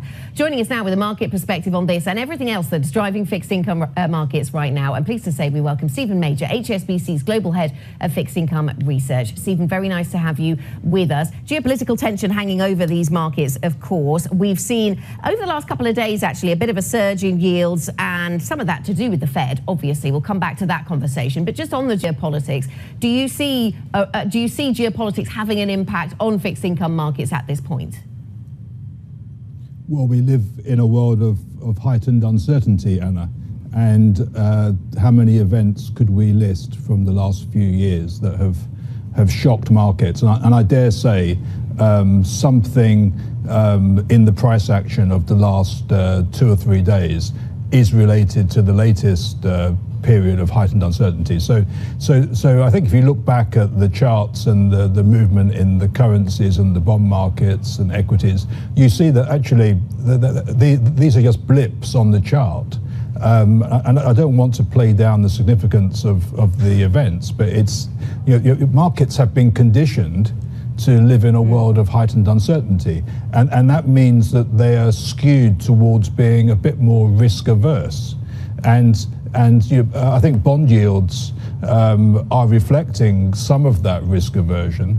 I mean, in a maximum risk off move, bond yields should probably go down. You've seen them go up in the last couple of days, but that's in the context of 100 basis points decline since the middle of June. So it's all about context and the bigger picture.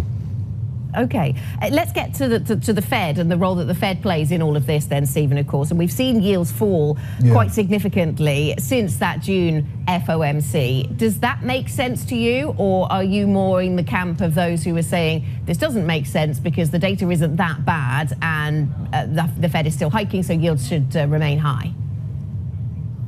I think it makes total sense, and I would give the Fed the benefit of the doubt. So there's two key rates to look at, and I hear people loosely talking about terminal rate. There is no termination here.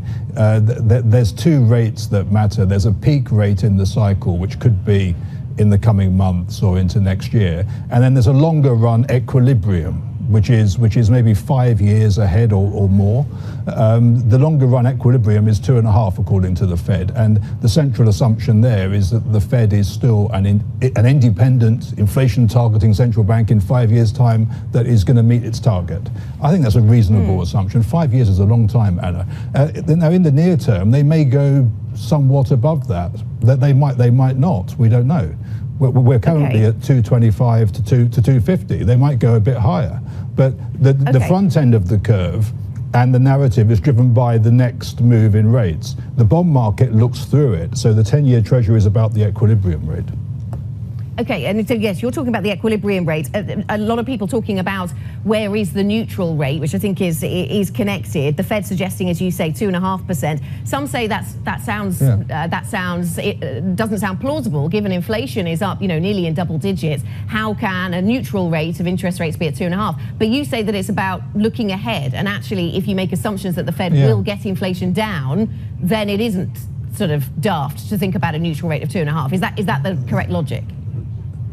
Yeah, and the neutral rate has been falling for 3 to 4 decades, and each cycle seems to peak at a low. Given what we've seen, is it still falling, or is it still as low? To determine that, it's not this month's inflation rate that decides that, Anna. It's the longer term drivers like debt overhangs, demographics, technology, wealth inequality. These are not something that a central bank can solve, and in fact, it's more for governments and government policy. So I think customers are, central banks are the customers here. Actually, central banks are the customers of the longer-term equilibrium rate. They're just given it. It's not something they can really influence very much. Now, it is true that inflation is high. And so there's a huge recency bias attached to the current inflation print, which we have to recognize, we have to acknowledge it. But the longer run equilibrium is, as I say, it's 5 years into the future. That's very different to looking at the next 6 months to a year. This year's high inflation is very likely going to be next year's low growth and even recession. So doing what it has to do increases the probability of the recession. The more hawkish the Fed gets today, the more convinced I am that the longer run equilibrium is lower. Okay, Stephen, thank you very much. Stephen Major stays with us, HSBC's Global Head of Fixed Income Research. But we'll get to his thoughts on Europe shortly. Coming up, oil plunges to the lowest close in almost 6 months after a meagre supply increase from OPEC Plus and weaker US gasoline demand. We talk all things energy later in the show. Plus, Credit Agricole's investment bank drives the lender to a solid earnings beat. Don't miss our exclusive interview with the CFO, Jérôme Gruvet. That conversation at 7:30 London time. Up next, Bailey's big hike. The BOE weighs up an historic rate hike amid record inflation. We'll get Stephen Major's thoughts on that decision and plenty more. If you have any questions, please do send them to us. ID plus TV Go, that is the function to use on your Bloomberg if you'd like to get in touch. This is Bloomberg.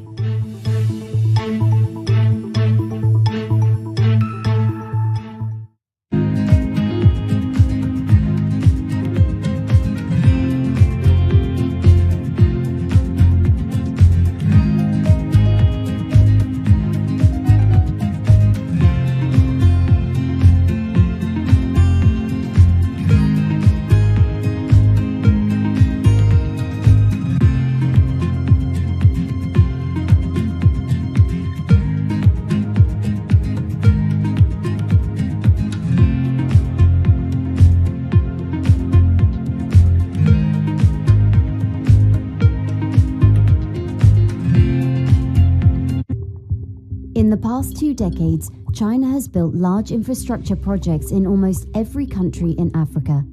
African governments themselves said, we are tired of aid and charity. We want to do trade. We want to be treated like partners. The Chinese came along and said, great, we don't do aid and charity. We want to do business with you. Global Gateway will mobilize 300 billion euros till 2027. Now the US and Europe are answering back with their own infrastructure initiatives to counter China. But African experts are skeptical. China has been that guy around the corner with, a bouquet of flowers to Africa, the US, Europe and the UK have time and time again said, be careful of the flowers you see out of the window. They have thorns on them.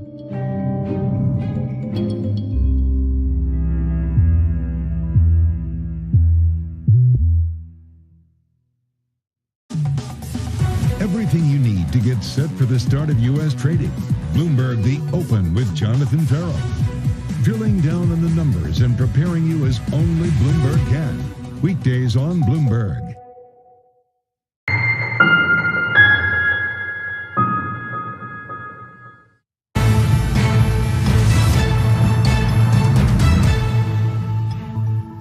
Welcome back to Bloomberg Markets Europe. We still have 45 or so minutes to go until the start of cash equities trading, and European futures are pointing modestly higher, looking to catch up a little with the US session on Wall Street yesterday. US futures, though, look a little more muted. Now, the Bank of England is in focus today. It's expected to push through the biggest interest rate hike in 27 years in order to combat the hottest inflation for 40 years. That's despite growing risks of a UK recession. Let's get more with Bloomberg's Lizzie Burden, who is outside the Bank of England. Lizzie, good morning to you. Markets have pared back bets on a 50 basis point hike then. What is the expectation, though, going into today? Well, Anna, the majority of economists see a half-point hike, and that would be the biggest in the bank's independent history. And they do, though, see a 7-2 split on the committee with two members, Jonathan Cunliffe and Silvana Tenreiro, going for 25 basis points instead. That, of course, as you say, is because of the recession risk, but also because, yes, the labour market is tight, but it's possibly past peak tightness. We're seeing people returning to the workforce to help themselves deal with the cost of living crisis. Also, some economists are saying that we may only get 25 basis points today because, yes, the Fed and the ECB have gone for jumbo rate hikes, but the Bank of England went first. Aside from the rate decision, though, we're also expecting more detail on quantitative tightening. Governor Andrew Bailey, who we just saw going in through the front door, has said that we'll get 50 to 100 billion pounds of sales and letting gilts roll off the balance sheet in the first year. But what we want to find out is the pace of how that will be done and more detail on the maturities. Will we go out of QE the same way we went in terms of maturities across the curve? Okay, Lizzie, thanks very much for the update. Bloomberg's Lizzie Burden from outside the Bank of England, keeping her eyes on the policy decisions and the movement of the governor. The Bank of England rate decision then live at 12 p.m. UK, and Governor Andrew Bailey's press conference due shortly after. Our colleague Francine Lacroix will have an interview with the Bank of England chief at 4 p.m. UK time. Now, Stephen Major, HSBC Global Head of Fixed Income Research, is still with us. Stephen, your focus on the Bank of England today, what's guiding your thinking as to just how much hiking we get? Because, of course, we've seen Threadneedle Street hiking before the Fed, but not so much in one go. Yeah, you're quite right. The Bank of England is ahead of the Fed and certainly the ECB in this cycle. What's interesting to me is the potential read across from this decision to the other markets as well. And you know, maybe there was a small read across from the RBA already this week. So the QT, or the active QT that we get from the Bank of England, is very interesting because this has to be done with a negotiation with the buy side, with the investors. It's very different to QE. QE was really an operation that went through the banks. So it'd be interesting to see what kind of numbers they're going to come up with, and as you said, the speed will be very interesting. The other thing is that it'd be nice to get some guidance on that longer run equilibrium. The Bank of England's been very candid, you know, in recent months, and they take a lot of risk doing that because by being so open, sometimes they can say things to upset some cohorts, but I'm looking forward to the comments that come after the big decision on rates. Yeah. What do you mean? What kind of detail would you look for then, Stephen, when it comes to that, the thinking about the long run equilibrium? We talked a little bit about that in the US context, but what are you looking for in the UK? Well, we haven't got an official print like we have in the US. So it's through using the SEP and the dot plot, which gives you that longer run equilibrium, or the median level at least. And you can see the trend of that in the last 10 years. We can use other modeling to look at how that might have evolved going back 2 or 3 decades. The Bank of England doesn't actually publish that, and obviously there's a very wide confidence interval around these numbers, but again, it'd be interesting to see the guidance because it does matter to today's move. because how far above that level does the Bank of England really want to go? Because the more they go into restrictive territory, then the more they might have to come down eventually in a year or so. I always say the same thing. If it's so obvious that you're going to over tighten and then have to cut afterwards, don't tighten too much in the first place. And so again, it'd be interesting to see how that one's framed today. Clearly, with the inflation print where it is, the Bank of England has to sound hawkish, and they're well served by the media and the analysts all speaking in a hawkish theme as well. So I think they have to keep that message out there. But again, it's a bit of a game, isn't it? They want us to believe that they're hawkish and extrapolate that into the valuations. But at some stage, the bond markets ask questions. How far are you really going to go? Where do you think, Stephen, that the inflation pressures are greatest, or perhaps where will they linger longest? I was looking at some of the detail provided by my colleague on the UK inflation picture. 90% of the basket items now over 2% in inflation, in price increases, and 54% of the basket showing inflation rates of above 6%. Do you think that the UK will have a more sustained inflation issue than elsewhere, or other places perhaps?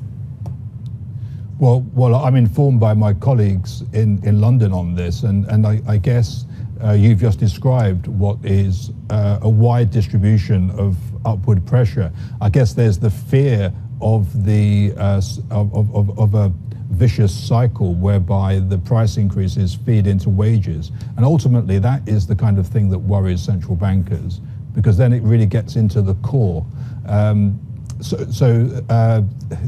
Clearly, the UK has high inflation. Things are a bit different. We've had Brexit and the outcome from that, and then of course there's been all of these external shocks that just seem to keep coming. What was supposed to be a transient shock seems to have been something a bit more sticky. But I dare say, ultimately, going many years into the future, we are going to move downwards on inflation, and that's a really difficult task for central banks, who are basically set up for demand management, not for supply side problems like this.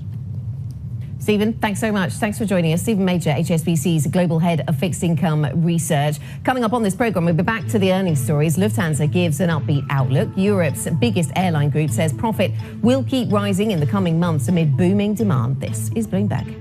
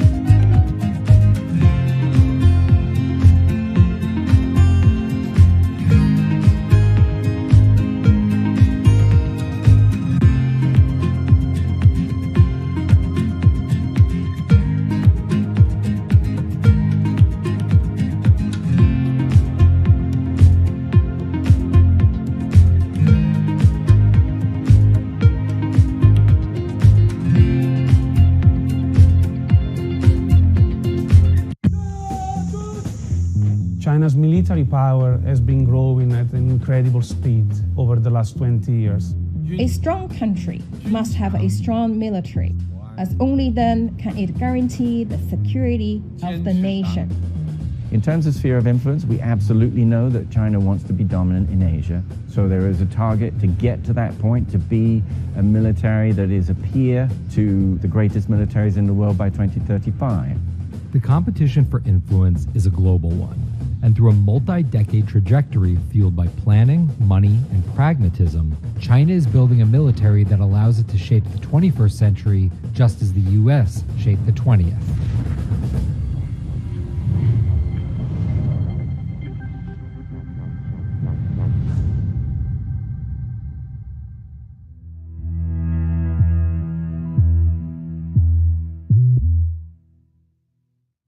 How wherever you get your news. This is Bloomberg Daybreak with Lee. On Bloomberg Radio. Welcome to Daybreak Australia. This is Bloomberg Technology. This is Bloomberg Green. On TV, radio, and the web, this is Bloomberg.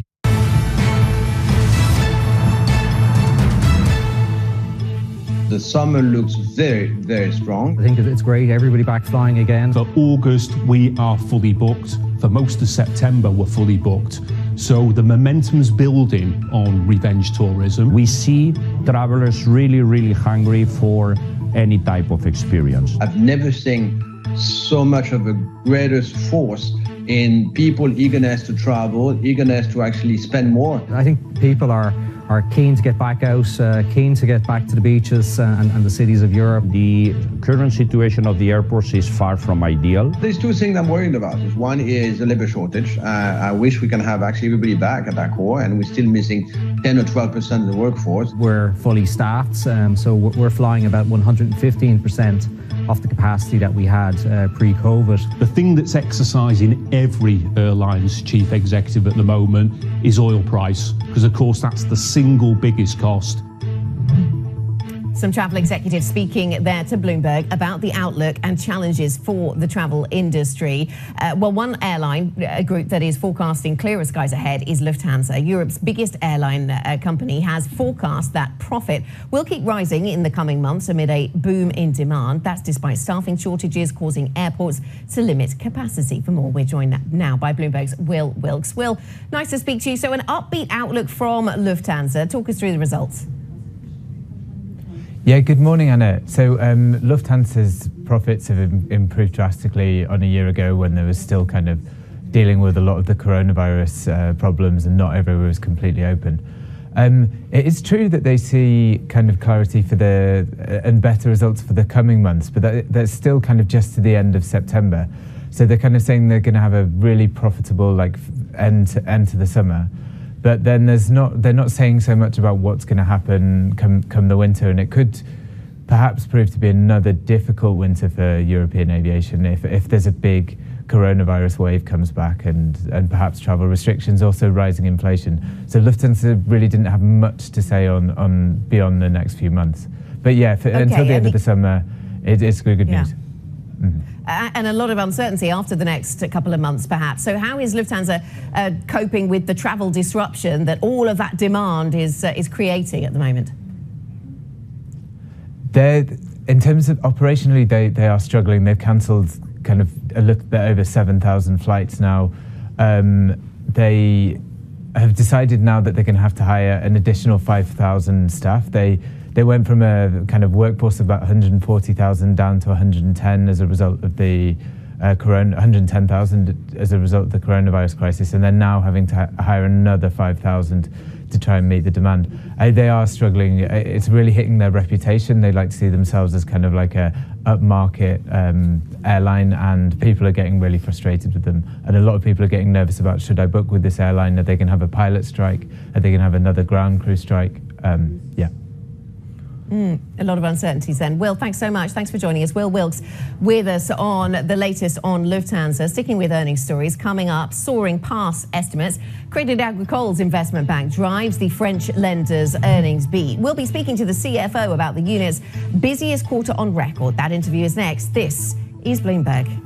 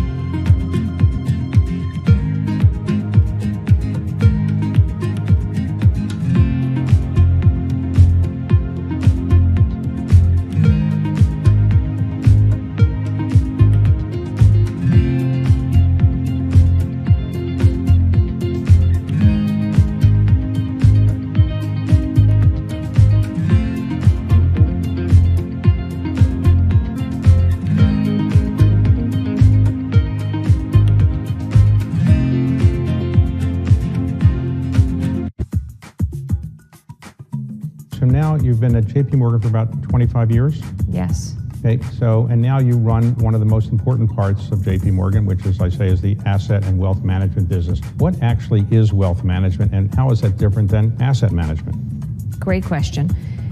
The two are often used interchangeably, but they have distinctions. The asset management business is where we manage money on behalf of individuals, institutions, sovereign wealth funds, pension funds. We manage them in mutual funds, we manage them in ETFs, we manage them in single stock, single bonds, hedge funds, private equity, and the like. And that is the heart of the fiduciary business that we run here at JP Morgan. Wealth management is that plus understanding someone's entire balance sheet. So for the individuals where we manage money, we also help them with their mortgage. We help them with a loan that they might need. We help them with their basic credit card. And so wealth management is trying to help someone with their entire life, both their assets and their liabilities, their planning, their gifting, the legacy that they want to leave for their families, the 529 plans they need to prepare to get their kids to go through college. And it's a great insight into people's, entire journey.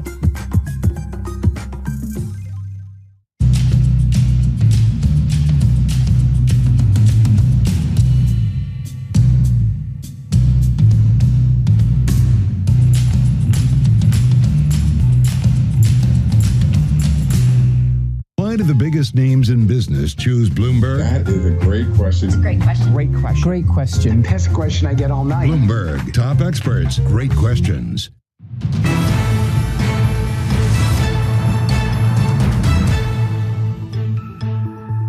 Welcome back to Bloomberg Markets Europe. Half an hour until the start of cash equities trading. Here are your top stories.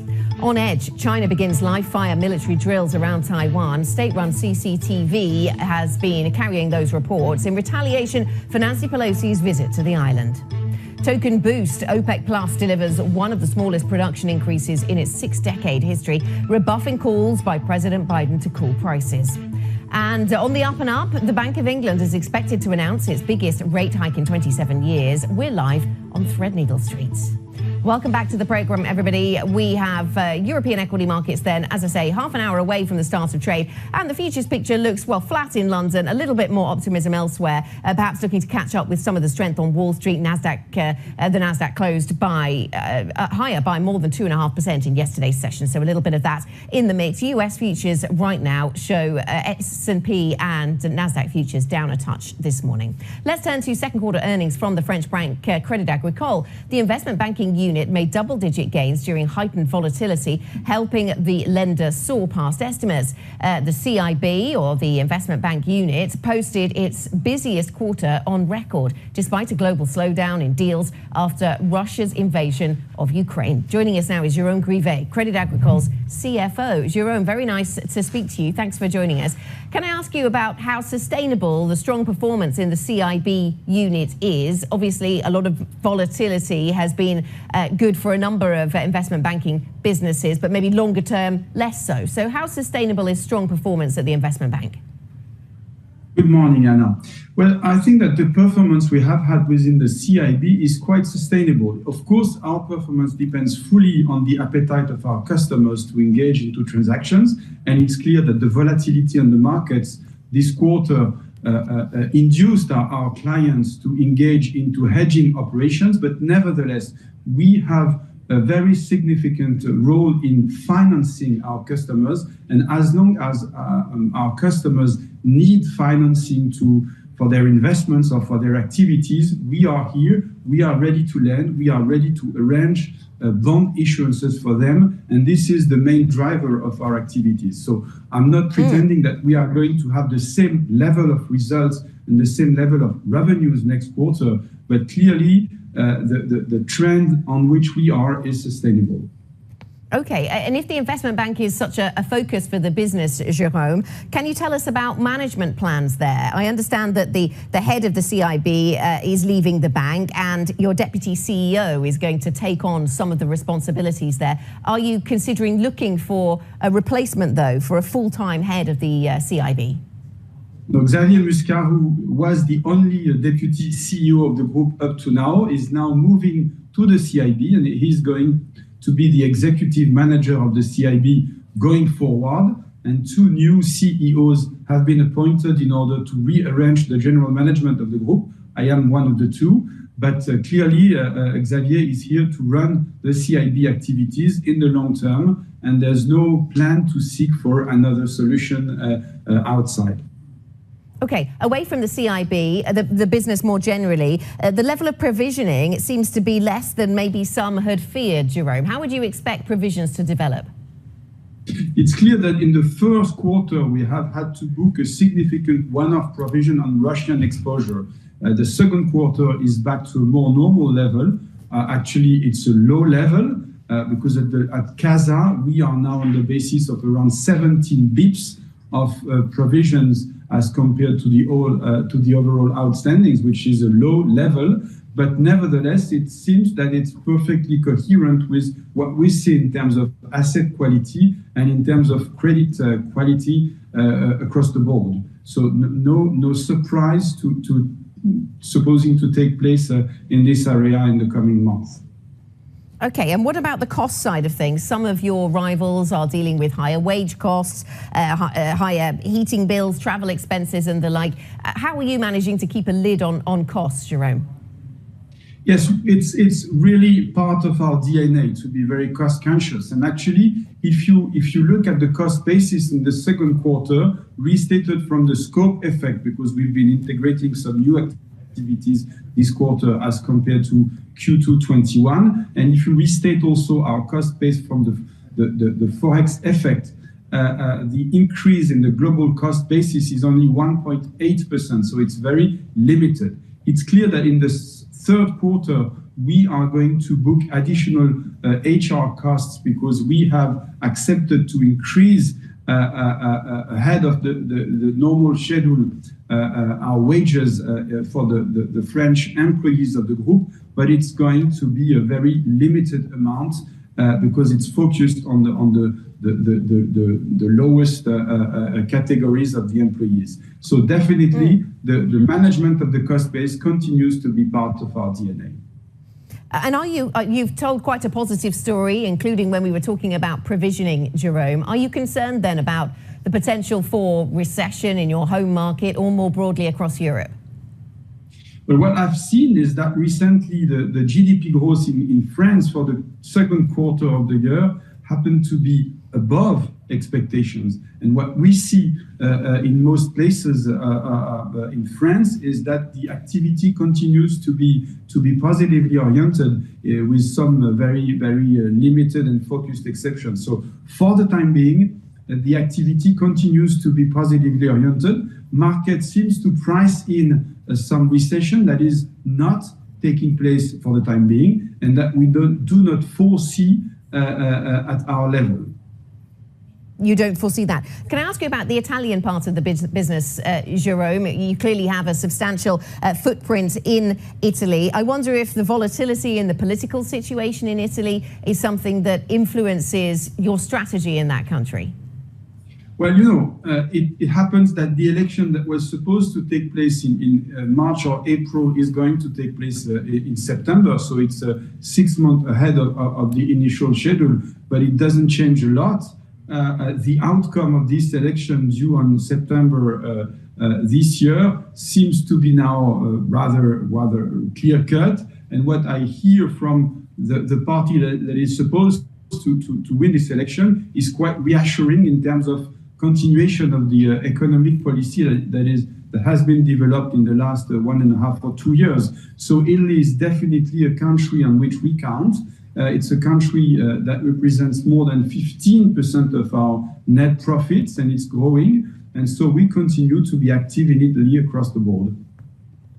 And can I ask you more specifically, you've acquired 9% of Banco BPM in Italy. You're now facing AXA and others in competition for the Italian lender's non-life insurance business. Can you update us on the process, the pricing, any news in what's happening in that particular battle? I'm sorry, but I don't want to comment discussions that are presently taking place between BPM and ourselves, and possibly BPM and other competitors. We think that we are very, very well placed to propose the best possible offer to BPM, because distributing bank insurance products in bank networks is really what we know how to do. Just as an example of that, in France, in the first half of the year, the net premium income in non-life activities is up 10% as compared to last year. So it shows how experienced we are in this business, and we are very confident that at the end of the day, this is going to be decisive. Jérôme, thank you very much. Thanks for your time. Jérôme Grivet, the Crédit Agricole CFO, speaking to us as the company reports its earnings. Coming up on this program, Europe's energy crunch is becoming more acute. Can nuclear power help plug the gaps, or are there issues there? Now, if France is anything to go by, there could be problems. That conversation next. This is Bloomberg.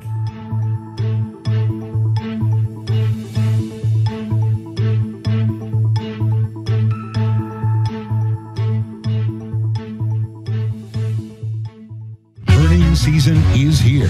At this point, anything in positive territory for Europe feels like a reach. And it's recession obsession. Bloomberg breaks the numbers first with exclusive expert analysis. We've accrued higher than last year, reflecting the strong performance. It's not about announcements, it's about execution, and I'm highly confident that we will deliver. Bloomberg Television and Radio, the fastest numbers and analysis you trust.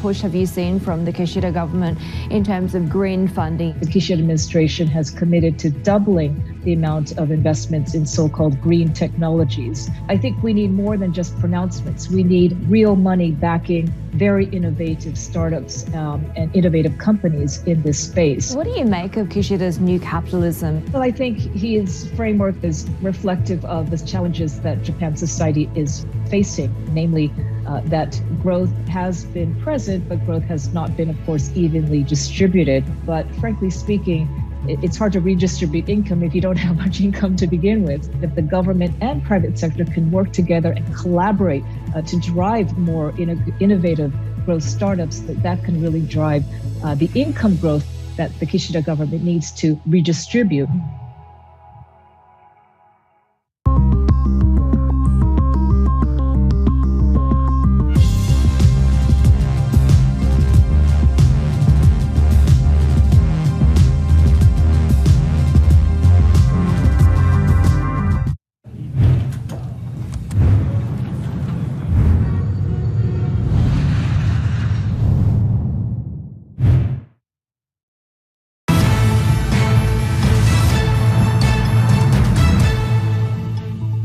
Welcome back to Bloomberg Markets Europe. Still 20 or so minutes to go until the start of cash equities trading. Futures pointing just tentatively higher, looking to catch up with the US gains of yesterday. But US futures point a little bit weaker this morning. Let's take a look at some of the events that we're following for you today. A focus here in the UK. 12 p.m. UK time, we will have the Bank of England's rate decision. Economists are predicting a 50 basis point increase to 1.75%, the biggest move in 27 years. We've spoken to a couple of guests this week, though, who said they'd go for 25. Now, that's followed by US initial jobless claims and the latest trade balance data. Then at 5 p.m. UK time, the Fed's Loretta Mester is due to discuss the US economy and monetary policy at an event in Pittsburgh. We've had a lot of pushback against the idea of pivot this week. And finally, Tesla hosts its annual meeting with CEO Elon Musk, likely to face questions about, well, not Tesla, about Twitter, litigation surrounding his cancelled Twitter takeover. So that's a lot to watch out for today. We're also focusing on commodity markets. Oil prices fell to their lowest close in almost 6 months yesterday. That's as investors weighed a tiny supply increase from OPEC Plus against weaker US gasoline demand, adding just 100,000 barrels a day. The alliance warned of severely limited spare capacity. President Biden's visit to Saudi Arabia last month has yielded little, but the White House is still urging oil producers to boost output. We have the decision today to continue increases that, quite frankly, were supposed to go to zero. And we'll see at the meeting next month where the market is and what OPEC does then. And we will continue to have the same message, whether it's a sovereign or if it's a private company. This is the time, if you have the capacity, to invest in it and to be able to make sure that the global economy has what it needs to continue to grow. Because if it doesn't, both the sovereigns and the private companies will suffer the consequences as well, and most importantly, the American people will. And that's not what we want to see. U.S. administration there. Joining us now is Bloomberg's Paul Wallace, covering amounts of oil. They didn't add necessarily meaningful amounts. Is that because of the geopolitics? I mean, OPEC Plus includes Russia, of course. Or is it because they're making assumptions that the high price is kind of doing the job for them and bringing prices down?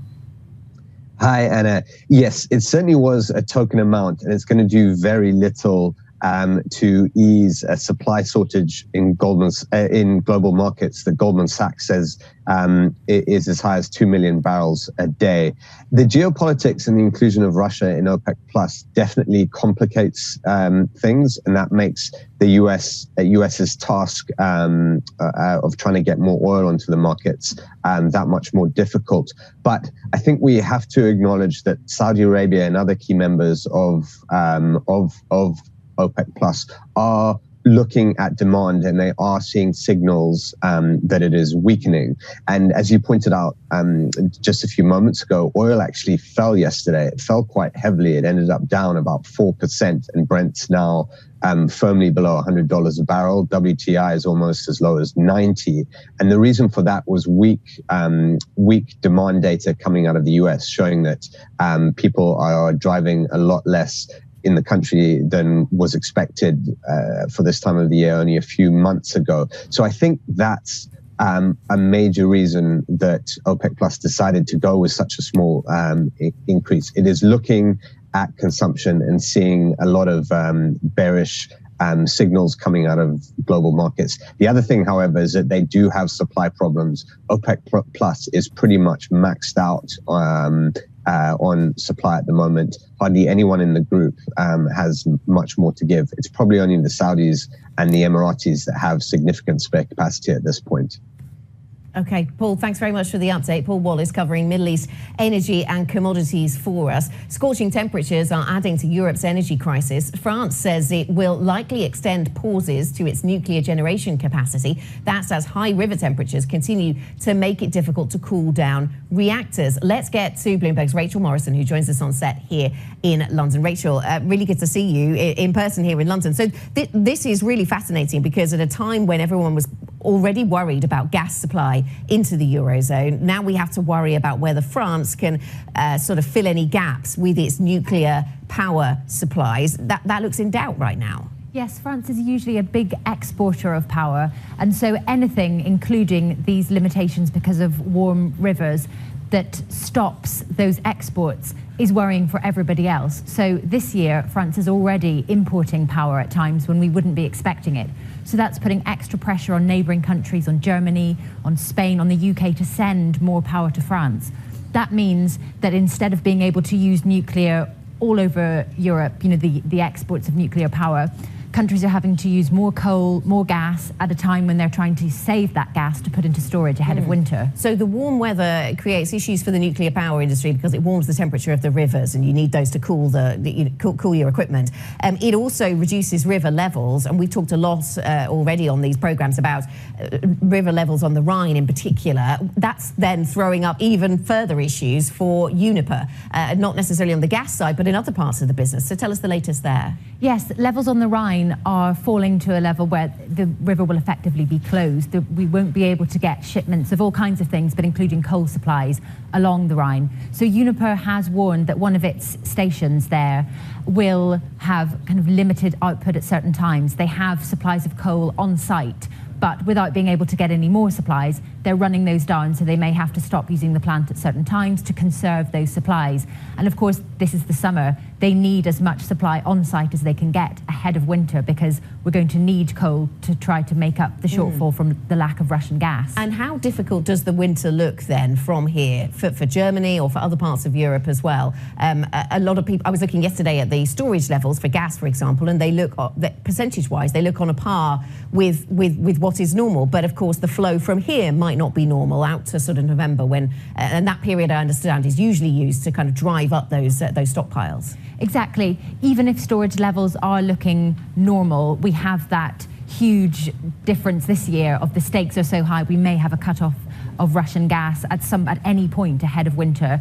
And also the fact that everything is looking so bad already in the summer. We have record high prices in power, and gas prices are incredibly high. We don't normally see that in the summer. So that's sort of setting the stage for what the market expects in the winter, which is really things to probably get worse. Yeah, so the prices in summer are this high. How high can they get in the winter? Rachel, thank you very much. Bloomberg's Rachel Morrison bringing us the latest on a number of energy themes dominating the conversation around the broader economy as well for Europe. Now, coming up, we will look at your stocks to watch, including Crédit Agricole.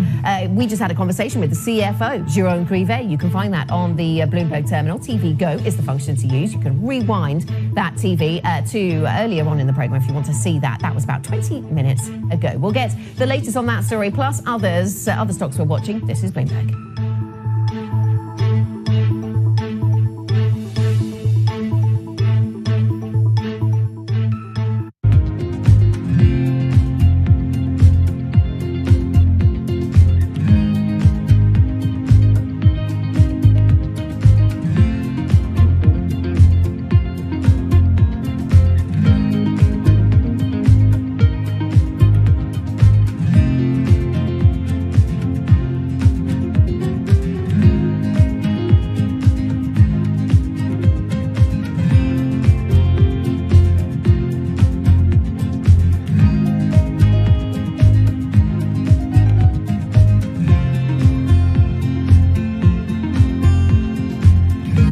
Cryptocurrencies have been very popular. And if a client came to you and said, look, I'd like some cryptocurrencies in my portfolio, what would you say? Oh, we've actually been really deep into crypto, deep into learning about blockchain, and all of the new businesses. You know, I would characterize this as crypto learners.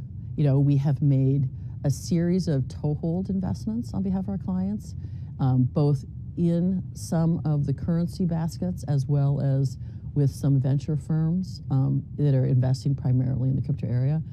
I think it has the potential to be completely game-changing, but it is still such the Wild West, and it's so uncertain. But it has the potential to completely upend everything. Markets countdown in Europe. From the financial centers of the world, Bloomberg Markets European Close with Guy Johnson in London and Alex Steele in New York. Real-time numbers, real-time analysis. Weekdays.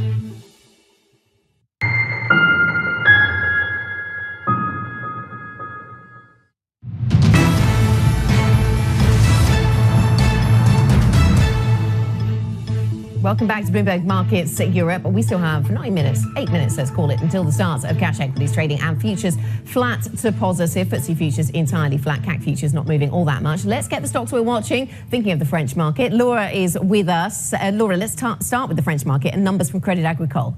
Yeah, the French lender Crédit Agricole coming in with net income just shy of 2 billion euros. The street was forecasting just over 1 billion euros. This is because of an extremely strong performance at the corporate and investment bank, where revenue was up 26% year over year. Traders capitalizing on market volatility. Like other lenders, Crédit Agricole has also benefited from rising interest rates at its retail operations. Okay, that's the story in French finance. Adidas, give us some data here. Well, 2022 has been a really tough year for the German sports retailer. It's lost almost a third of its value year to date. It came out with a profit warning last week, primarily due to weakness in Greater China because of consumer boycotts of Western brands and rolling lockdowns. And that weakness was substantiated in second quarter results, with Greater China sales down 28% year over year. That said, the retailer is seeing momentum in markets including the US and Latin America. But of course, like all retailers, there is a huge unknown as to what extent consumers will curb their spending in these hard inflationary conditions. Yeah, North American revenue up 37% year on year, Latin America up 48%. Let's see if that can offset concerns around China then, Laura. And to the commodities space and Glencore. This was a huge profit beat over at the miner with adjusted EBITDA of $18.9 billion. The real star here was thermal coal. Glencore is the world's largest shipper of thermal coal, and the coal business alone brought in almost $10 billion. As a result, the miner announcing a $1.5 billion dividend. They've launched $3 billion in share buybacks, although management did admit that in the second half of the year, they expect trading conditions to normalize somewhat.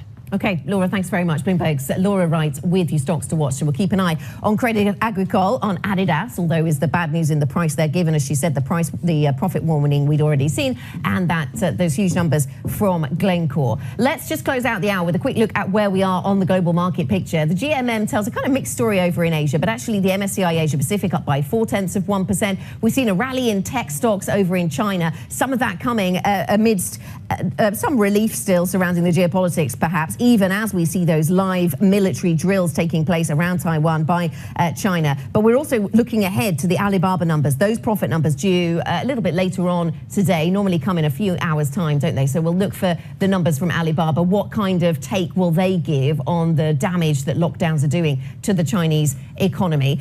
So that's the story out of Asia. In terms of the GMM, a real area of red on the right-hand side there coming through on commodities. We've talked about oil, we've talked about gas and nuclear energy here in Europe. There's a lot going on, a lot to discuss. We heard from OPEC Plus, of course, and the size of their increase, a little underwhelming, but we heard from Paul Wallace there are a few things driving that decision from the supply side and their ability to supply, also the demand side, are higher prices weighing on demand in the United States, also the geopolitics at play there perhaps as well with OPEC Plus, including Russia. So we do have weakness, though, more broadly around commodities. Yesterday we saw a big fall in the oil price. 96.87 is where we currently trade on the Brent price, fairly flat, but as I say, after a big drop yesterday. Coming up on the agenda, the Bank of England will be front and centre. We'll be looking for, well, will it be 50 basis points? Will we get that biggest in a number of decades increase in interest rates from the central bank? They haven't done 50 for a while, even as others are doing 50 or 75. We'll see if we get that a little bit later on. And details on quantitative tightening. This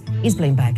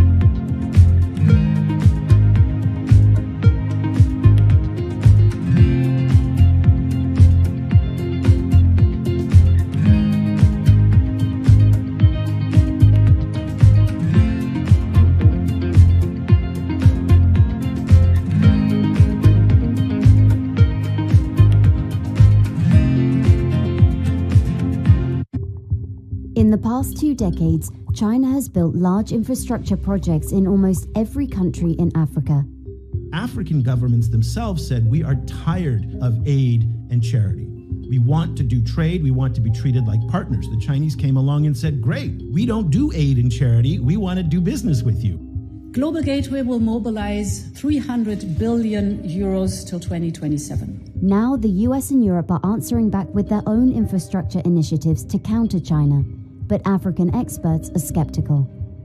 China has been that guy around the corner with, a bouquet of flowers to Africa, the US, Europe and the UK. Have time and time again said, be careful of the flowers you see out of the window. They have thorns on them.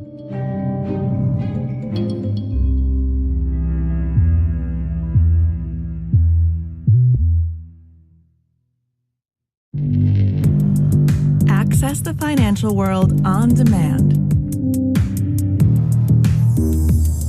Hear from leading economists, policymakers, and industry experts via live and on-demand webinars, only from Bloomberg. Start exploring to see what's moving the markets. Visit Bloomberg.com/webinars.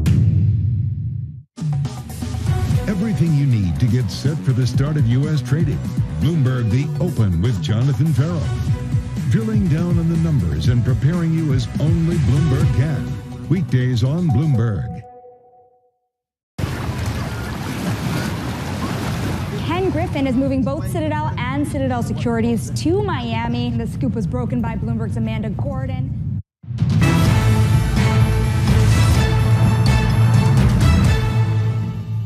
Welcome to the European Market Open, everyone. A minute to go until the start of cash equity trading. I'm Francine Lacqua in London, and here are your top stories. Live fire drills. China starts 3 days of military exercises around Taiwan in retaliation for Nancy Pelosi's visit.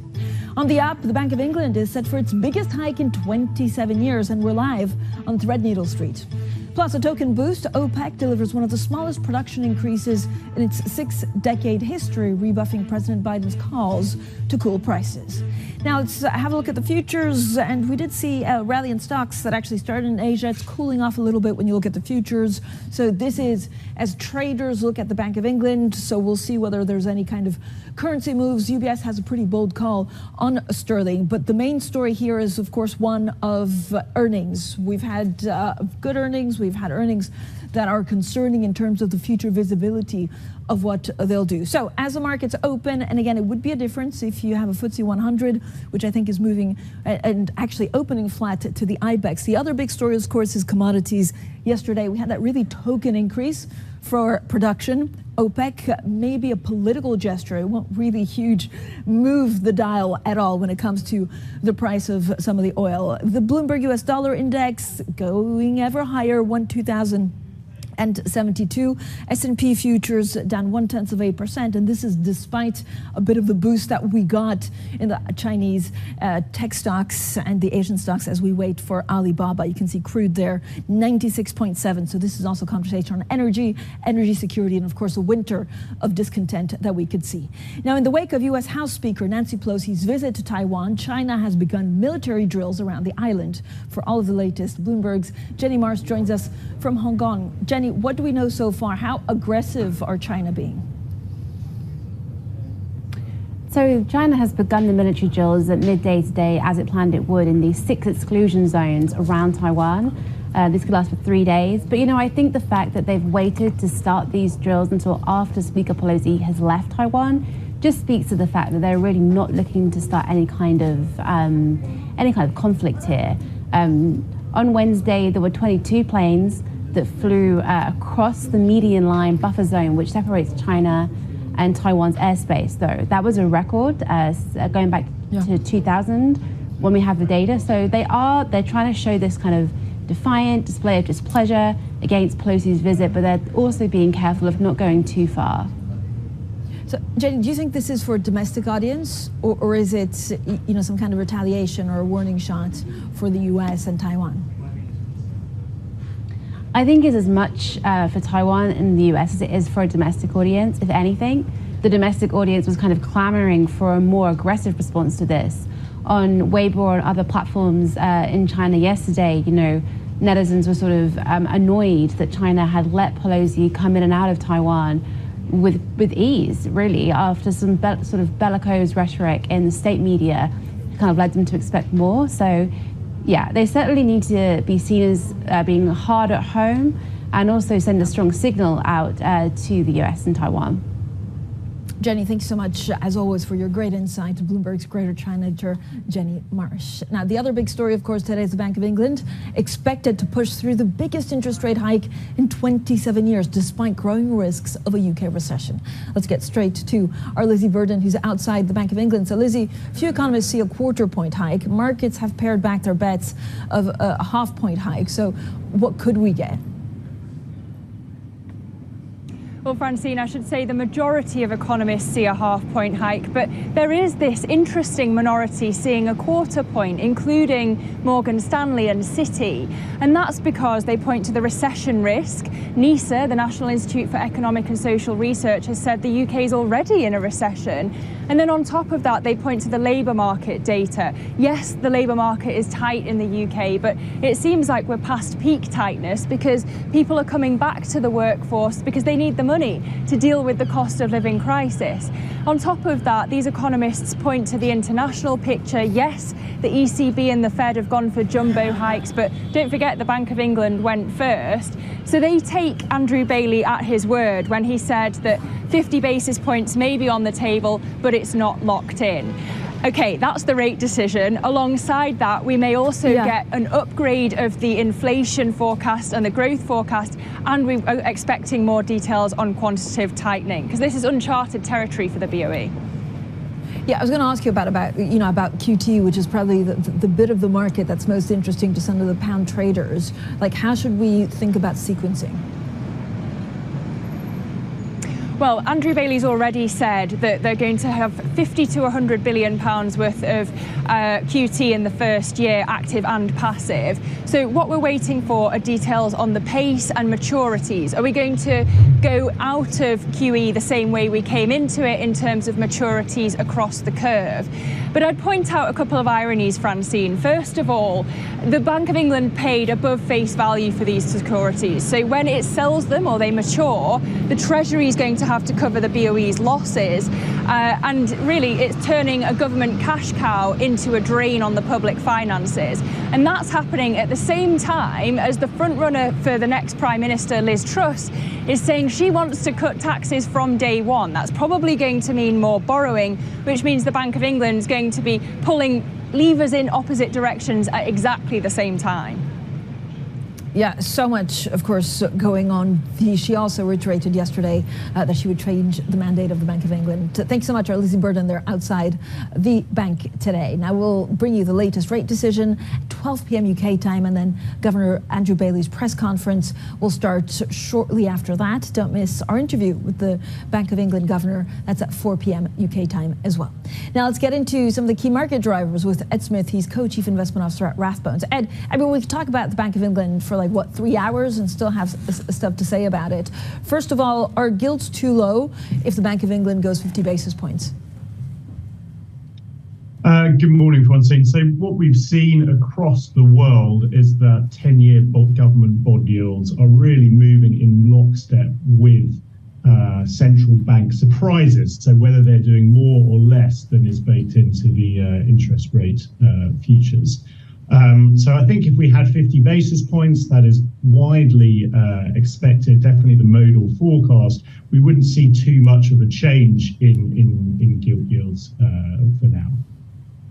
What does that mean for pound? So we had this UBS, we're really having a pretty bold and outlier call today, saying no matter what happens with interest rates today, the trajectory for pound is lower because of the big energy crisis we'll see in the winter. Yeah, I mean, over the long run, which is the only time horizon we have any conviction in our currency calls because currencies are just too fickle and have too unsteady a relationship with other variables over the short term.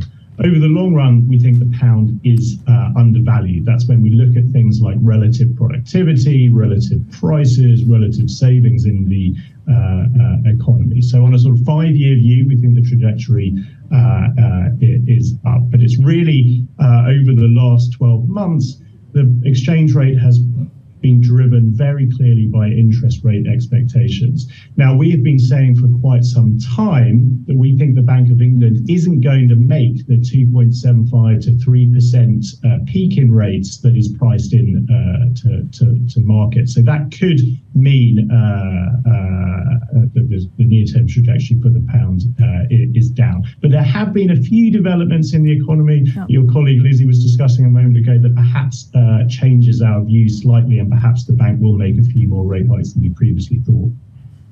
Yeah, so what would you buy right now in this environment, not only in the UK, but elsewhere? Go to cash.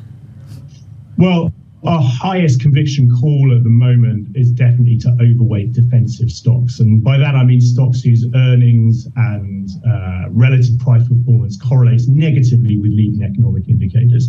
And we think that's an all-weather trade at the moment, because whether or not a global recession is avoided, whether or not core inflation does fade back to target in the second half of next year, whether or not the Fed hikes by more or less than the current path set out by the market, we think defensive stocks will give you superior risk-adjusted returns, because they outperform when the economic second derivatives is negative, right? When growth is decelerating, when the LEIs are turning down. And I'm not a bear who thinks a proper recession is guaranteed.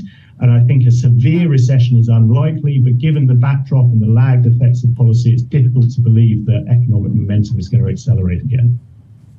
Okay, and Ed, I want to talk to you about treasuries in a second, but my morning must-read today is from John Authers, one of our favorites, well, my favorite, actually, a writer here at Bloomberg, and he has something called, or he has a piece out saying, "Are animal spirits running into a dumb money trap?"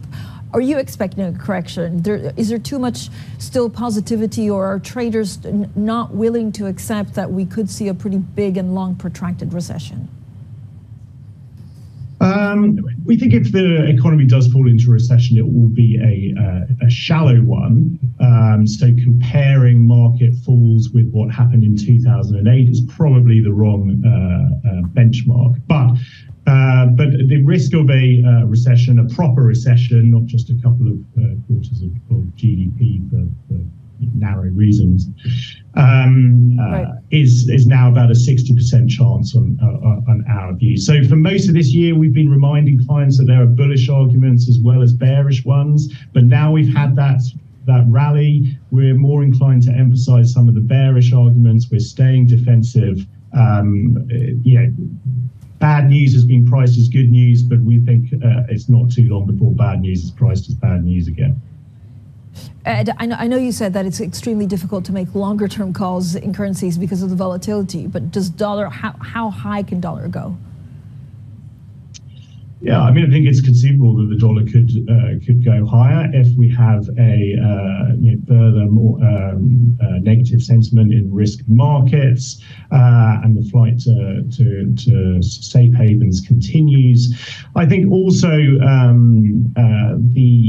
perhaps the risks from persistently high core prices are at their most broad in the American market, which perhaps means that the risks to interest rates are perhaps furthest to the upside in American markets, and that could support the dollar too. All right, we'll talk also about treasuries and the pretty dramatic moves that we saw this week. Ed Smith, Co-Chief Investment Officer at Rathbones, stays with us. Coming up, keeping up the fight on inflation. Fed speakers say cooling down price rises is their top priority. We'll have more on that story next. This is Bloomberg.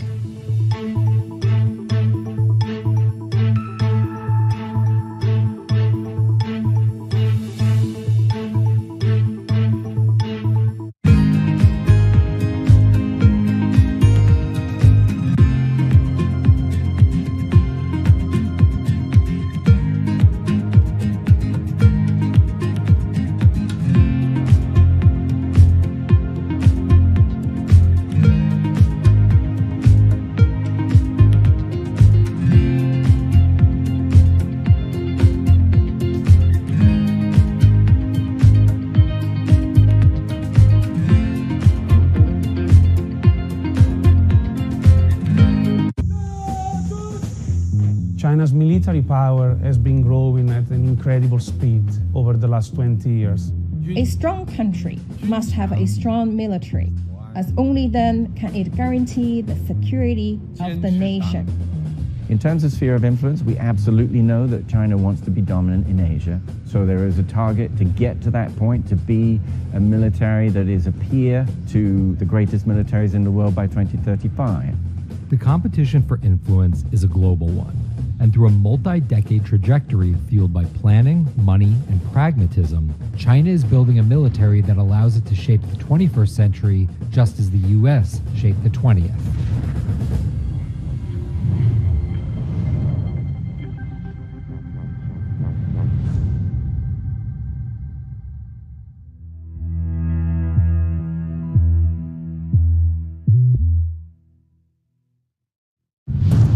No one covers the world like Bloomberg. There's a sense it'll get to 7% in the coming months. Do you see that coming true? Federal Reserve, of course, raising interest rates by 75 basis points again. Where are the job cuts to come from? We will not just cut and run. With unmatched reach and resources from more than 120 countries, the moment news breaks, 24 hours a day. Bloomberg, your global business authority.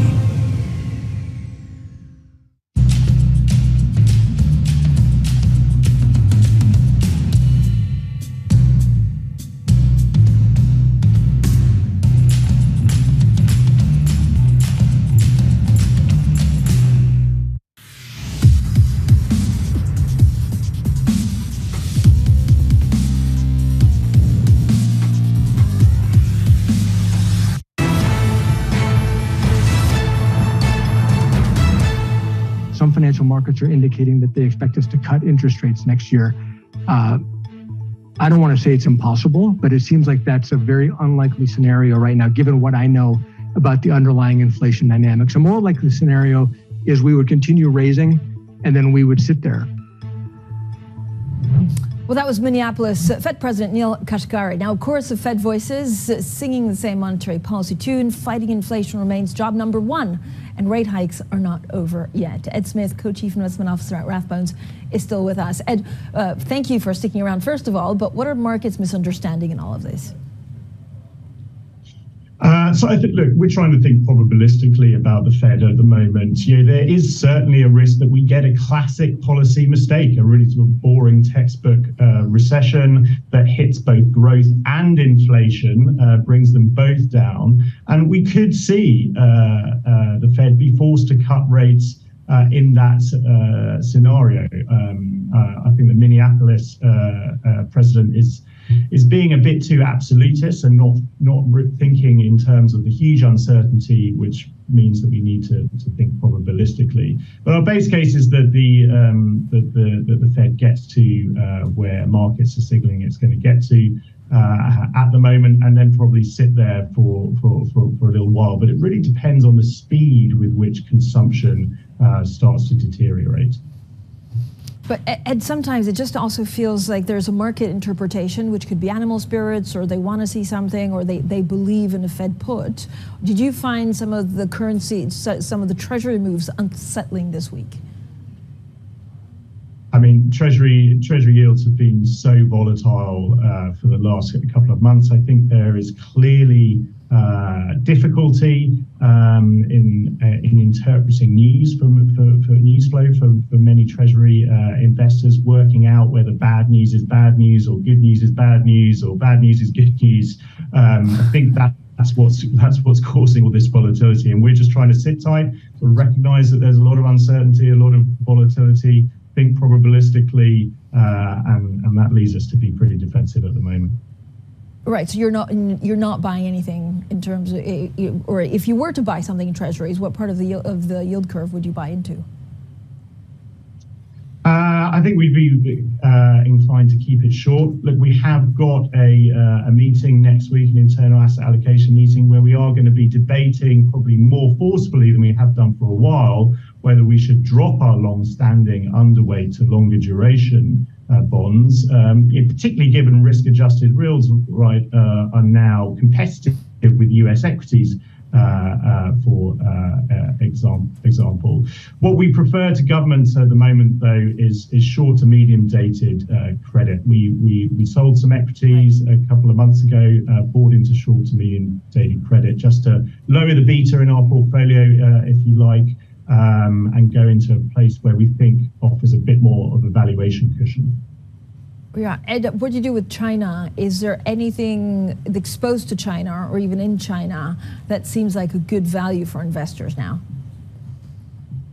I mean, we've been pretty negative on China for a long time. We started that call in January 2021, which got a lot of pushback because it was pretty contrarian back then. Now it's pretty consensual, I guess. A lot of people, as you say, Francine, are thinking about, is there value to be had again? But, last week, we learned that the Politburo is effectively abandoning the official growth target. And that suggests that big policy easing isn't on the way. And that's problematic because China faces a big fiscal cliff in the second half of the year, right? And with the housing market still something of a falling knife, despite a lot of targeted support to that market, we're pretty nervous. The credit impulse has just about turned positive, which is usually when we think about buying for China and Asia Pacific equities more broadly.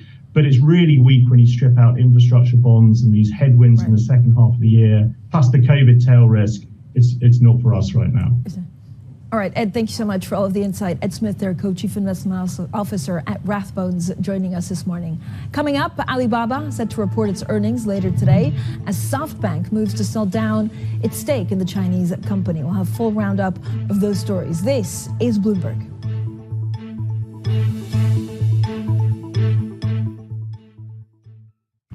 Season is here.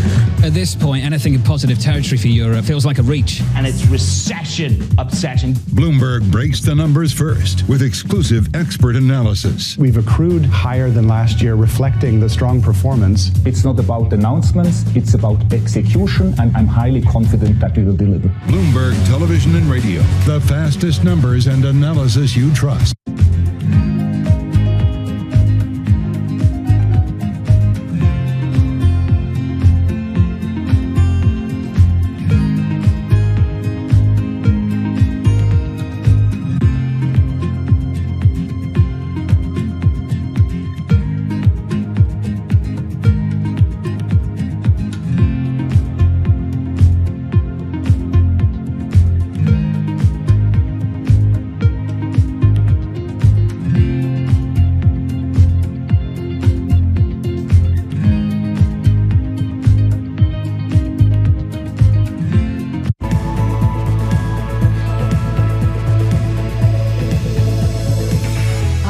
Push have you seen from the Kishida government in terms of green funding? The Kishida administration has committed to doubling the amount of investments in so-called green technologies. I think we need more than just pronouncements. We need real money backing very innovative startups and innovative companies in this space. What do you make of Kishida's new capitalism? Well, I think his framework is reflective of the challenges that Japan society is facing, namely that growth has been present, but growth has not been, of course, evenly distributed. But frankly speaking, it's hard to redistribute income if you don't have much income to begin with. If the government and private sector can work together and collaborate to drive more innovative growth startups, that can really drive the income growth that the Kishida government needs to redistribute.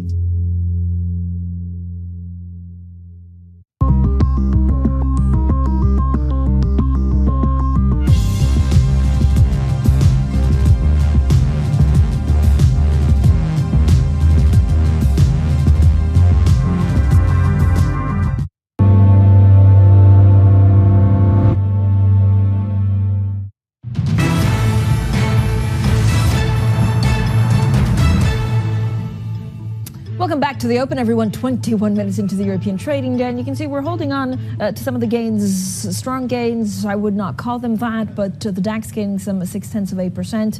Again, some of the stocks gain did cool in Asia, but they were also pushed up by optimism when it came to tech stocks. The story is investors assessing corporate profits, the outlook and the forecast, and then of course they're also wagering on further Federal Reserve interest rate hikes supported, a lot of the havens, including Treasury yields. We're also getting a bit of breaking news now. We're looking at the story, frankly, hourly, if not minute by minute. In the last 2 minutes, Taiwan has said that China has launched missiles in the northeastern surrounding sea.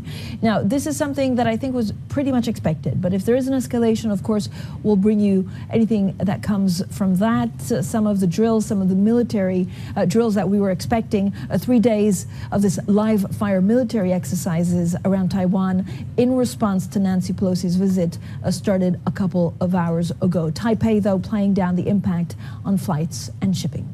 Let's also get to some of the stocks on the move at the open. Now we have 3 stocks for you.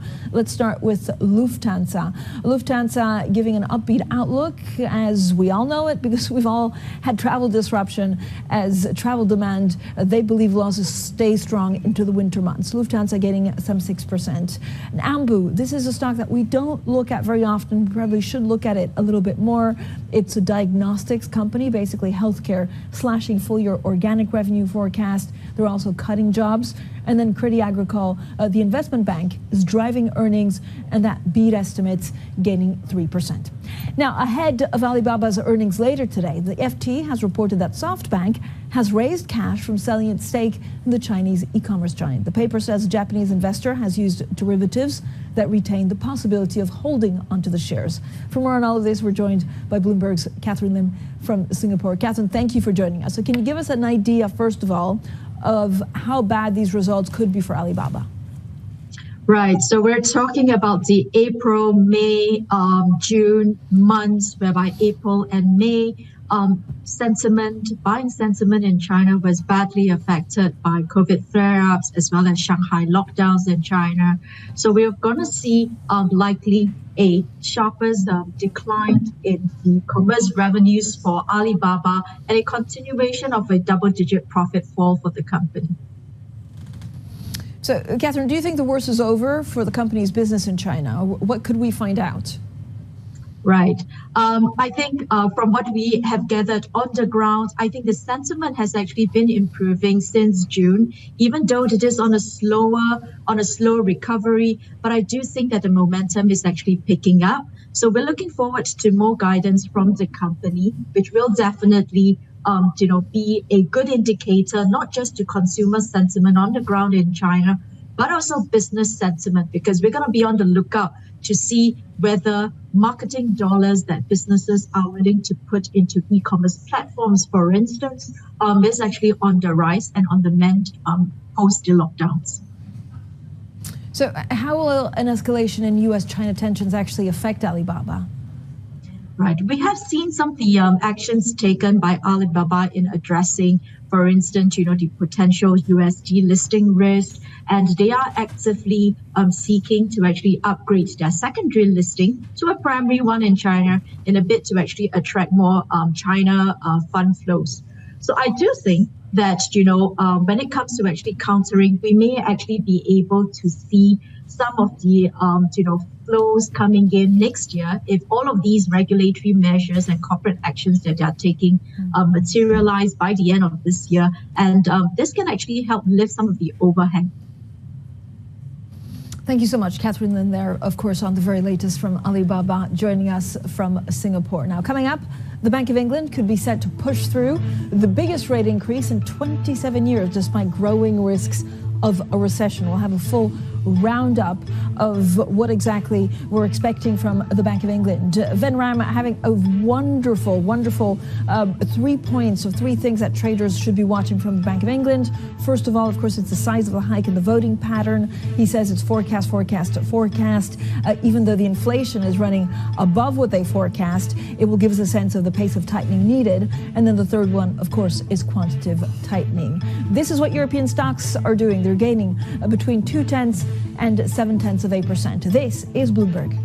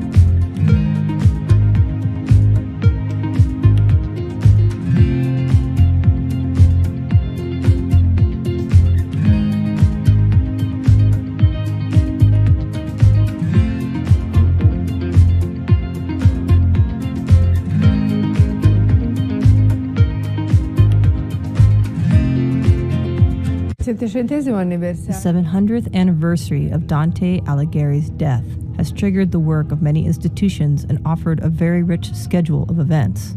Today in Santa Croce, we present one of these projects that suffered a difficult start because COVID-19 has stopped the project that was shared by the Opera di Santi Croce by the Franciscan community from Florence municipality and the Fund for Religious Building of the Internal Minister. Today, Felice Limosani's project is finally enjoyable. In the Pazzi Chapel, the marvelous architecture by Filippo Brunelleschi, the most important images from the Divine Comedy created by the French illustrator Gustave Doré.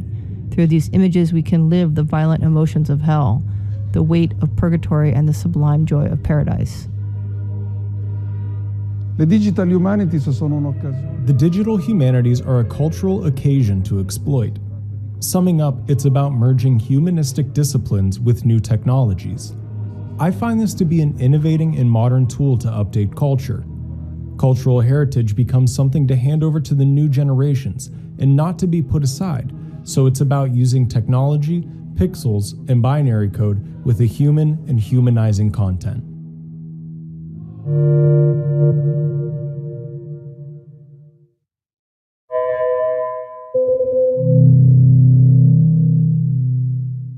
Markets countdown in Europe. From the financial centers of the world, Bloomberg Markets European Close with Guy Johnson in London and Alex Steele in New York.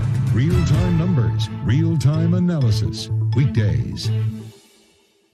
This is a market that over the past few weeks has made it clear it wants to go higher. It got a little spooked by the idea that geopolitical tensions are rising.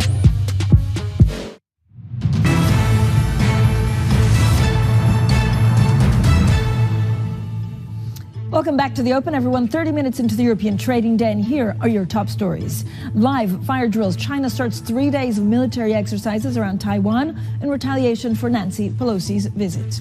On the up, the Bank of England is set for its biggest hike in 27 years. We're live on Threadneedle Street.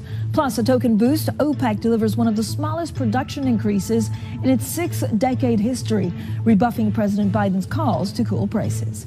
Now, onto the markets. If you look at the markets, they're actually pretty much stable. Again, a lot of the focus from investors is trying to assess the corporate profit outlook, not only in Europe, but also what we're getting in the U.S. We're about, I think, 3/4 of the way through in terms of earnings season.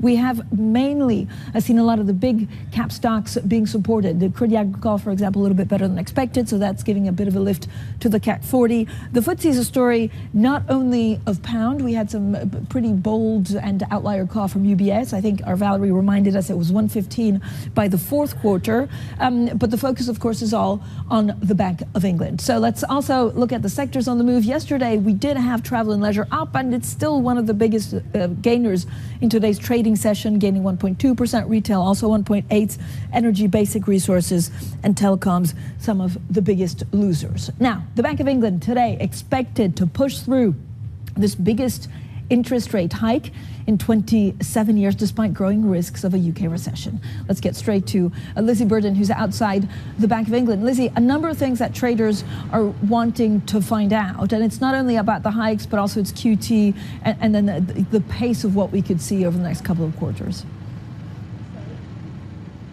Exactly. So in terms of the rate decision, we're expecting a half-point hike, the biggest in the bank's independent history, and probably a 7-2 split with John Cunliffe and Silvana Tenreiro dissenting in favour of 25 basis points. On QT, Governor Andrew Bailey has already said we're going to have 50 to 100 billion pounds worth of QT in the first year, including active sales and letting gilts roll off the balance sheet. So we're expecting more detail on the pace of that. And also maturities across the curve. Are we going to go out of this the same way we came in? So how should we look at quantitative tightening? I know one of the most difficult, of course, questions is how does quantitative tightening play in terms of financial conditions with the rate hikes? Well, the Bank of England said that it doesn't want it to be the active tool, but it's really difficult to ignore. And don't forget that it's only the Bank of England who's doing this. You know, the bank has never done it before, but at the same time, the Fed isn't doing active sales. It's just letting government bonds roll off its balance sheet. So the bank is going to have to play it very, very carefully in terms of how it does it. But once we get more information today, it should set the conditions for the Monetary Policy Committee to vote on QT. And then we're expecting sales to start from the September meeting. How will Governor Bailey, Lizzie, respond to these political pressures on the Bank of England? Well, Francine, the old lady of Threadneedle Street has become an unlikely star in the Conservative Leadership Party drama. Liz Truss, the frontrunner to be the next Prime Minister, has been scathing about the BOE's record on fighting inflation. And not only that, she said that she would review the bank's mandate. I'd point out that the former BOE Governor, Mark Carney, also suggested reviewing the mandate, so perhaps it's not that radical. But if it comes up in the press conference, or indeed in the interviews post-press conference, I expect that Andrew Bailey will continue to defend the BOE's inflation-fighting record, as he has done so far. He said it's been an unprecedented crisis, they did the best they could with the data, and in terms of the mandate, he'll probably bat it off to the Treasury, who set the mandate. But I think that Simon French, the chief economist at Panmure Gordon, put it well. He said the Bank of England is politically independent, but it can't always be independent of politics. Yeah, as we've seen with the Fed, I think at the time, President Trump had called Jay Powell the worst player and then the most increased value in play or something like that. Lizzie, thanks so much. Lizzie Burden there outside the Bank of England. Now we'll bring you, of course, that BOE rate decision live at 12 p.m. UK time, and then Governor Andrew Bailey's press conference due shortly after that. Don't miss our interview with the Bank of the Bank of England chief. That's at 4 p.m. UK time. We're back, of course, talking about some of the markets and the three things that traders are watching from the Bank of England. Stefan Ball, a Goldman Sachs chief UK economist, joins us now. Stefan, I guess, it's the size of the hike, the voting pattern, we're looking at the forecast, and QT. What do you think will be most interesting in all of this? Yeah, I think there's three areas that we'll be looking at. I mean, the first is the vote split, as you were discussing. We're actually calling for a unanimous vote for 50, but I think there's a lot of uncertainty around that. We haven't heard from the more dovish members of the committee. I don't think they'd be thinking about voting for a hold. I think it is the choice between a 25 and a 50. And it is possible that you get one or two dissenting for 25, but we think more likely than not, they'll all vote for a 50. The second is on the forward guidance, and do they keep the act forcefully language in order to keep a 50 basis point on the table for September? And then the third point is on QT. How much detail do we get? Do we actually get a precise number for the likely pace of active sales going forward? So, Stefan, what do you think is the right way forward here? Because the complexity of the Bank of England is really not lost on anyone, not only because it's a small open market economy, not only because we're dealing with shortage, gas crisis coming in the winter, but of course, we're also looking at political turmoil. Yeah, I think there's sort of two main factors in play. I mean, the first is wages and inflation is, strong and quite sticky. Every time we sort of do a deep dive on the wage front, we find that, it's surprisingly how broad and how persistent the strong wage growths are. And then secondly, on activity. Now, a couple of weeks ago, things were looking quite a bit softer and we were talking about being on the edge of recession, but the last few weeks of data flows look quite strong. We now have small positive Q-on-Q growth for Q2, Q3, and Q4. We've reduced our recession probability from 45% to 35%. So all that suggests that a couple of 50 basis point hikes in the next two meetings seem appropriate and seem quite likely. And beyond that, we think they'll step down to a 25 bip pace for November and December, taking a terminal to 2.75. Stefan, how difficult is it to see how much additional tightening the program will exert, QT basically will exert on top of the rate hikes? Yeah, very difficult because we haven't done this before.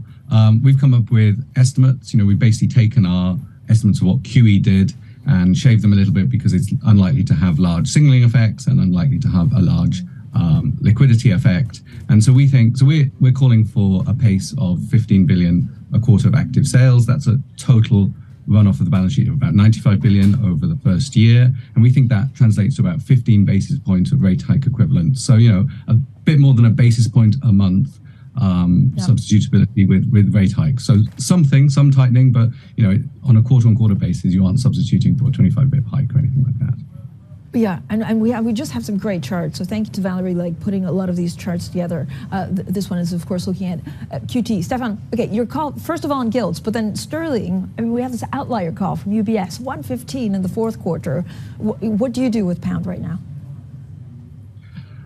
Yes, I think it's an important thing to keep watching for the BOE, small open economy, and we've seen Catherine Mann talk about sterling moves more than Bank of England officials tend to. Now, she talked about the bank almost needing to move 1-for-1 with Fed moves in order to guard against sterling falls and importing more inflation. We don't think that. We do see some downside risks to sterling, and I think that given we're looking like we're getting towards double-digit inflation, I think that is a concern for the Bank of England as an inflation targeting central bank, and it is one to watch. Yeah. Do you think gilt yields are too low at the moment? No, we still see a lot of room for hikes. We see neutral at 1.75. So the hike today, if it is 50 basis point, takes us to neutral, and we think that bank needs to go into contractionary territory in order to tighten monetary policy, and we have terminal at 2.75, so a whole percentage point above neutral in order to bring inflation back down to target. All right, Stefan, thank you so much. As always, Stefan Ball there, Goldman Sachs chief UK economist. Now let's get straight to the Bloomberg First Word News. Here's Laura Wright. Hi, Laura. Hi, Francine. OPEC Plus will raise output by a token 100,000 barrels a day in September in one of the smallest hikes in the oil producer group's history. It comes as a blow for Joe Biden after the US president's visit to Saudi Arabia last month. OPEC members said spare capacity is severely limited and the excess should only be used to respond to major supply disruptions. The US Senate has voted by 95-1 to ratify Sweden and Finland's applications to join NATO, a move aimed at bolstering the alliance after Russia's invasion of Ukraine. If the accession wins approval from all current NATO members, the two countries will join Estonia and Latvia as NATO members bordering Russia.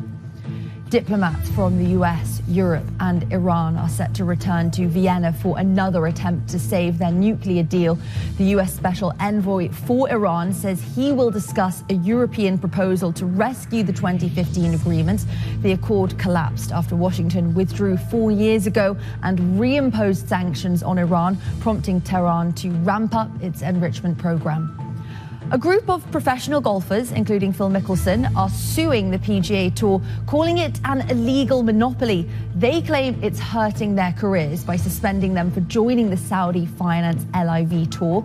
The players say that's part of the PGA's plan to thwart the rival tour. The PGA counters that the lawsuit is a bid by the golfers to free ride on its platform.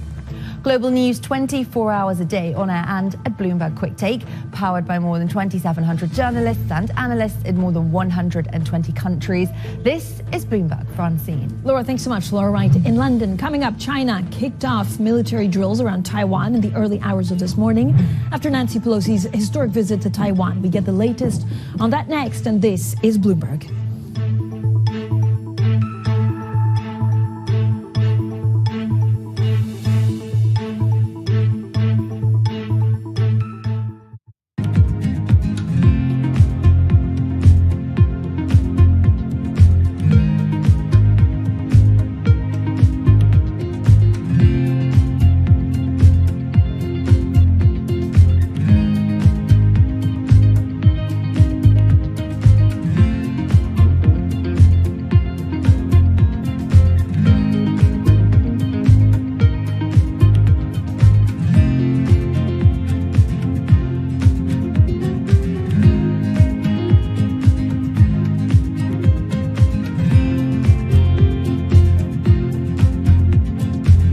Cryptocurrencies have been very popular. And if a client came to you and said, look, I'd like some cryptocurrencies in my portfolio, what would you say? Oh, we've actually been really deep into crypto, deep into learning about blockchain, and all of the new businesses.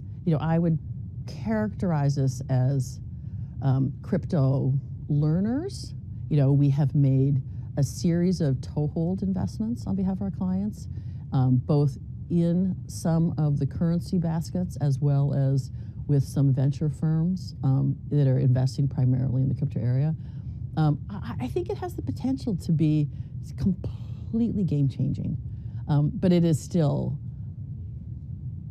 such the Wild West, and it's so uncertain. But it has the potential to completely upend everything.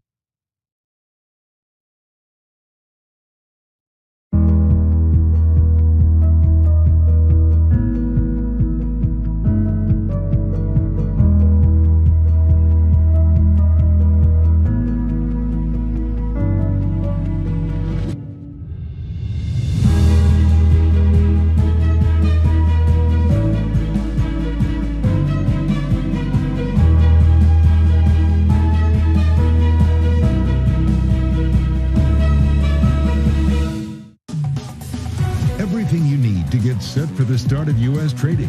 Bloomberg The Open with Jonathan Farrow. Drilling down on the numbers and preparing you as only Bloomberg can. Weekdays on Bloomberg.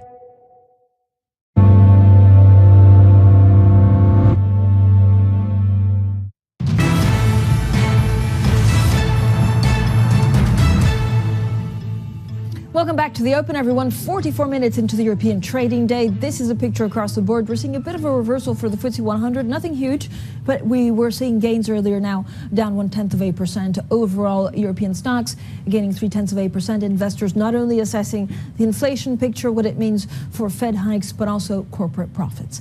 Now, in the wake of U.S. House Speaker Nancy Pelosi's visit to Taiwan, China has begun military drills around the island. However, Bob McNally, founder and president of Rapidan Energy Group, says he sees a low chance of conflict between the U.S. and China.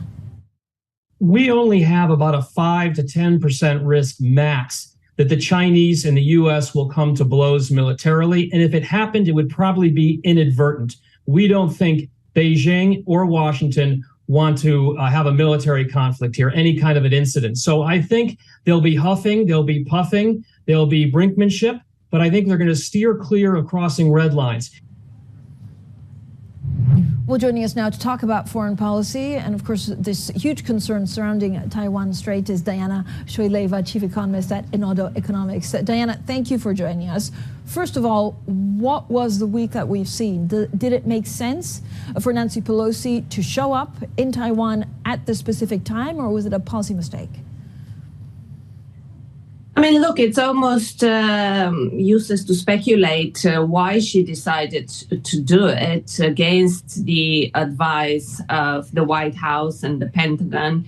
And actually, as it has been suggested, against sort of Taiwan's quiet push against the visit. Now that the visit has happened, I think what we need to think about is what does this mean going forward for Taiwan and for Sino-US relations? And unfortunately, markets, even though they don't seem to have realized yet, have woken up to a much more dangerous new normal. What is the new normal that we could see, Diana? So how does there's a school of thought, one of them saying, like, look, this will force the U.S. and China back at the table. So we're going to see something either worse or bad, but certainly, the status quo is now challenged. And the other one saying that the economic ties will just deteriorate from here no matter what.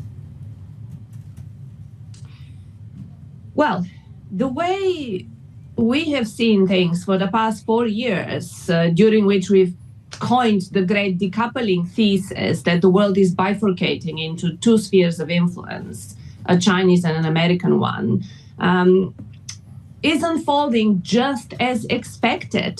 This is an all-encompassing geopolitical confrontation between the aspiring hegemon China and the existing hegemon the US. The existence of Taiwan makes the likelihood of this confrontation contest to turn kinetic, to involve military blows, much higher than it would have otherwise done. So both countries around the world and multinationals and other global companies have to realize that whether they like it or not, they will be forced, they will have to start picking a side. And we already see the economic repercussions in terms of the redistribution, rejigging, changing of global supply chains. But Diana, overall, what does this mean for example, some of the support? We saw also China for the first time really abandon some of the targets and saying like this was not a hard target in terms of economic growth. What are you expecting in terms of support? Could we see a China that grows significantly less without that stimulus that many were expecting? Look, Xi Jinping has reframed the way Chinese economic policy works in the context of the first goal being maintaining national security. And China is no longer interested in growing at all costs. It's interested in quality development. However, whether it will be able to achieve this very difficult transformation remains an open question. And in the process of doing so, it is going pretty much ex-growth. So China's economic development has changed dramatically, and going forward, it's unrealistic to expect them to post strong growth rates or be able to pull the global economy out of the doldrums when it falls in. Yeah, thank you so much for all of that insight. Diana Choileva, their chief economist at Enodo Economics. We'll have plenty more, of course, on China, Taiwan, and the U.S. Now, coming up, OPEC Plus promises a small increase in crude output. So how is that going to go down with Washington? Well, we'll discuss that next. This is Bloomberg.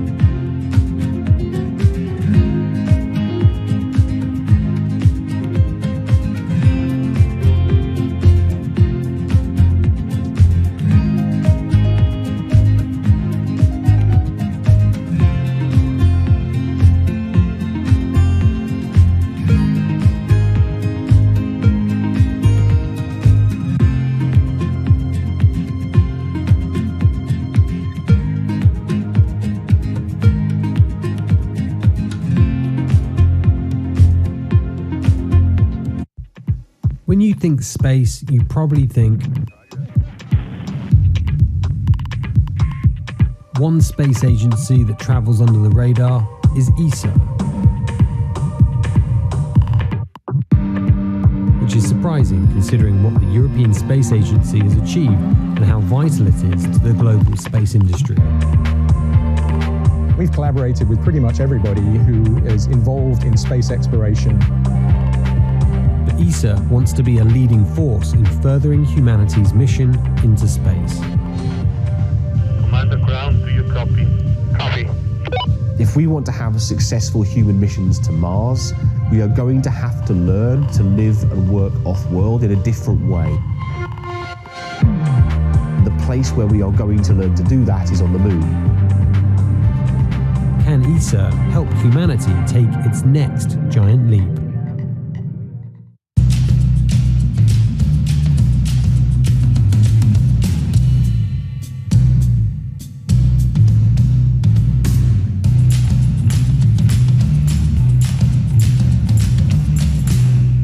It's really a reminder, isn't it, just how sensitive the markets are to any commentary about trade. We did see some pressure on the yuan, we did see some pressure on the futures. That is now being reversed.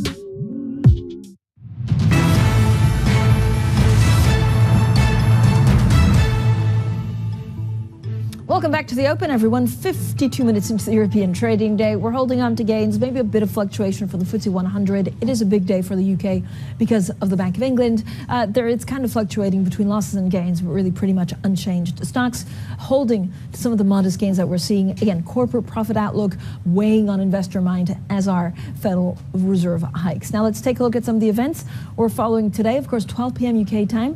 We'll have the Bank of England's rate decision. Economists are predicting a 50 basis point increase to 1.75%. That's the biggest move in 27 years. Now that's followed by U.S. initial jobless claims and the latest trade balance data. Then at 5 p.m. UK time, the Fed's Loretta Mester due to discuss the U.S. economy and monetary policy at an event in Pittsburgh. And finally, Tesla hosts its annual meeting with Chief Executive Elon Musk, likely to face questions on litigation surrounding his canceled Twitter takeover. Now on to other news, and oil prices plunging, Middle East energy and commodities. Paul, so look, thank you so much for joining us. I guess it was better than nothing, right? How badly do you think the OPEC Plus's decision will go down in the U.S.? Hi, Francine. Yes, that is how the American government is portraying it. It's better than nothing.